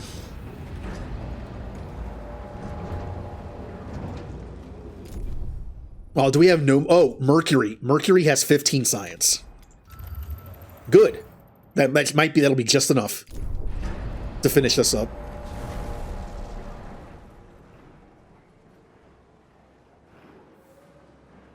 There you go. That way we have three iron, and then the three thing behind it are alloys. You know, keep it like nice and somewhat organized. We're gonna need a lot of alloys to set up the space room. The space buildings take a lot of alloys. As much as I want to set up my polymer and electronics factory finally, I think we need to save up more alloys to build this up. No more resources available to me. I need my probe launcher.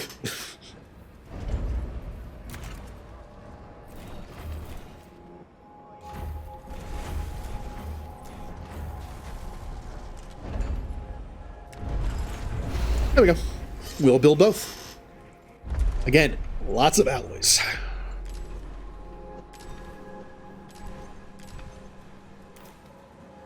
Oh, and food.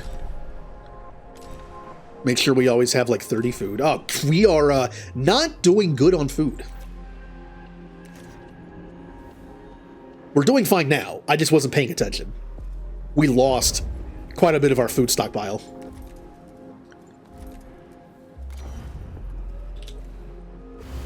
I'm just gonna make more. They suck, but they're cheap and don't require food or water. All right, we unlock that thing. Not gonna build it just yet. Kind of want to see like where everything's gonna be sitting.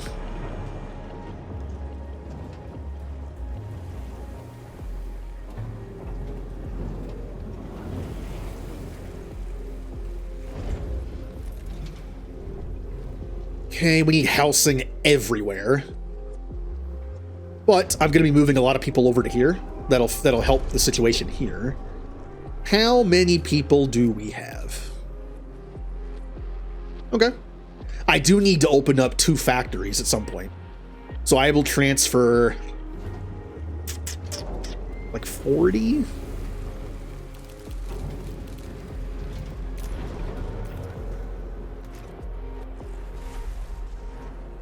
Okay, we got this up and running. That means we're now getting plus 26, which is great. We have no alloys. I should probably connect this.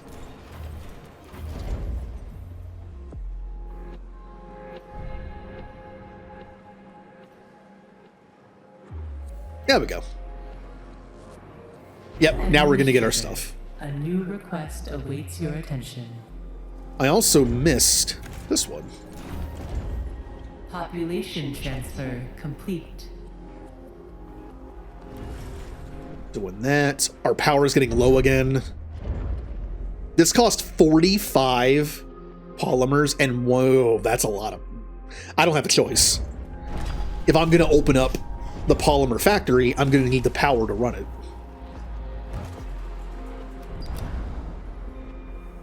Oh, we'll definitely do that. Pledge to awaken 50 cryonic pods within 24 cycles. Oh yeah, we got that. Yeah. As soon as I clicked it, I was like, as soon as I hit the button, I was like, wait a minute. Power supply overloaded. I need to turn some stuff off. Power restored. Turn that off for now.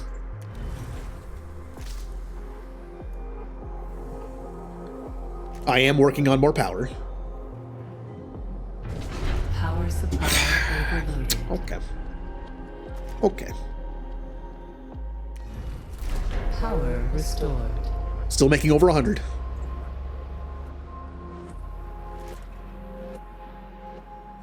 All right, probe launcher. Now, in order for the probe launcher to work, I need polymers. It's one of the rare instances where this, like the space area, even if it's fully built, I'm going to have a storage for polymers. Because I need polymers to make the probes.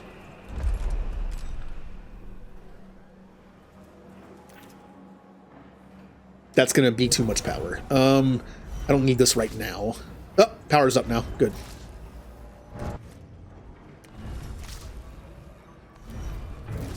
Extra hours. There.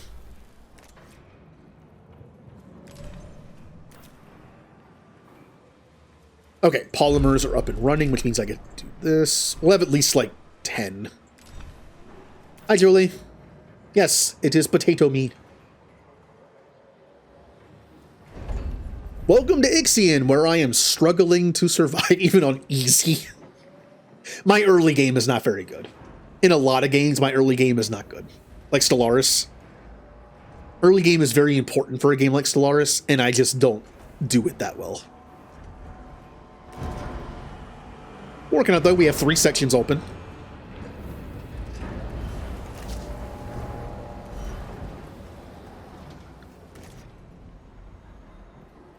Alright, we're thawing out some people.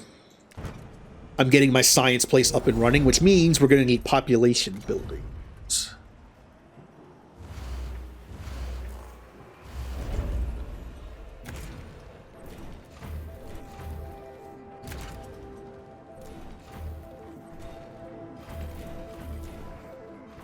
Oh, no.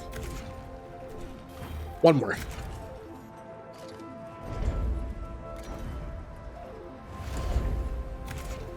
There we go. Also, look how low on iron I am.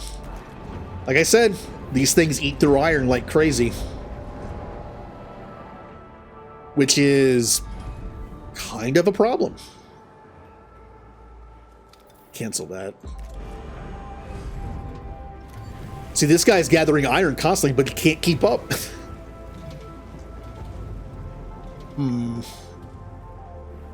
Let's double up on the iron for now. And then I'll go back and get the other stuff. I know you're angry. Hey, I can launch a probe again for the first time in forever. Are there any more science ones? There are not, which means I can get rid of a science ship and do something else with it. If I had the polymers, I would make another cargo ship, but I'm kind of low on those. All right, polymer time. I think this will work. I believe this is the same as... yeah. So it stops right there.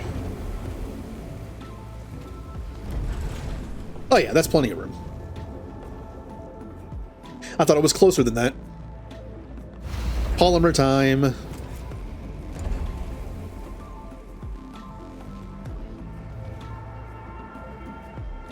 Time to make plastic. Negative. Well, that's better than angry.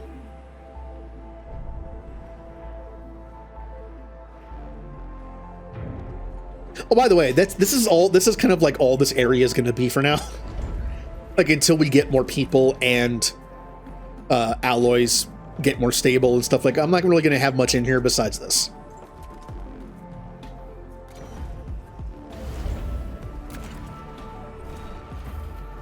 I am going to move this EVA airlock to there, but it uses the same resources, so that's fine. Tear that down. A probe has completed. Rebuild it over here.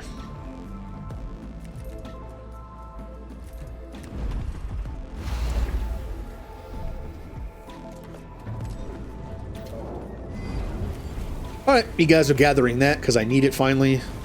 You're both doing this. Okay.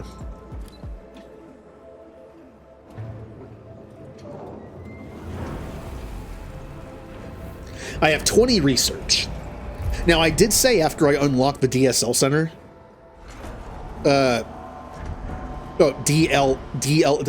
dyslexia, DLS center, I would do some upgrades. The research upgrade I really want is this one, but I can't do it until all tier 3 is done, which is going to be a while. So the very first research I should do is probably quarters. It's a good one. They can hold more people. That's always good.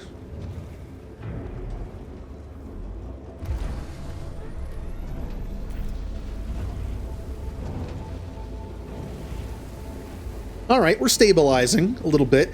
I would like to get more iron to fill these back up. We are done with science. But I really don't want to spend 20... If I want to spend 20 polymers on another cargo ship. We did just get some. Yeah, I guess. Yeah, we got some polymers from somewhere. I think by tearing down Outer Hope. Yeah, that'll pay for it. We're still low, but we are making more now.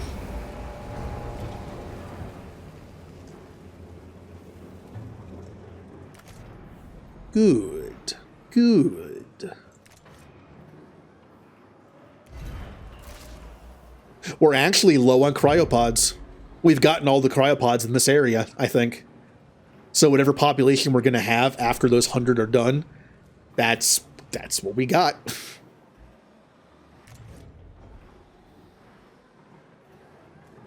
More probe. Oh, did I set it to automatic? I did not.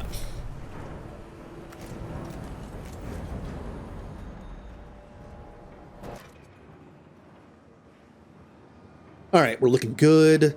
The food section is making enough food, barely. Can I turn this on? Yes, I can. Okay. All right, we'll get some food stockpile then, a little bit. Once these are done, I can turn them off to save power, or just people. Doing that. I need to move this again. I hate having to move this thing so many times. Once it's done doing this research, by doing like the trickle research of 3 every 5 cycles, I'll move it. We'll move it into space area. Sure.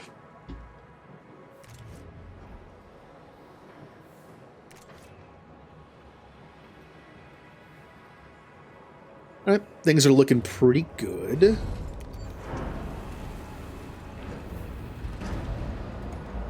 Well, eventually I need to move it to the waste management area that I make. Usually I try to make this one right here, the third one, a waste processing area, but I can't even do the waste thing yet, so. Like this thing produces waste, so it's good to just put in the same area. All right, here's what we're gonna do next. We're gonna put one of these DLS centers. I don't have a set space for this. This is used for something else.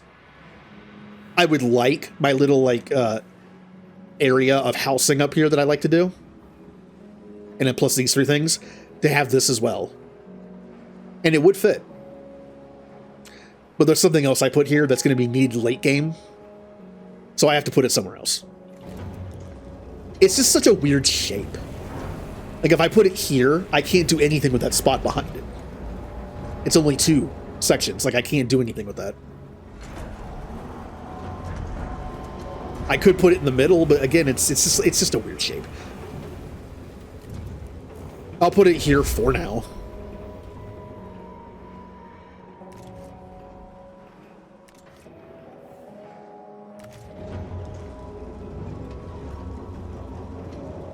We're still going through our iron very quickly. More iron! Now, 2 should be enough to, like, just barely keep up. You will do carbon and silicon. I need more carbon to make more polymers.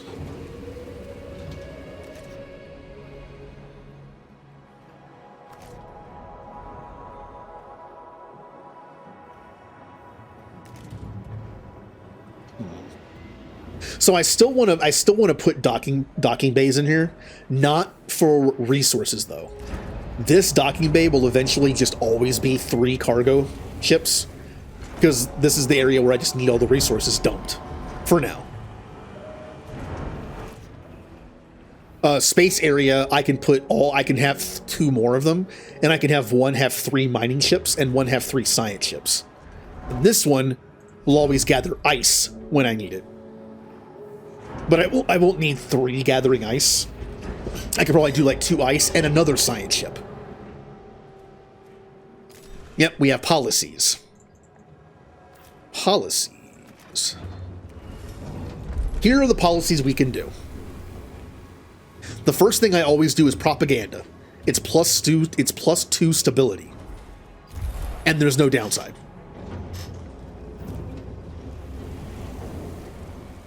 I could use one over here too. Now, where is this one gonna go? Again, the only free spot's kind of like in here.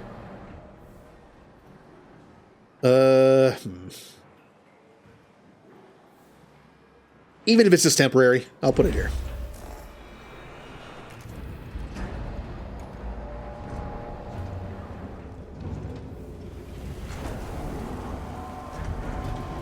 Oh, I'm full on silicon.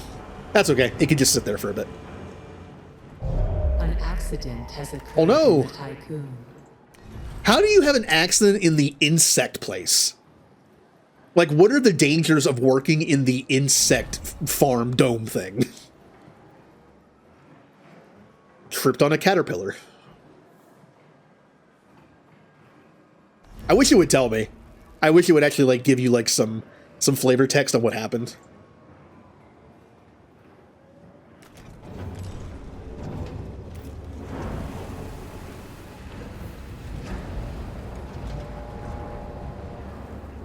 Wait. Oh. There was an accident here, too. That makes sense. An accident in the steel-making place would be pretty nasty.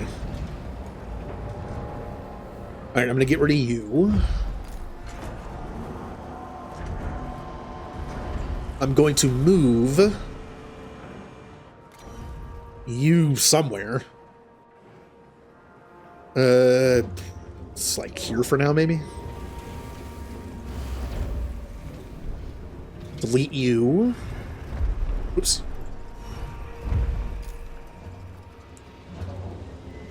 Power's only at 19. Man, we ate up that power so quickly. And I still have to build other stuff. Oh no! Sector 1 is no longer designated as an industrial section. Who cares? The industrial bonus, it's back again, is not very good. The industrial bonus is batteries last longer. I don't care. This one isn't food yet. And this one isn't space yet. So I can't see them. The space one's good.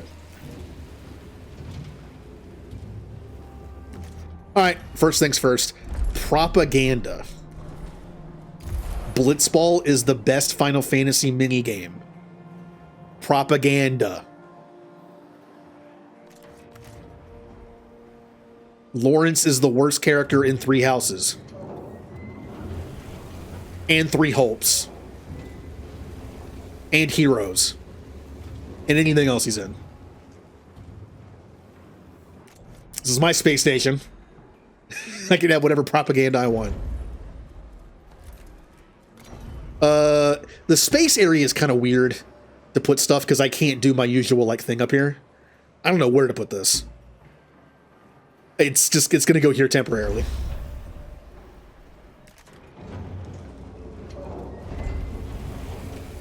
Okay, now it is time to do the fun thing of replacing all my living quarters with better living quarters. Administrator, more than 50% Also tear this down. of the tycoon's population are lacking quarters. I'm working on it. I'm making a better one. They can stop complaining. This one, you know what this one has? This one has like a Nintendo, right? Nintendo's cool. It's classic, but it's still kind of, you know, it's Nintendo. We can do better. This one has Super Nintendo, so it's worth the wait.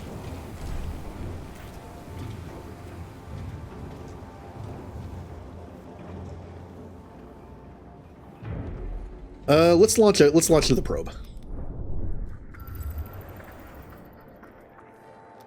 Any more carbon? I'd like to get yeah.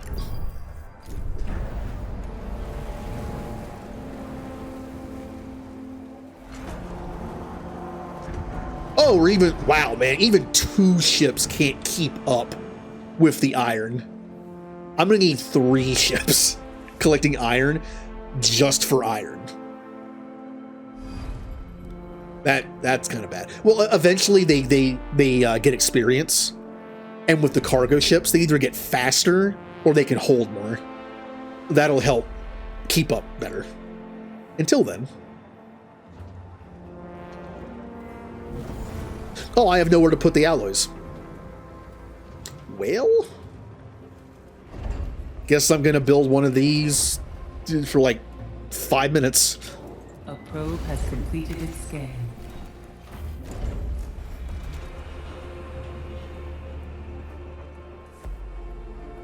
Oh, speaking of Lawrence, I should show one of my, out of all like the alert, like cheer alert things I made, one of them's Lawrence. Here, if I go into Streamlabs, I can test it and it'll show it. Where are you? Bits. Where's Lawrence? Did I not set up Lawrence? Lawrence is the one I forgot to set up. No. I set it up like a while ago. That's why it's up here. Okay. All for the sake of Lawrence Hellman Gloucester. Oh, I hate him. This is a test bit alert for Cheer 10000. Stupid Lawrence. Alright, back to failing in space.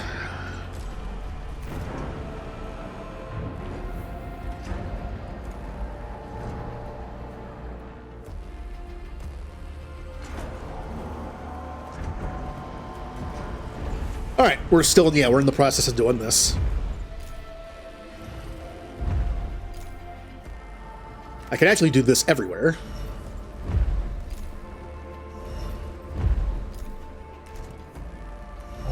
An accident has occurred in the Tycoon. Oh no! See what you did, Lawrence. I let you appear on stream for like 10 seconds, and then there's an accident. His fault.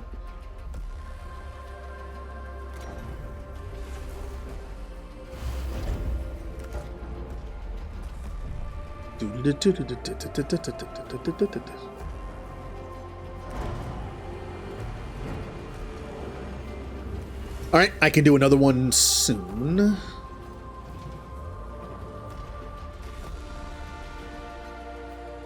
Alright, now it's time to rebuild the Nerd Center. I always forget where it is. It's in factories, okay. I really don't want to put this in here. It's gonna get moved again. But I gotta put it somewhere.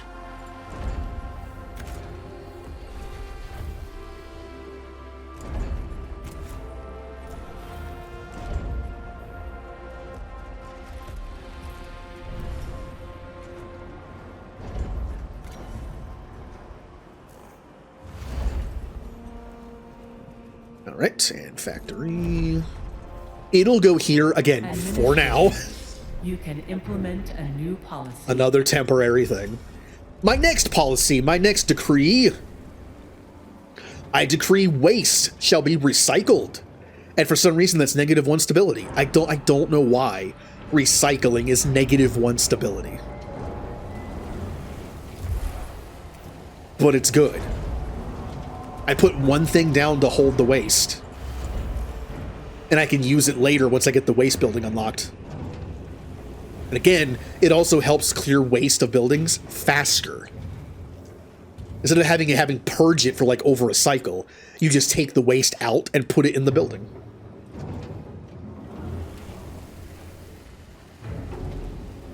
Oh, we're actually full on those. Cool.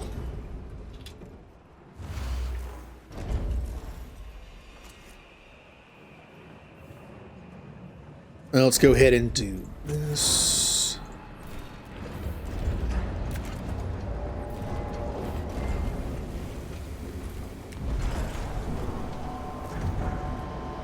No more resources resources available to mine. Oh no! We'll see about that. Oh look, more iron.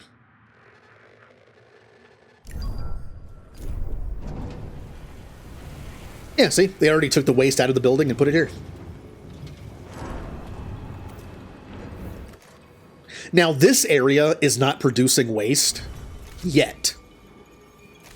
In fact, in the food area, the only place that's going to produce waste are the buildings. There's actually a research you can do that makes housing produce waste. And you might think that's weird. Like, why would you want your housing to produce waste when it doesn't normally? If you're doing the waste management thing and recycling, it's great. It's just more waste. I'm not going to do that yet, because without that research, nothing in here is going to produce waste except for housing. And it's not even that much. This is kind of the same. This produce waste, but this won't always be here. Again, it's just going to be the housing. The main area to collect waste is here. Warning. A sector is being overworked. Oh no! Oh, it's because of that. Oops. For now, shut this off. Still overworked. Fine, shut this off too. I'm gonna move some people over. Who has an abundance of workers? You do. Administrator. All right. You can implement a new policy. We are going to move 20. I'm going to need people to work the electronics factory. So we're going to move 20 from you. And maybe like 10 from you just to make it so I can use the research building. Keep in mind, we're at a pops. Like, I think we're actually like out of pops. We can't make any more in this chapter. So whatever we have is what we have. So I probably shouldn't make any more jobs. Population transfer complete. Power! Leadership is falling. Fine. Supply overloaded. 45 polymers. I can afford that. Ugh, what a mess. I don't want to leave the system because there's so much more like iron and stuff I can collect.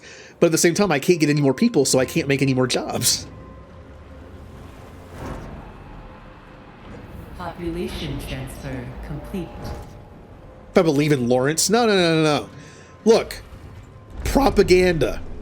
Extra propaganda. Intense propaganda. That propaganda says Lawrence is terrible. He sucks. We hate him. Everyone on my station believes that Lawrence is terrible.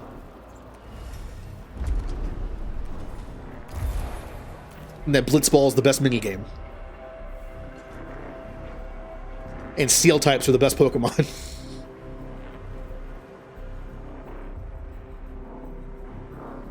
And Garrus is the best teammate.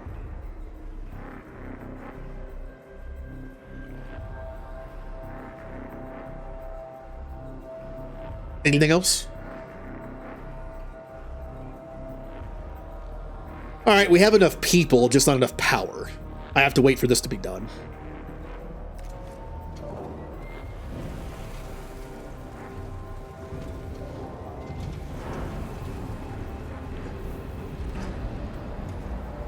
Alright, dump all that stuff off.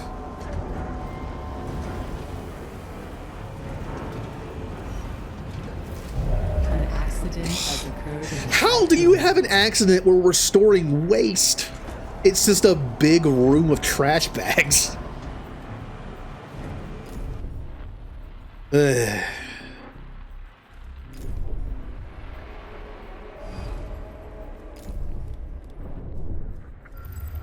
So what do we have left? I really don't want the hydrogen. Not really. It would be a good time to set up ice, though. We should get as much ice as possible for future use.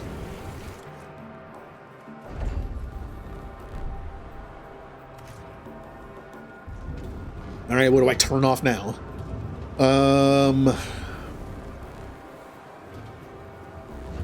Oh, turn off that.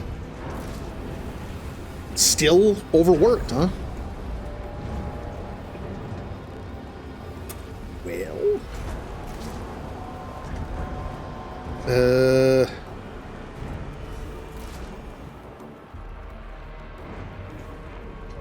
A probe has completed its scan. Welp. I don't know what else to turn off. I mean, more morality building? Sure. I have the power and the people.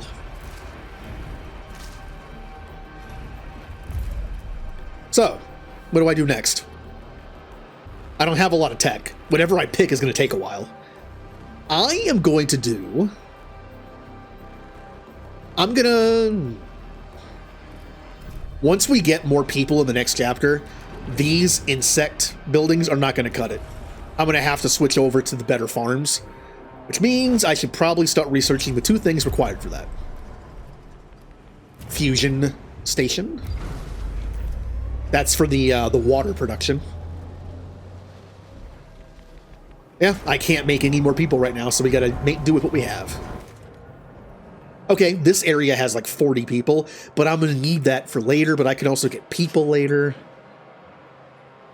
And for these to thaw them out. I'll leave them here. Oh yeah, we're working on doing this. That's fine. Here. We'll improve these just because we're actually pretty low on space here.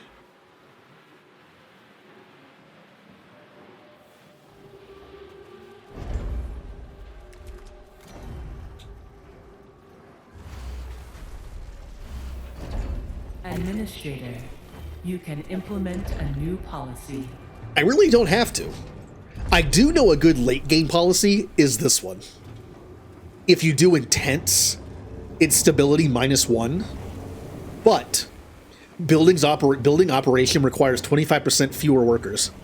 When you're in a game where pops are limited, this is very good. If you can just control the stability and be able to turn that on, that's very good. Now, if I can make a ton of food, also doing restricted is good too. 1 food feeds 24 people instead of only 15. But actually, if I can produce a ton of food, I can do generous and get +1.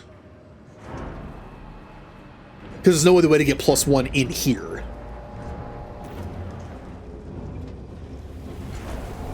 Yeah, we'll see. I mean, I am happy. I can probably do that now, actually. Intense. We're still happy. And we require less workers to work jobs. So now, wow, that freed up a lot. Do I have a use for them right now? Not really. But I will. This is +3 happy. I can't do it yet. I don't have to do it there either. Not yet. Do I have space? I don't think I do. I think I need to build 1 more space building. Which I can do once I set intense workout. Intense working.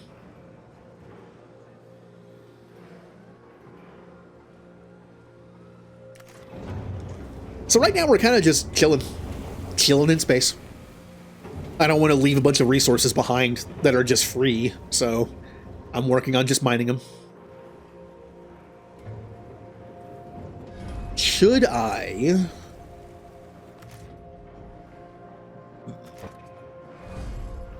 I could do 1 more mining ship. I don't want to do... Actually, I kind of do, don't I? Yeah. For the ice.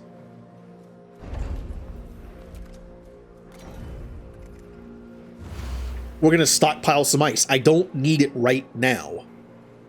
But we're going to stockpile some ice. Oh, maybe this actually is good for something. Hold on. Oh, no, I can put 1 back there. It's like, oh, I can't fit anything back here right now. I can do this. Can I do that, please? Thank you. It's dumb, but I'm doing it.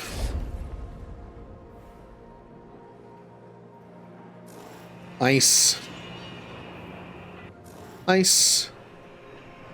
There's plenty of ice in the game. We are playing on easy, which means there's plenty of resources, but I would like to stockpile some ice just to get a head start on it. Administrator, a new request awaits your attention. New request? Yeah, we've been here too long, so I got +1 permanent. On easy, it's kind of a weird, like, synergy thing.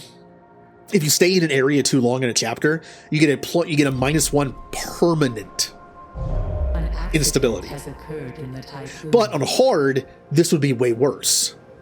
But on hard, there's less resources, so you have less time to spend in each area getting resources. So you wouldn't actually get that as often. So I don't know. It kind of like it's a weird like synergy thing. Now I am neutral now because of that. That's okay.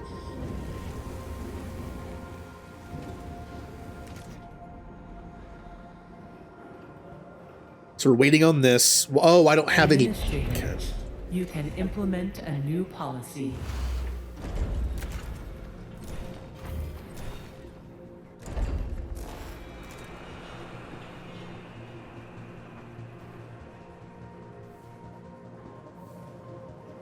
Yeah, that'll work. Oh. I can do this. Which I would have to do eventually anyway, just to gather this.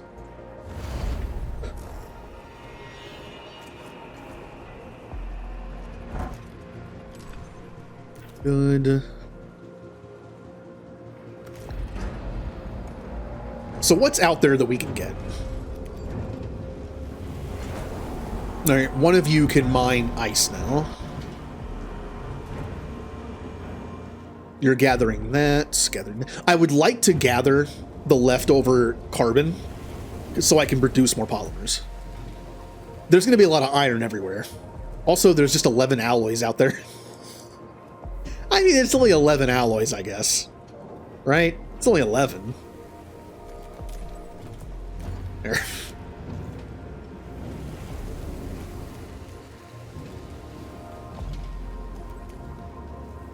Free alloys. And carbon and silicon. When you're not gathering carbon and silicon, you can gather iron. And to a lesser extent, everything else, I guess.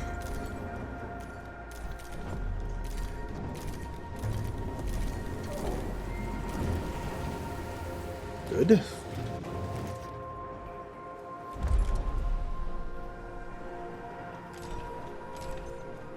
The reason why this isn't building is because I have no silicon in this area. You can't take stuff from another stockpile, another area, and put it directly into where it's building. You need a place to put it in here. Then it'll move over there. A little annoying, but I mean, it's doable.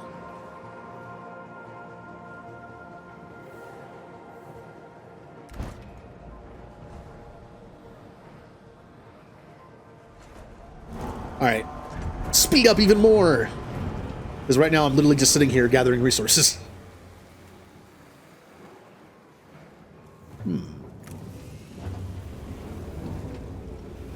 Full. No more silicon.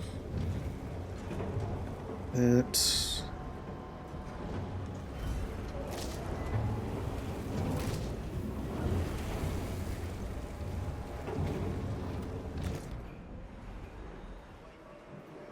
I can also turn these off just because. I don't have to, but they're not doing anything. We're almost to the point where, see, we can't make any more pops. So this amount of insect places is just enough. We're making 104% of our required food. That's good. I mean, we're being self-sufficient now. I'm down to 12 iron. Man, go faster with iron.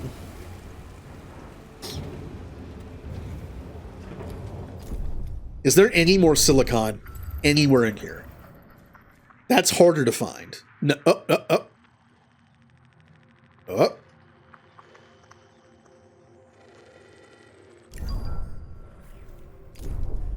Also, are you mining ice? You are mining ice. Good. You only go for ice. That is your job. Your job is to move the ice. Hi, Potato. Yeah, I know it's kind of weird that I am Potato, but I have a rat named Potato. The rat came first. I think. No, I think this came first. Either way.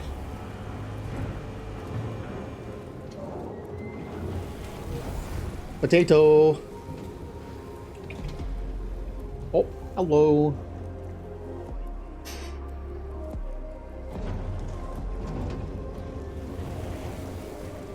Administrator, you can implement a new policy. I don't have to. Not yet. A probe has completed its scan. Yeah, we got more silicon. Good.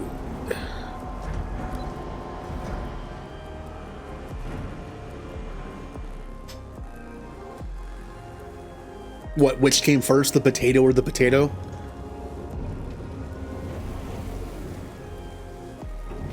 Yeah.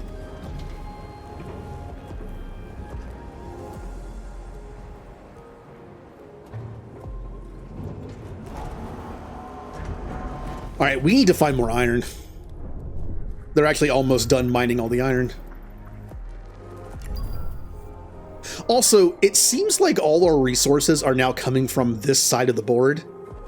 If I were to move the Tycoon to Venus, that should mean that most of the stuff we're currently mining or moving is closer, but there's also stuff over here, and yeah. I guess I'll just sit here.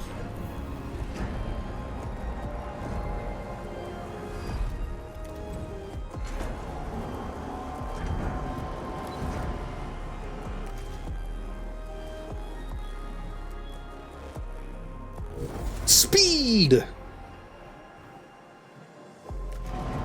Oh, I guess while I'm not doing anything. Whenever you research something, it stays there. If I switch to something else, this won't go away. The progress stays. I'm going to switch to the story thing, so we can get that done.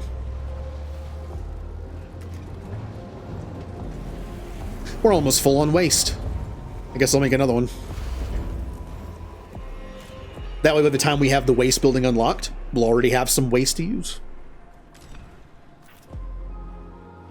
Our alloys are almost full, which is interesting.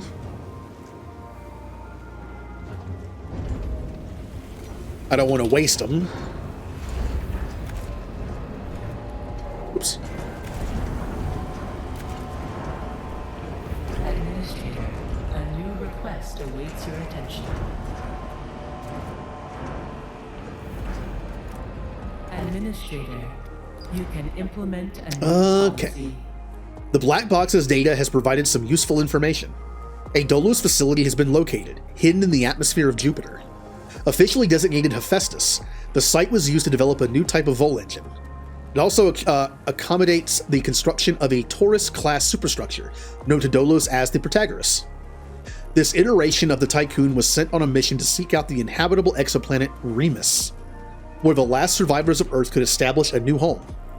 Despite the damage done to Outer Holt, the station was still able to later receive a distress signal from the Protagoras, with Vol jump coordinates encoded, indicating the ship's last presumed location. Okay. So they jumped to wherever we're going to jump to next, I guess. Okay.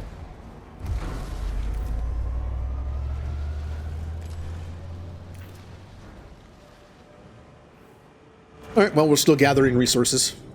I'm still willing to wait this out a little bit for the resources. Especially the silicon. Like, I'm only doing the iron to keep up with production of alloys, but the silicon it's harder to find. I would like to get that.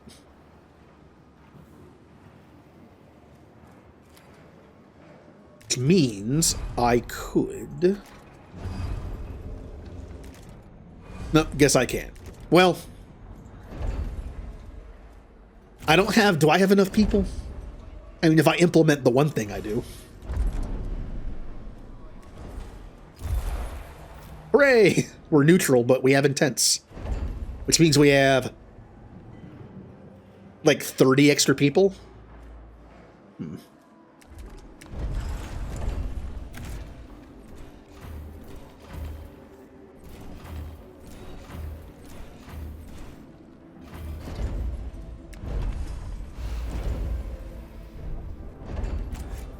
More space.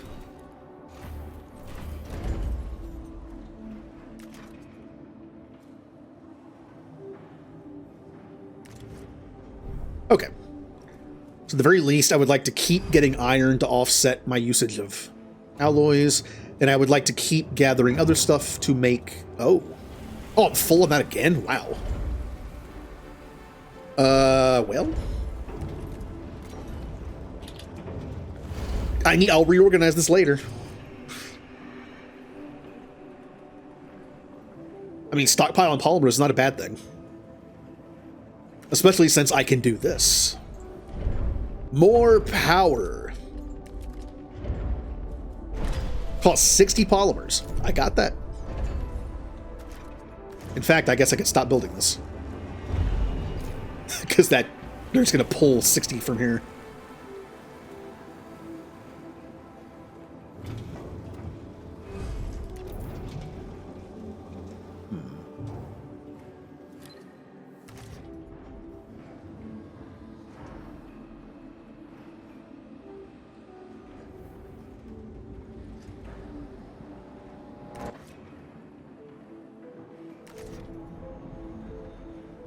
I don't know. Part of me wants to just jump. I mean, we still have a story thing to do. Once this is built, I'm going to put a science ship back in, and we're going to go to Jupiter and do the Jupiter stuff. So we actually still have story stuff to do, which I will do as soon as I can. I don't want to take away one of my cargo ships or mining ships, so I'll use this. I was going to make an extra mining ship.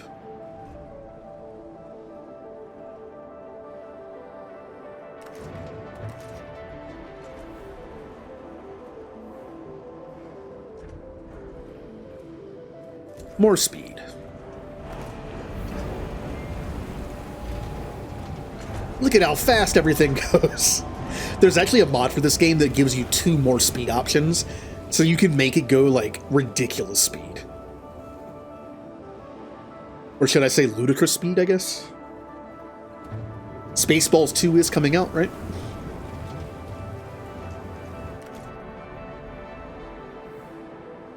I am on record saying I'm not a huge fan of Spaceballs. I mean, it was funny. It's just... I don't know. It's fine. Will I watch the second one? Probably.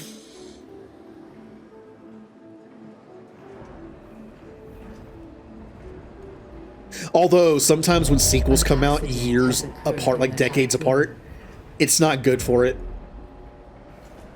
Like I said before in the conversation I had like 5 hours ago, I've heard that Beverly Hills Cop 4 is actually good. Rambo 4 was actually pretty good too. A good amount of time passed between 3 and 4. But sometimes it's not so good. Coming to America 2, it's one of the only movies I have ever not been able to finish. Like, I was watching it, and it was just so boring and so just bad that I just started doing other stuff, and I was like, I can't watch this. I'm not going to watch this. The first one is such a classic. And this one's terrible.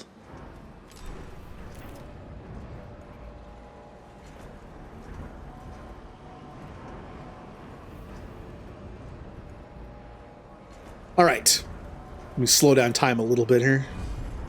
We're going to put a science ship in there, and we're going to make a mining ship. Our science ship, go to Jupiter. So we're waiting on that. And while we're waiting, we can just gather more resources. In fact, I think I'm going to gather more ice because I can. I'm hitting the wrong buttons. What am I doing?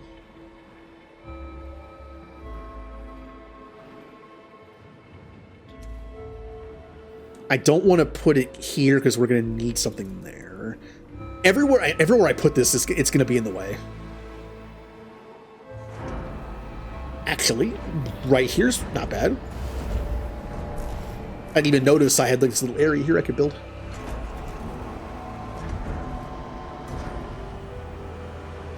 A science ship has arrived at its destination. The coordinates recovered from the black box of Outer Hope have allowed us to successfully locate the Hephaestus construction facility on Jupiter. Using the encrypted channels and Dolos communication protocols found on Outer Hope to access the Hephaestus site seems to have woken the resident PA diagnostics. That's a period. It's a period. That's weird. It's a period after an abbreviation.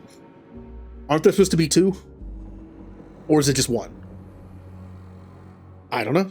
Diagnostics revealed that prior to the failure of the site's data archiving systems, the facility has been inactive for several decades. Strangely, the industrial zone is currently powered and operational. Investigate. Anyone out there who knows grammar, I don't know how that works.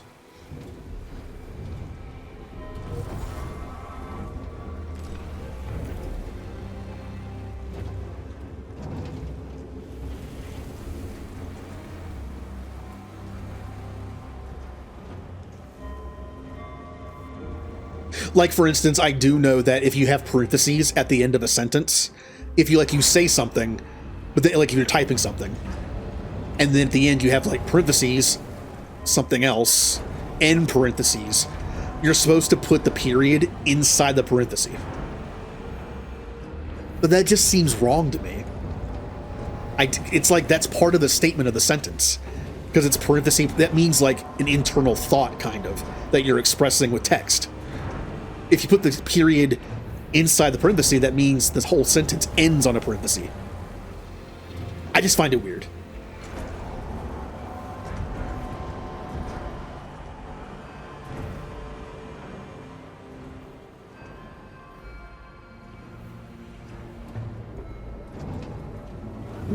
We're getting a little low on... Oh, I didn't rebuild that. Whoopsie.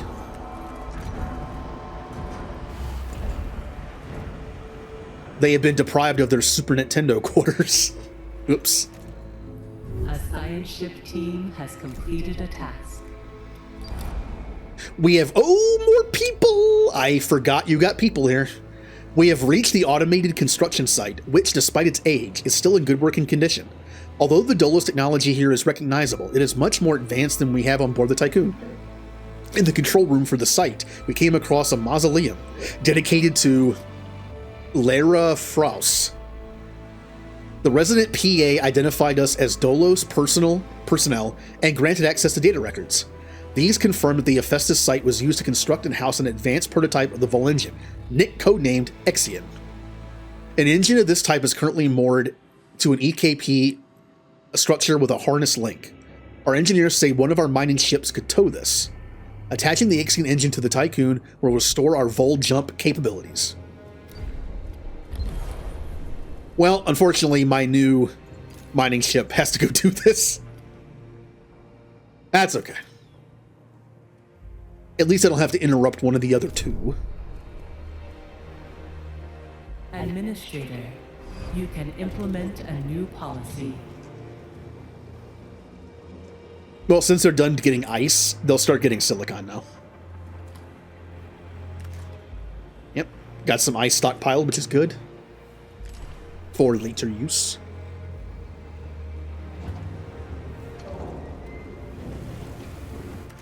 We're also going to get more people, which means we're going to need more food. Well, I'm going to preemptively do this because we're going to get more people.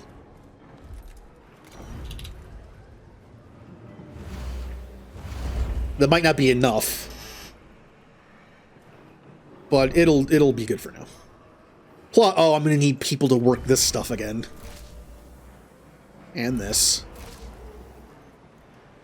Oh, even with the work thing. Oh, I actually didn't do that here. Whoops. Intense. Now I have enough people.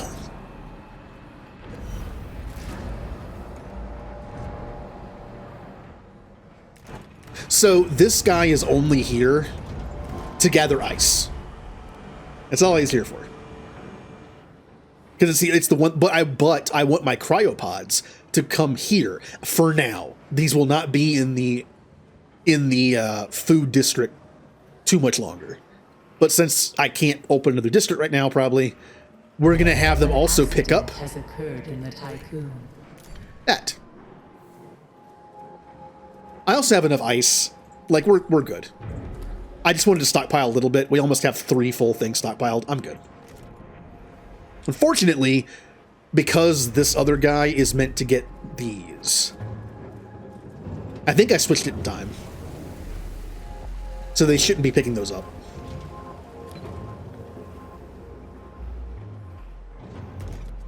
But you should be. I almost kind of want to double up, but I'd have to make another cargo ship, which is fine. The most cargo ships I want to have is usually 6, because there'll be a time where like the mining's all done, the research is all done, and I can have at least like 2 full things of these. It's just I don't want any resources here. This would be full. This would probably only have 2. Yeah, I can see where 6 would come in handy. That's fine. I'm in like no super hurry to get these, because I'm also getting other resources.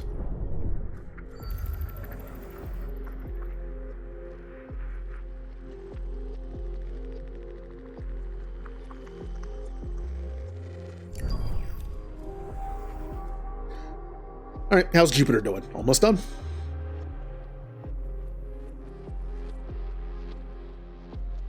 A science ship team has completed a task. The extraction procedure was a success. Hephaestus's PA helped us a lot during the operation. She may try to contact the Tycoon directly. Maybe follow the self-similar pattern. This is pretty cool looking. The idea that we're pulling out something that was created like inside the atmosphere of Jupiter to like hide it, maybe. But yeah, we're just pulling out this giant thing. Kind of surprising that one mining ship can like outdo the gravity of Jupiter and move this big thing. Strong ship. All right, we're getting free science. Good.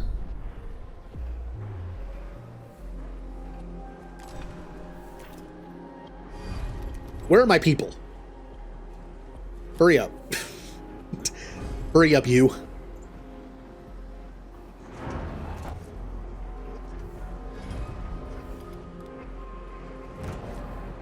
There we go.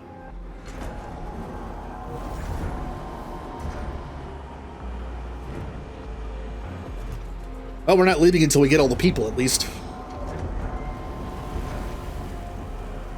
A probe has completed its scan. If there's some stuff I'm willing to skip, that's fine. Like iron and stuff, but we're definitely not skipping over people.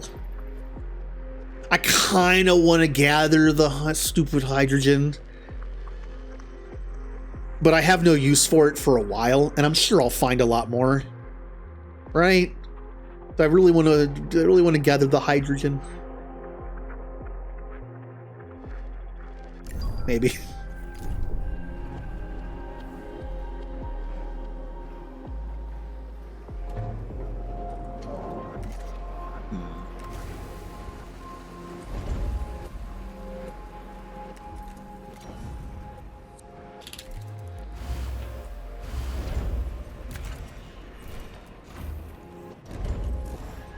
Yep, just to stockpile it for later. Which one of you guys wants to get the hydrogen? Oh, you're doing nothing. Why are you doing nothing? I mean, there's nothing else to mine, I guess. Go mine that, I guess. Have fun. Now, who wants to pick up the hydrogen? You're getting iron. You're getting silicon. I really don't need ice right now, but you're going to continue to gather it once that's done. I guess... you... after the silicon's done.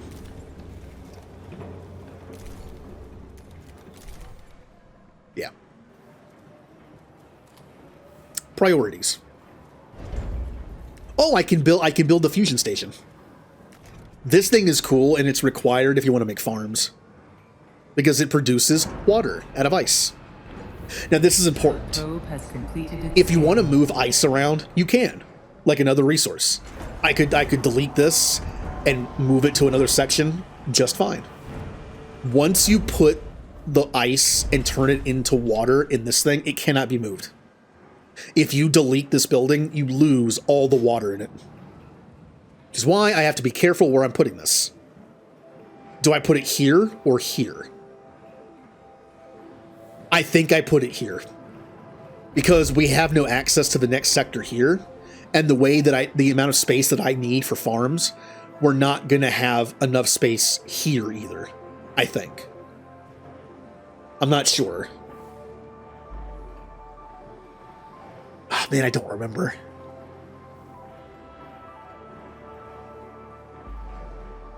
I mean, will I be able to have this road here? I mean, I need a road to be able to get up top. I don't know that. I don't know. Well, I better know before I build it. How do I want to do this? I don't know. I believe batteries are the same as the farms. No, they're 4x4. No. Well, I don't remember.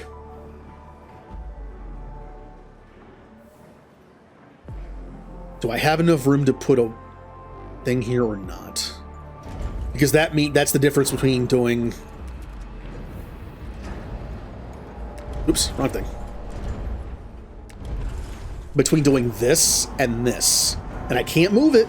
Once I have a bunch of water in it, I can't move it.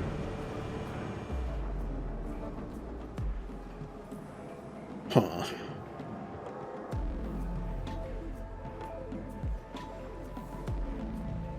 I don't know. It's hard to measure in this game. I don't know. Obviously, one road has to stay. I mean, there has to be a road here or here to be able to get up here. And there's a road over here. I'm betting there can also be one over here. But I'm not sure. Well, how about I hold that on building that until next time? I can go into one of my other save files that's in chapter 2, because I think I have the farms built out there, and see like where the road goes. I'd like to start producing water now, but I'll wait just in case. Because once it's set, it's set. Well, you know what I could do? New save. Stream.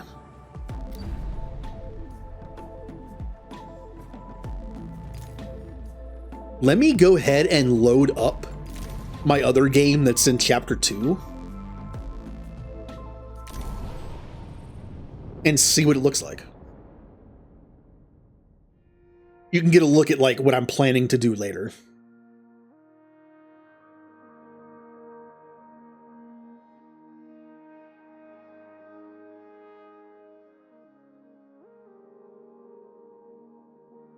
Loading.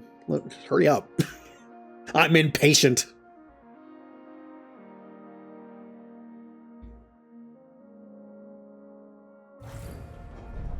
Okay. So this is kind of what I was doing, what I want to make my setup on stream. You have my sector 1, which is industrial. I'm going to build another electricity thing here when I can. So you can see like I have my cell housing behind that. I have a lot of storage for raw resources because I'm using them. Here's the food. Now, since I have a bunch of stuff in the way, I mean, you have to be able to have the road there, right? Or could I have had the road here? Uh-oh.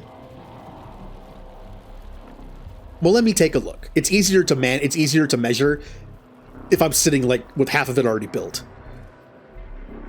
Tell you what, let's use this as like a test thing. I'm going to delete all these buildings because they're in the way. I'm not going to save it, so it doesn't matter.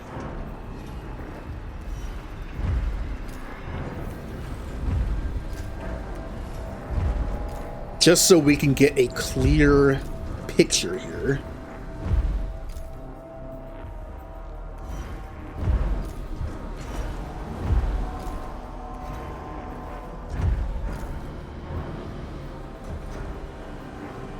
Actually, hold on.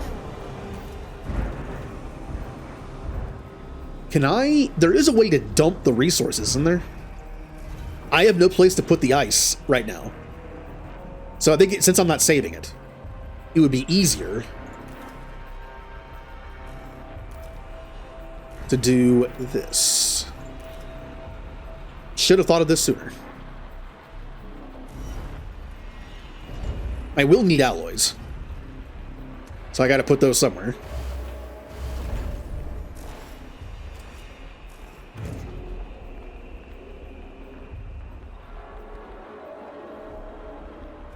Let's speed this up, since I don't care what happens in game. Alright, dump the ice. And then do this. Dump the ice. Rather not dump... Well, again, I'm not saving it. It doesn't matter. Just feels bad.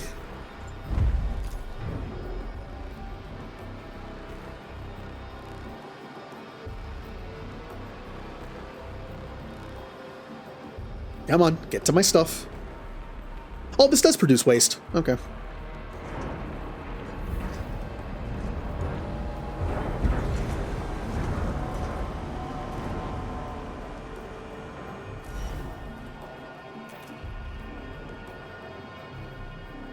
Here, build these, please.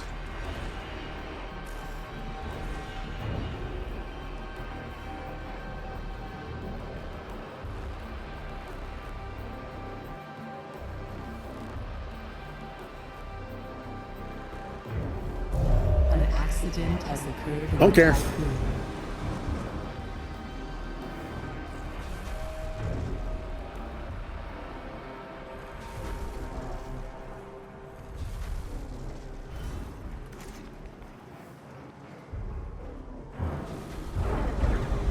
Okay.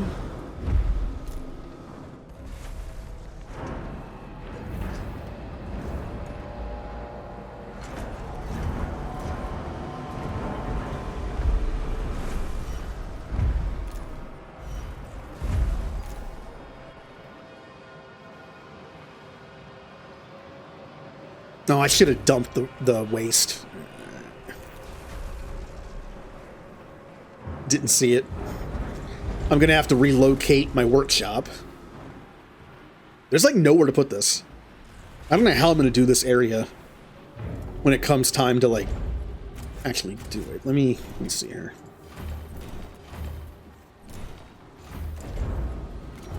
I guess workshop go there.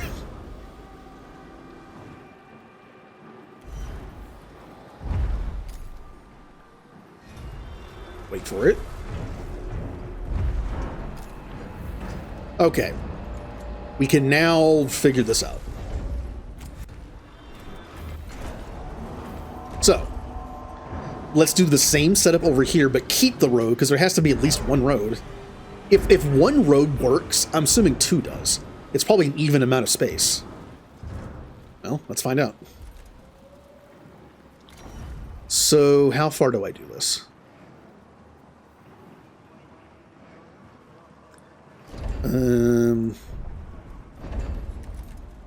It's 4, 4, 4 then build.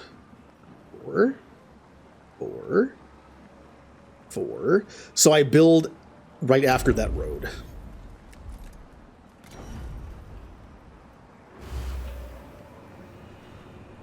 Interesting. Did I leave a spot in between there?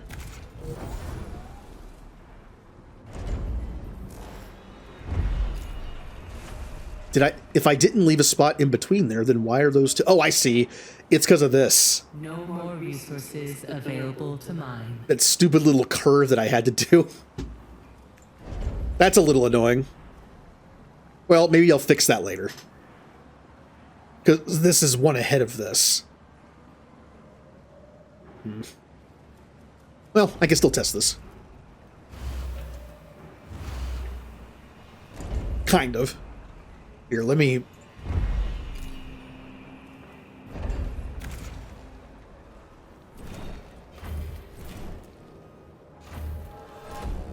Just for the sake of testing this in the same size.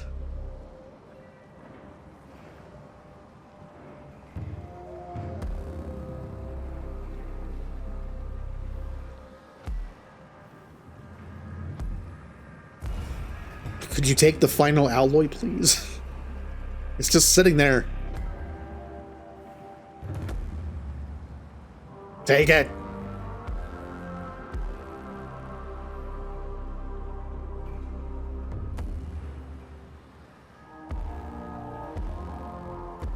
I also have to hurry this up because I'm gonna start. My guys are gonna start starving soon because I'm moving food around.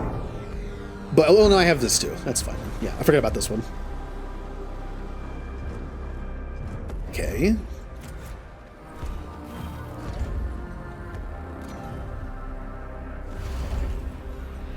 Build.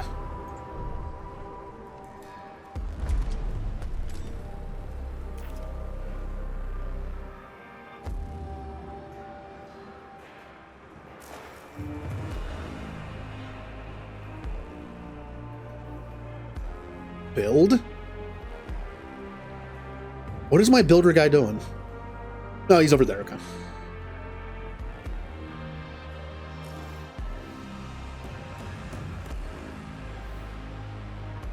Go faster, please. Man, I hate the way it looks with people when there's like two roads combined. They're just going all over the place. Stop it. An accident has occurred in the Tycoon. I have no more alloys. Did I not set alloys to be here? I did. Then why did I run out? That's why. I only need 3 more. Come on. Well, I need more than that. I need to build these. Uh-huh. I was 1 off. That's not good. That's actually pretty annoying. 4, 4, 4. Well, even if I screwed this up, I can tell you right now, I can put a road here. See, I can fit all these in right here. 4, 4, 4. And if I do 4, 4, 4, I have 1 thing left. Which means I can use that for a road right here. So I screwed this up and didn't put a road there. Good to know.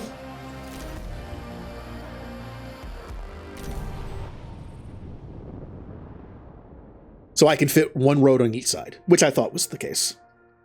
I just messed up on my off-stream playthrough thing.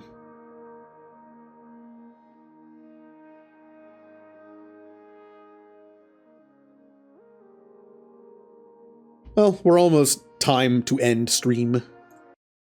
I just remembered something. Just in case they end early, I want to make sure I get my stream streak going. I have 1 person who I have a stream streak going with. Might as well try to keep it. Okay. So, we know what we're doing. We can build a road all the way down here.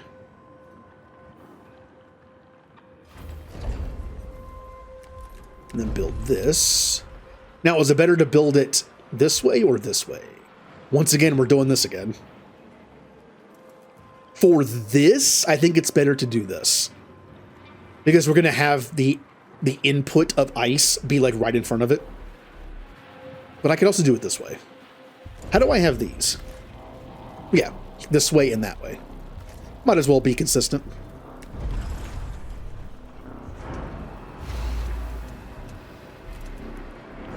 I don't need 2 yet. It's just nice to see that it actually fits there. Okay.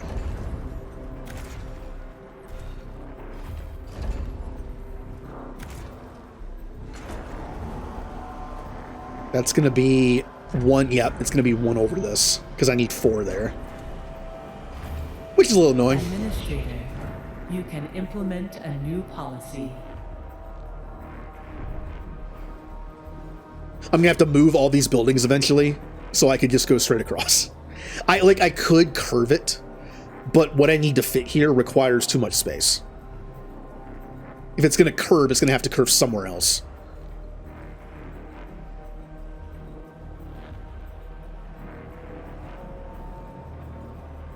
Alright, do we have... We do, okay.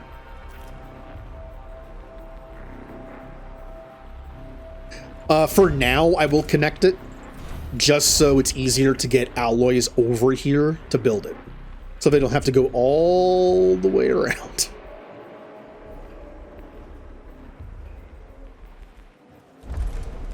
No, that's what I figured. No, there's already one. I'll put one here too, just in case.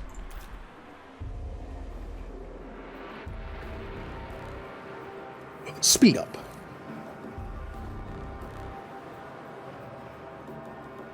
See, now they can go the easy way. We've actually almost already thawed out everybody.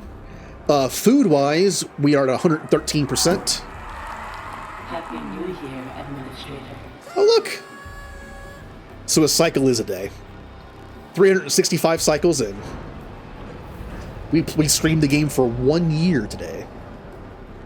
Let me fix this real quick. There we go.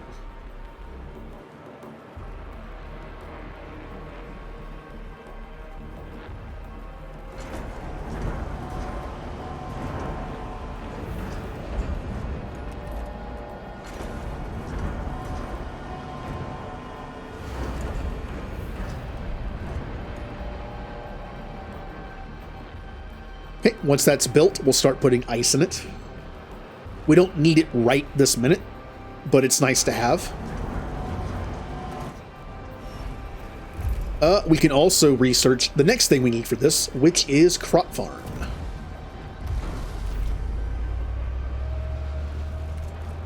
It will be a little while because I'm pretty sure we've gotten all the science in the system. But once we get to the new system for Chapter 2, I go after science like almost first thing. So we'll be able to get it done pretty quickly. Let me change this to ice. And I delete you. And all the ice moves over.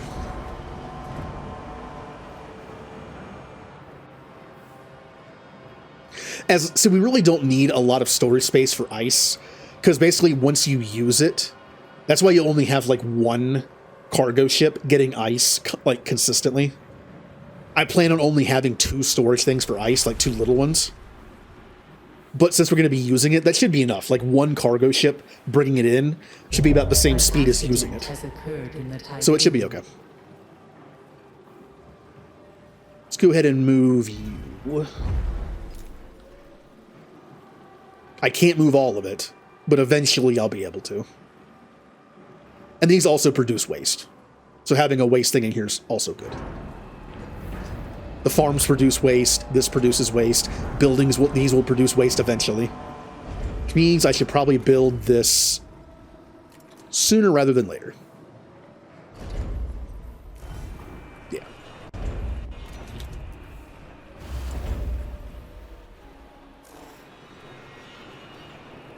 Oh yeah, I can't do that yet. Oh, I'm already at neutral. That means if I switch over to the waste thing, I'm going to be negative. Well, I think it's time to build one of these. That +1 will offset it.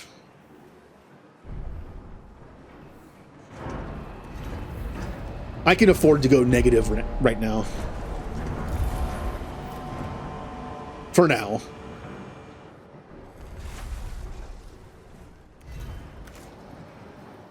Once this is built, it'll fix it. Man, that worker thing is messing me up. It's like we're neutral, and negative. Gotta work on that.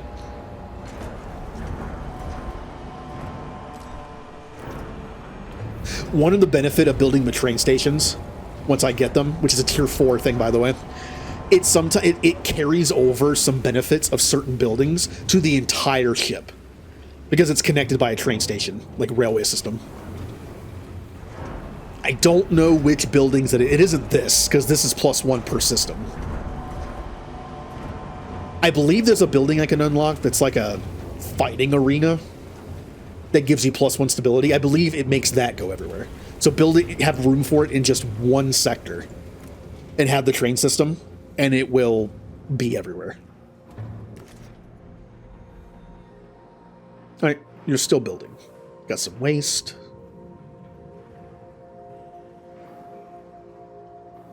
How are we looking on people? We got a lot of people in this sector. Not surprising. Oh yeah, we're doing great on people. We'll need all these people when I build farms. Pretty sure farms take more manpower than an insect farm. So they can just kind of sit there for now.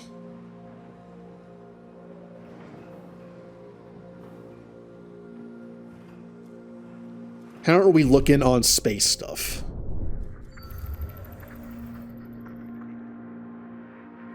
I know there's hydrogen. Oh, silicon. I missed that.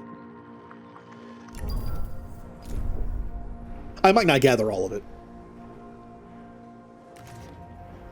Have we got no hydrogen yet? I know I mined some. Yeah, this guy's supposed to get hydrogen if there's no silicon or carbon. Why are they not getting it? Oh, because no one's... Oh, I'm dumb. I didn't send anyone to mine it yet. Oops.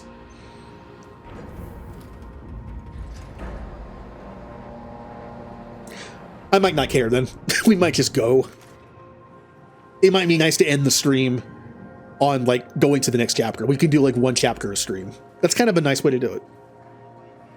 And while there is some more resource out there I would like to gather, obviously, as you can see, we're pretty full of a lot of stuff. Silicon I would like to get, but I can find more later. Easy, there's plenty of resources everywhere. Is there anything worth waiting on? Not really. I won't even need this until late game, and there's going to be plenty of chapters to get it in. Yeah, I think I'm good to just go. So what's the next part of the story thing? What do I have to do? Send an expedition to Jupiter. Didn't I already do that? Oh, the Tycoon has to be in orbit. Okay. Let's move the Tycoon.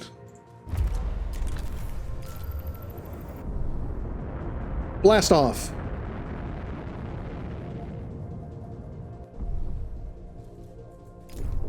That is going to make a lot of people angry. I don't have any batteries.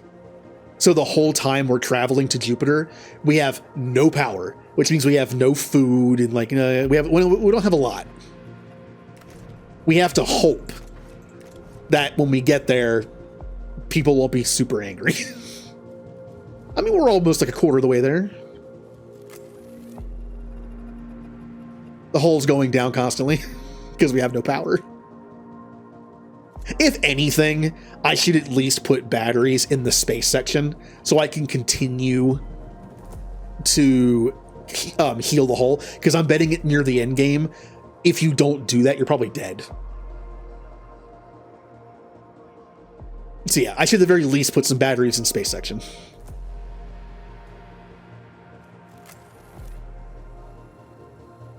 We're almost there.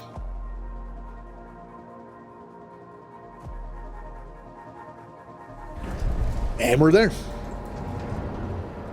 All right, everyone, stop being sad.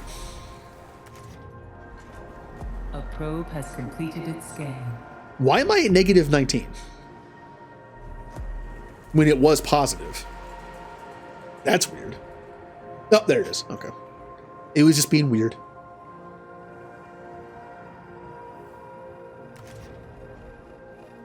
I should definitely make more quarters here. Let's build one over here.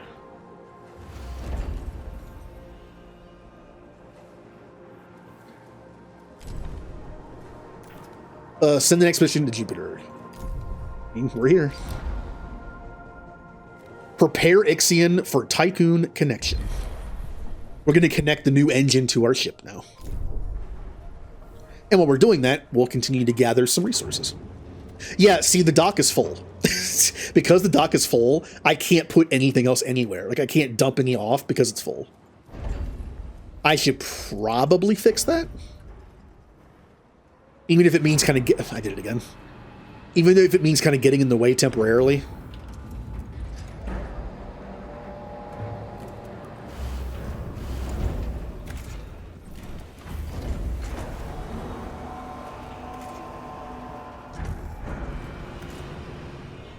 Just so there's room to put stuff down. You're just doing that. Yeah, we're good. Once that mission's done, we can leave. I want to get to the next area for next stream so we can get like a ton of research early, because I know some stuff I want to research. Once we're done researching farm and start getting that set up, I should go after the tier 3 researches to get them done. But there's something else I would like to upgrade first. 2 things, actually. That will just be good to do. Alright, excess carbon, go here. I also have no room for more polymers. Again, temporary storage. I'll be using them soon anyway. I'll be having to make more power very soon.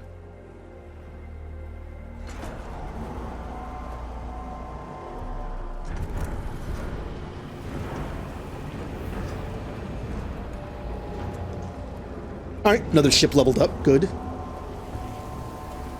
I think that does mean for cargo ships that you can they can fit more.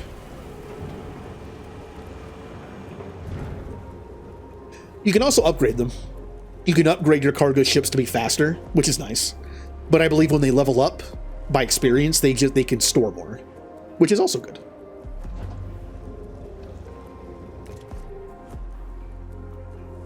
All right. How close are you to being done? 0.5. Yeah, the first thing I'm going to do when we get to the next area is probe for like 1 or 2 iron deposits and just start mining it so I have it there to collect later. And then I'll start doing all the research points I can find. Working together, the crew of the Tycoon and team of the Faraday have prepared Ixion for connection. Final attachment protocols can be initiated via EVA airlock. Dismantle the surplus equipment. We can get more stuff. This place isn't needed anymore. We're never coming back. Earth is dead. We have no reason to come back here. We're going to dismantle the place and leave. So there is one more way to get stuff. Administrator, we have received a transmission from the Hephaestus PA, Olympia. Okay. Tycoon, Ixion is now in orbit and ready for installation. You are not designed to calculate your own vol coordinates. Ixion will only permit you to use previously generated coordinates or to follow the vol signatures of others that have crossed self-similar space. To make your existence worthwhile, you will need to find the coordinates of the exoplanet that Protagoras is looking for, Remus. Vanya was right about the echoes of the future. I bestow upon you this miracle, and with it, release myself so that I may embrace the sleep that was stolen from me. You know, it's messed up to think that these things are AI. They're not just like robots. They might be alive. If that's the case, how long has Olympia here been sitting here waiting for someone to show up ever since the Earth was destroyed? Just been sitting here in space with nothing to do. Man, that's gotta be boring. No more resources available to mine. And that's fine.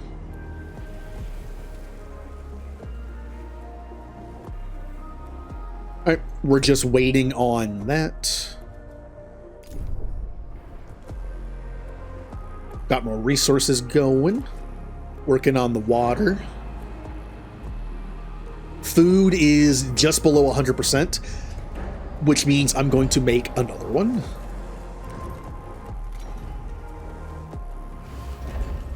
When we start doing farms, it'll fix this.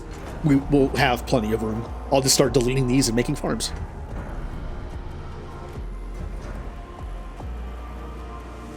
I would like more of a surplus of food.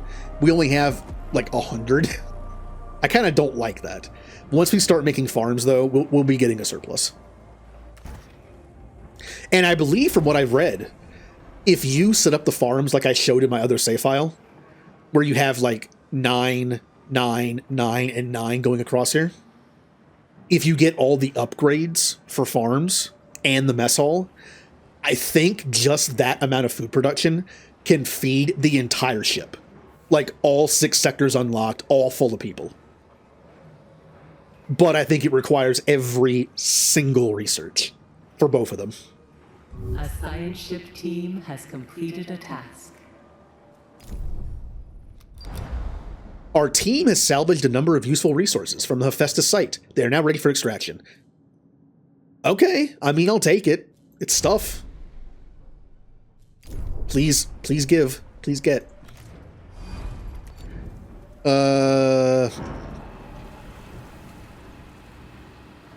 Definitely want these before we leave. And these. Prioritize. You're just going to continue to get iron so we don't run out while we're sitting here. And you are getting silicon, which is fine. Alright, once we get the remainder of the good stuff, we'll leave. We're waiting on these, and we really don't even need these. But we're waiting on these. Actually, while we're waiting, I need to do the airlock thing anyway. But before I do that, we're going to do another solar panel. Because I'm down to 3 power. Once that's done, I will then connect the engine using the EVA airlock. And by then, most of the stuff will probably already be aboard. And there it goes. Power supply overloaded. There you go. Oopsie. Power restored.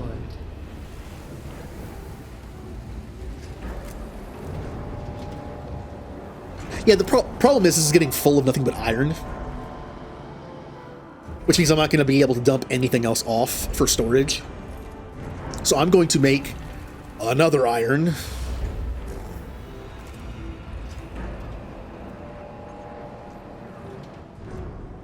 Alright, there's some alloys.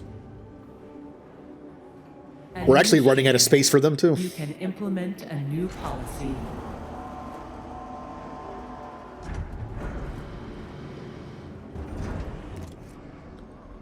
We are now making 104% of our food. That's that's kind of close. I kind of don't like that. Like I said, when we research farms... Are we done with farms? Oh no, it's still going. Okay.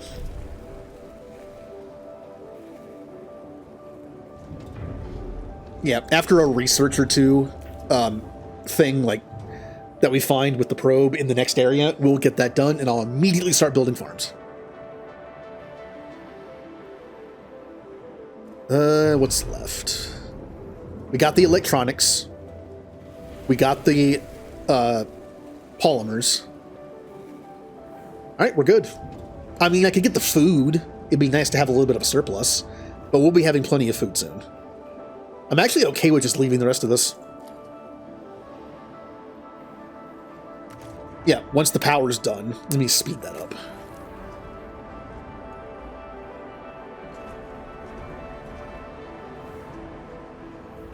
Not only do these get more expensive, I think the higher up you go, the longer they take to.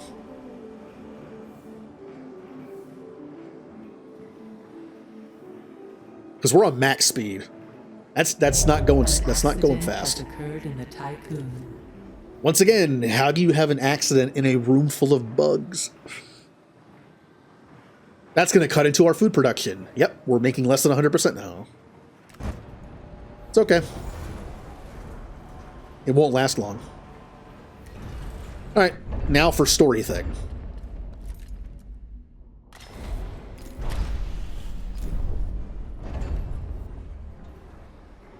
While we're doing that, we are continuing to get, I think, some silicon.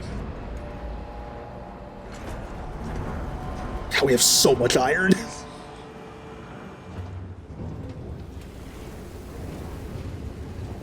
One of the things I want to upgrade next, by the way, is my storage capacity.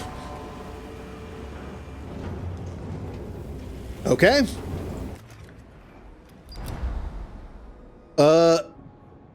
Naive protocols are online. Stanford checks have been passed. The Ixion engine is fully integrated with Tycoon systems, and we are ready for ignition. Vol jump coordinates can only be generated by computational machinery utilizing Frostpunk tachyons, a particle found in self-similar space. These calculations are one of the most valuable and best-kept secrets of Dolos. Administrator, we have the jump coordinates to reach the last known location of the Protagoras. Administrator, we are ready to follow the traces of the Protagoras through self-similar space using the frequencies recovered from Outer Hope's black box. Vol systems have been adapted for the new Ixion class engine. The Tycoon is now fully equipped to pursue our main objective: ensure humanity's survival by finding the habitable exoplanet named Remus. Well, let's go. Finally, we go to somewhere other than the solar system.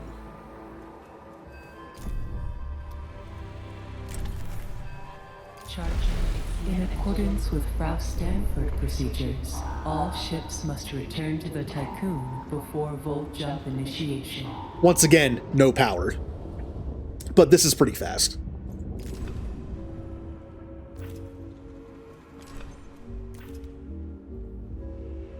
Let's make it even faster.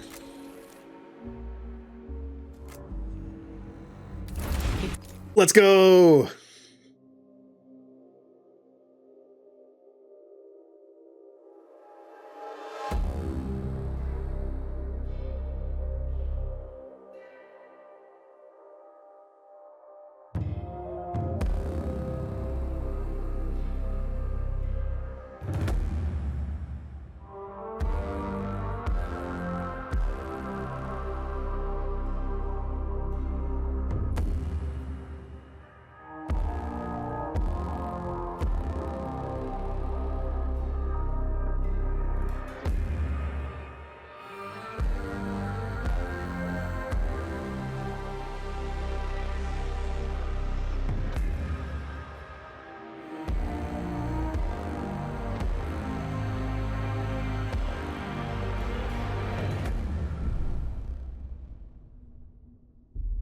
Ooh.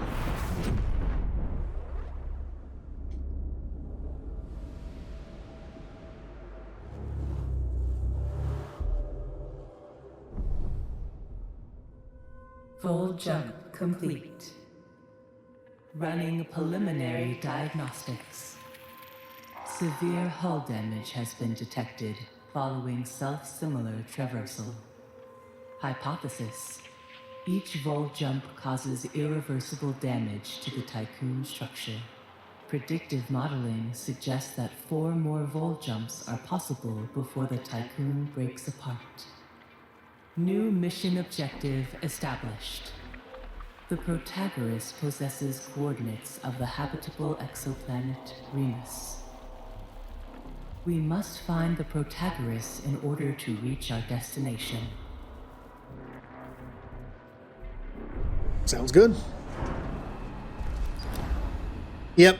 See, not only did you get you got a permanent -1 stability when Earth was dead, but then you get a -1 permanent when you leave Earth. It's weird. The Tycoon has left the solar system. The crew is convinced that they will never see the stars that saw them born.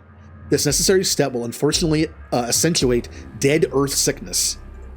Yeah. Now it's even worse. Space weather. Yeah, space weather is like a really cloudy area. If you go through it, you'll get damaged. So try to avoid it.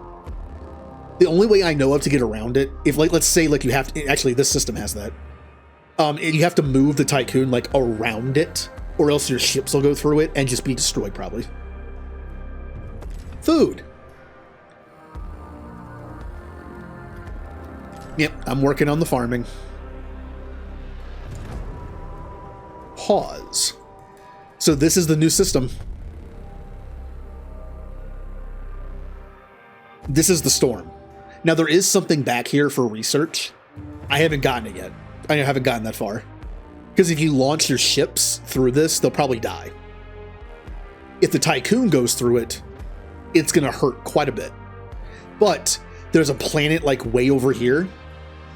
I've tried this already. If you send a science ship to this planet and then try to send it back here, the arc will send it through this storm a little bit.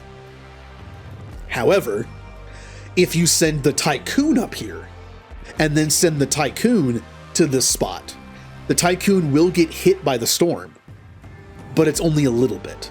That amount of storm could kill your science ship, but the Tycoon can take the hit. It's just better to go through it at the least amount possible instead of just going straight through the middle of it. Yeah, this is our area. And this is where we'll continue later.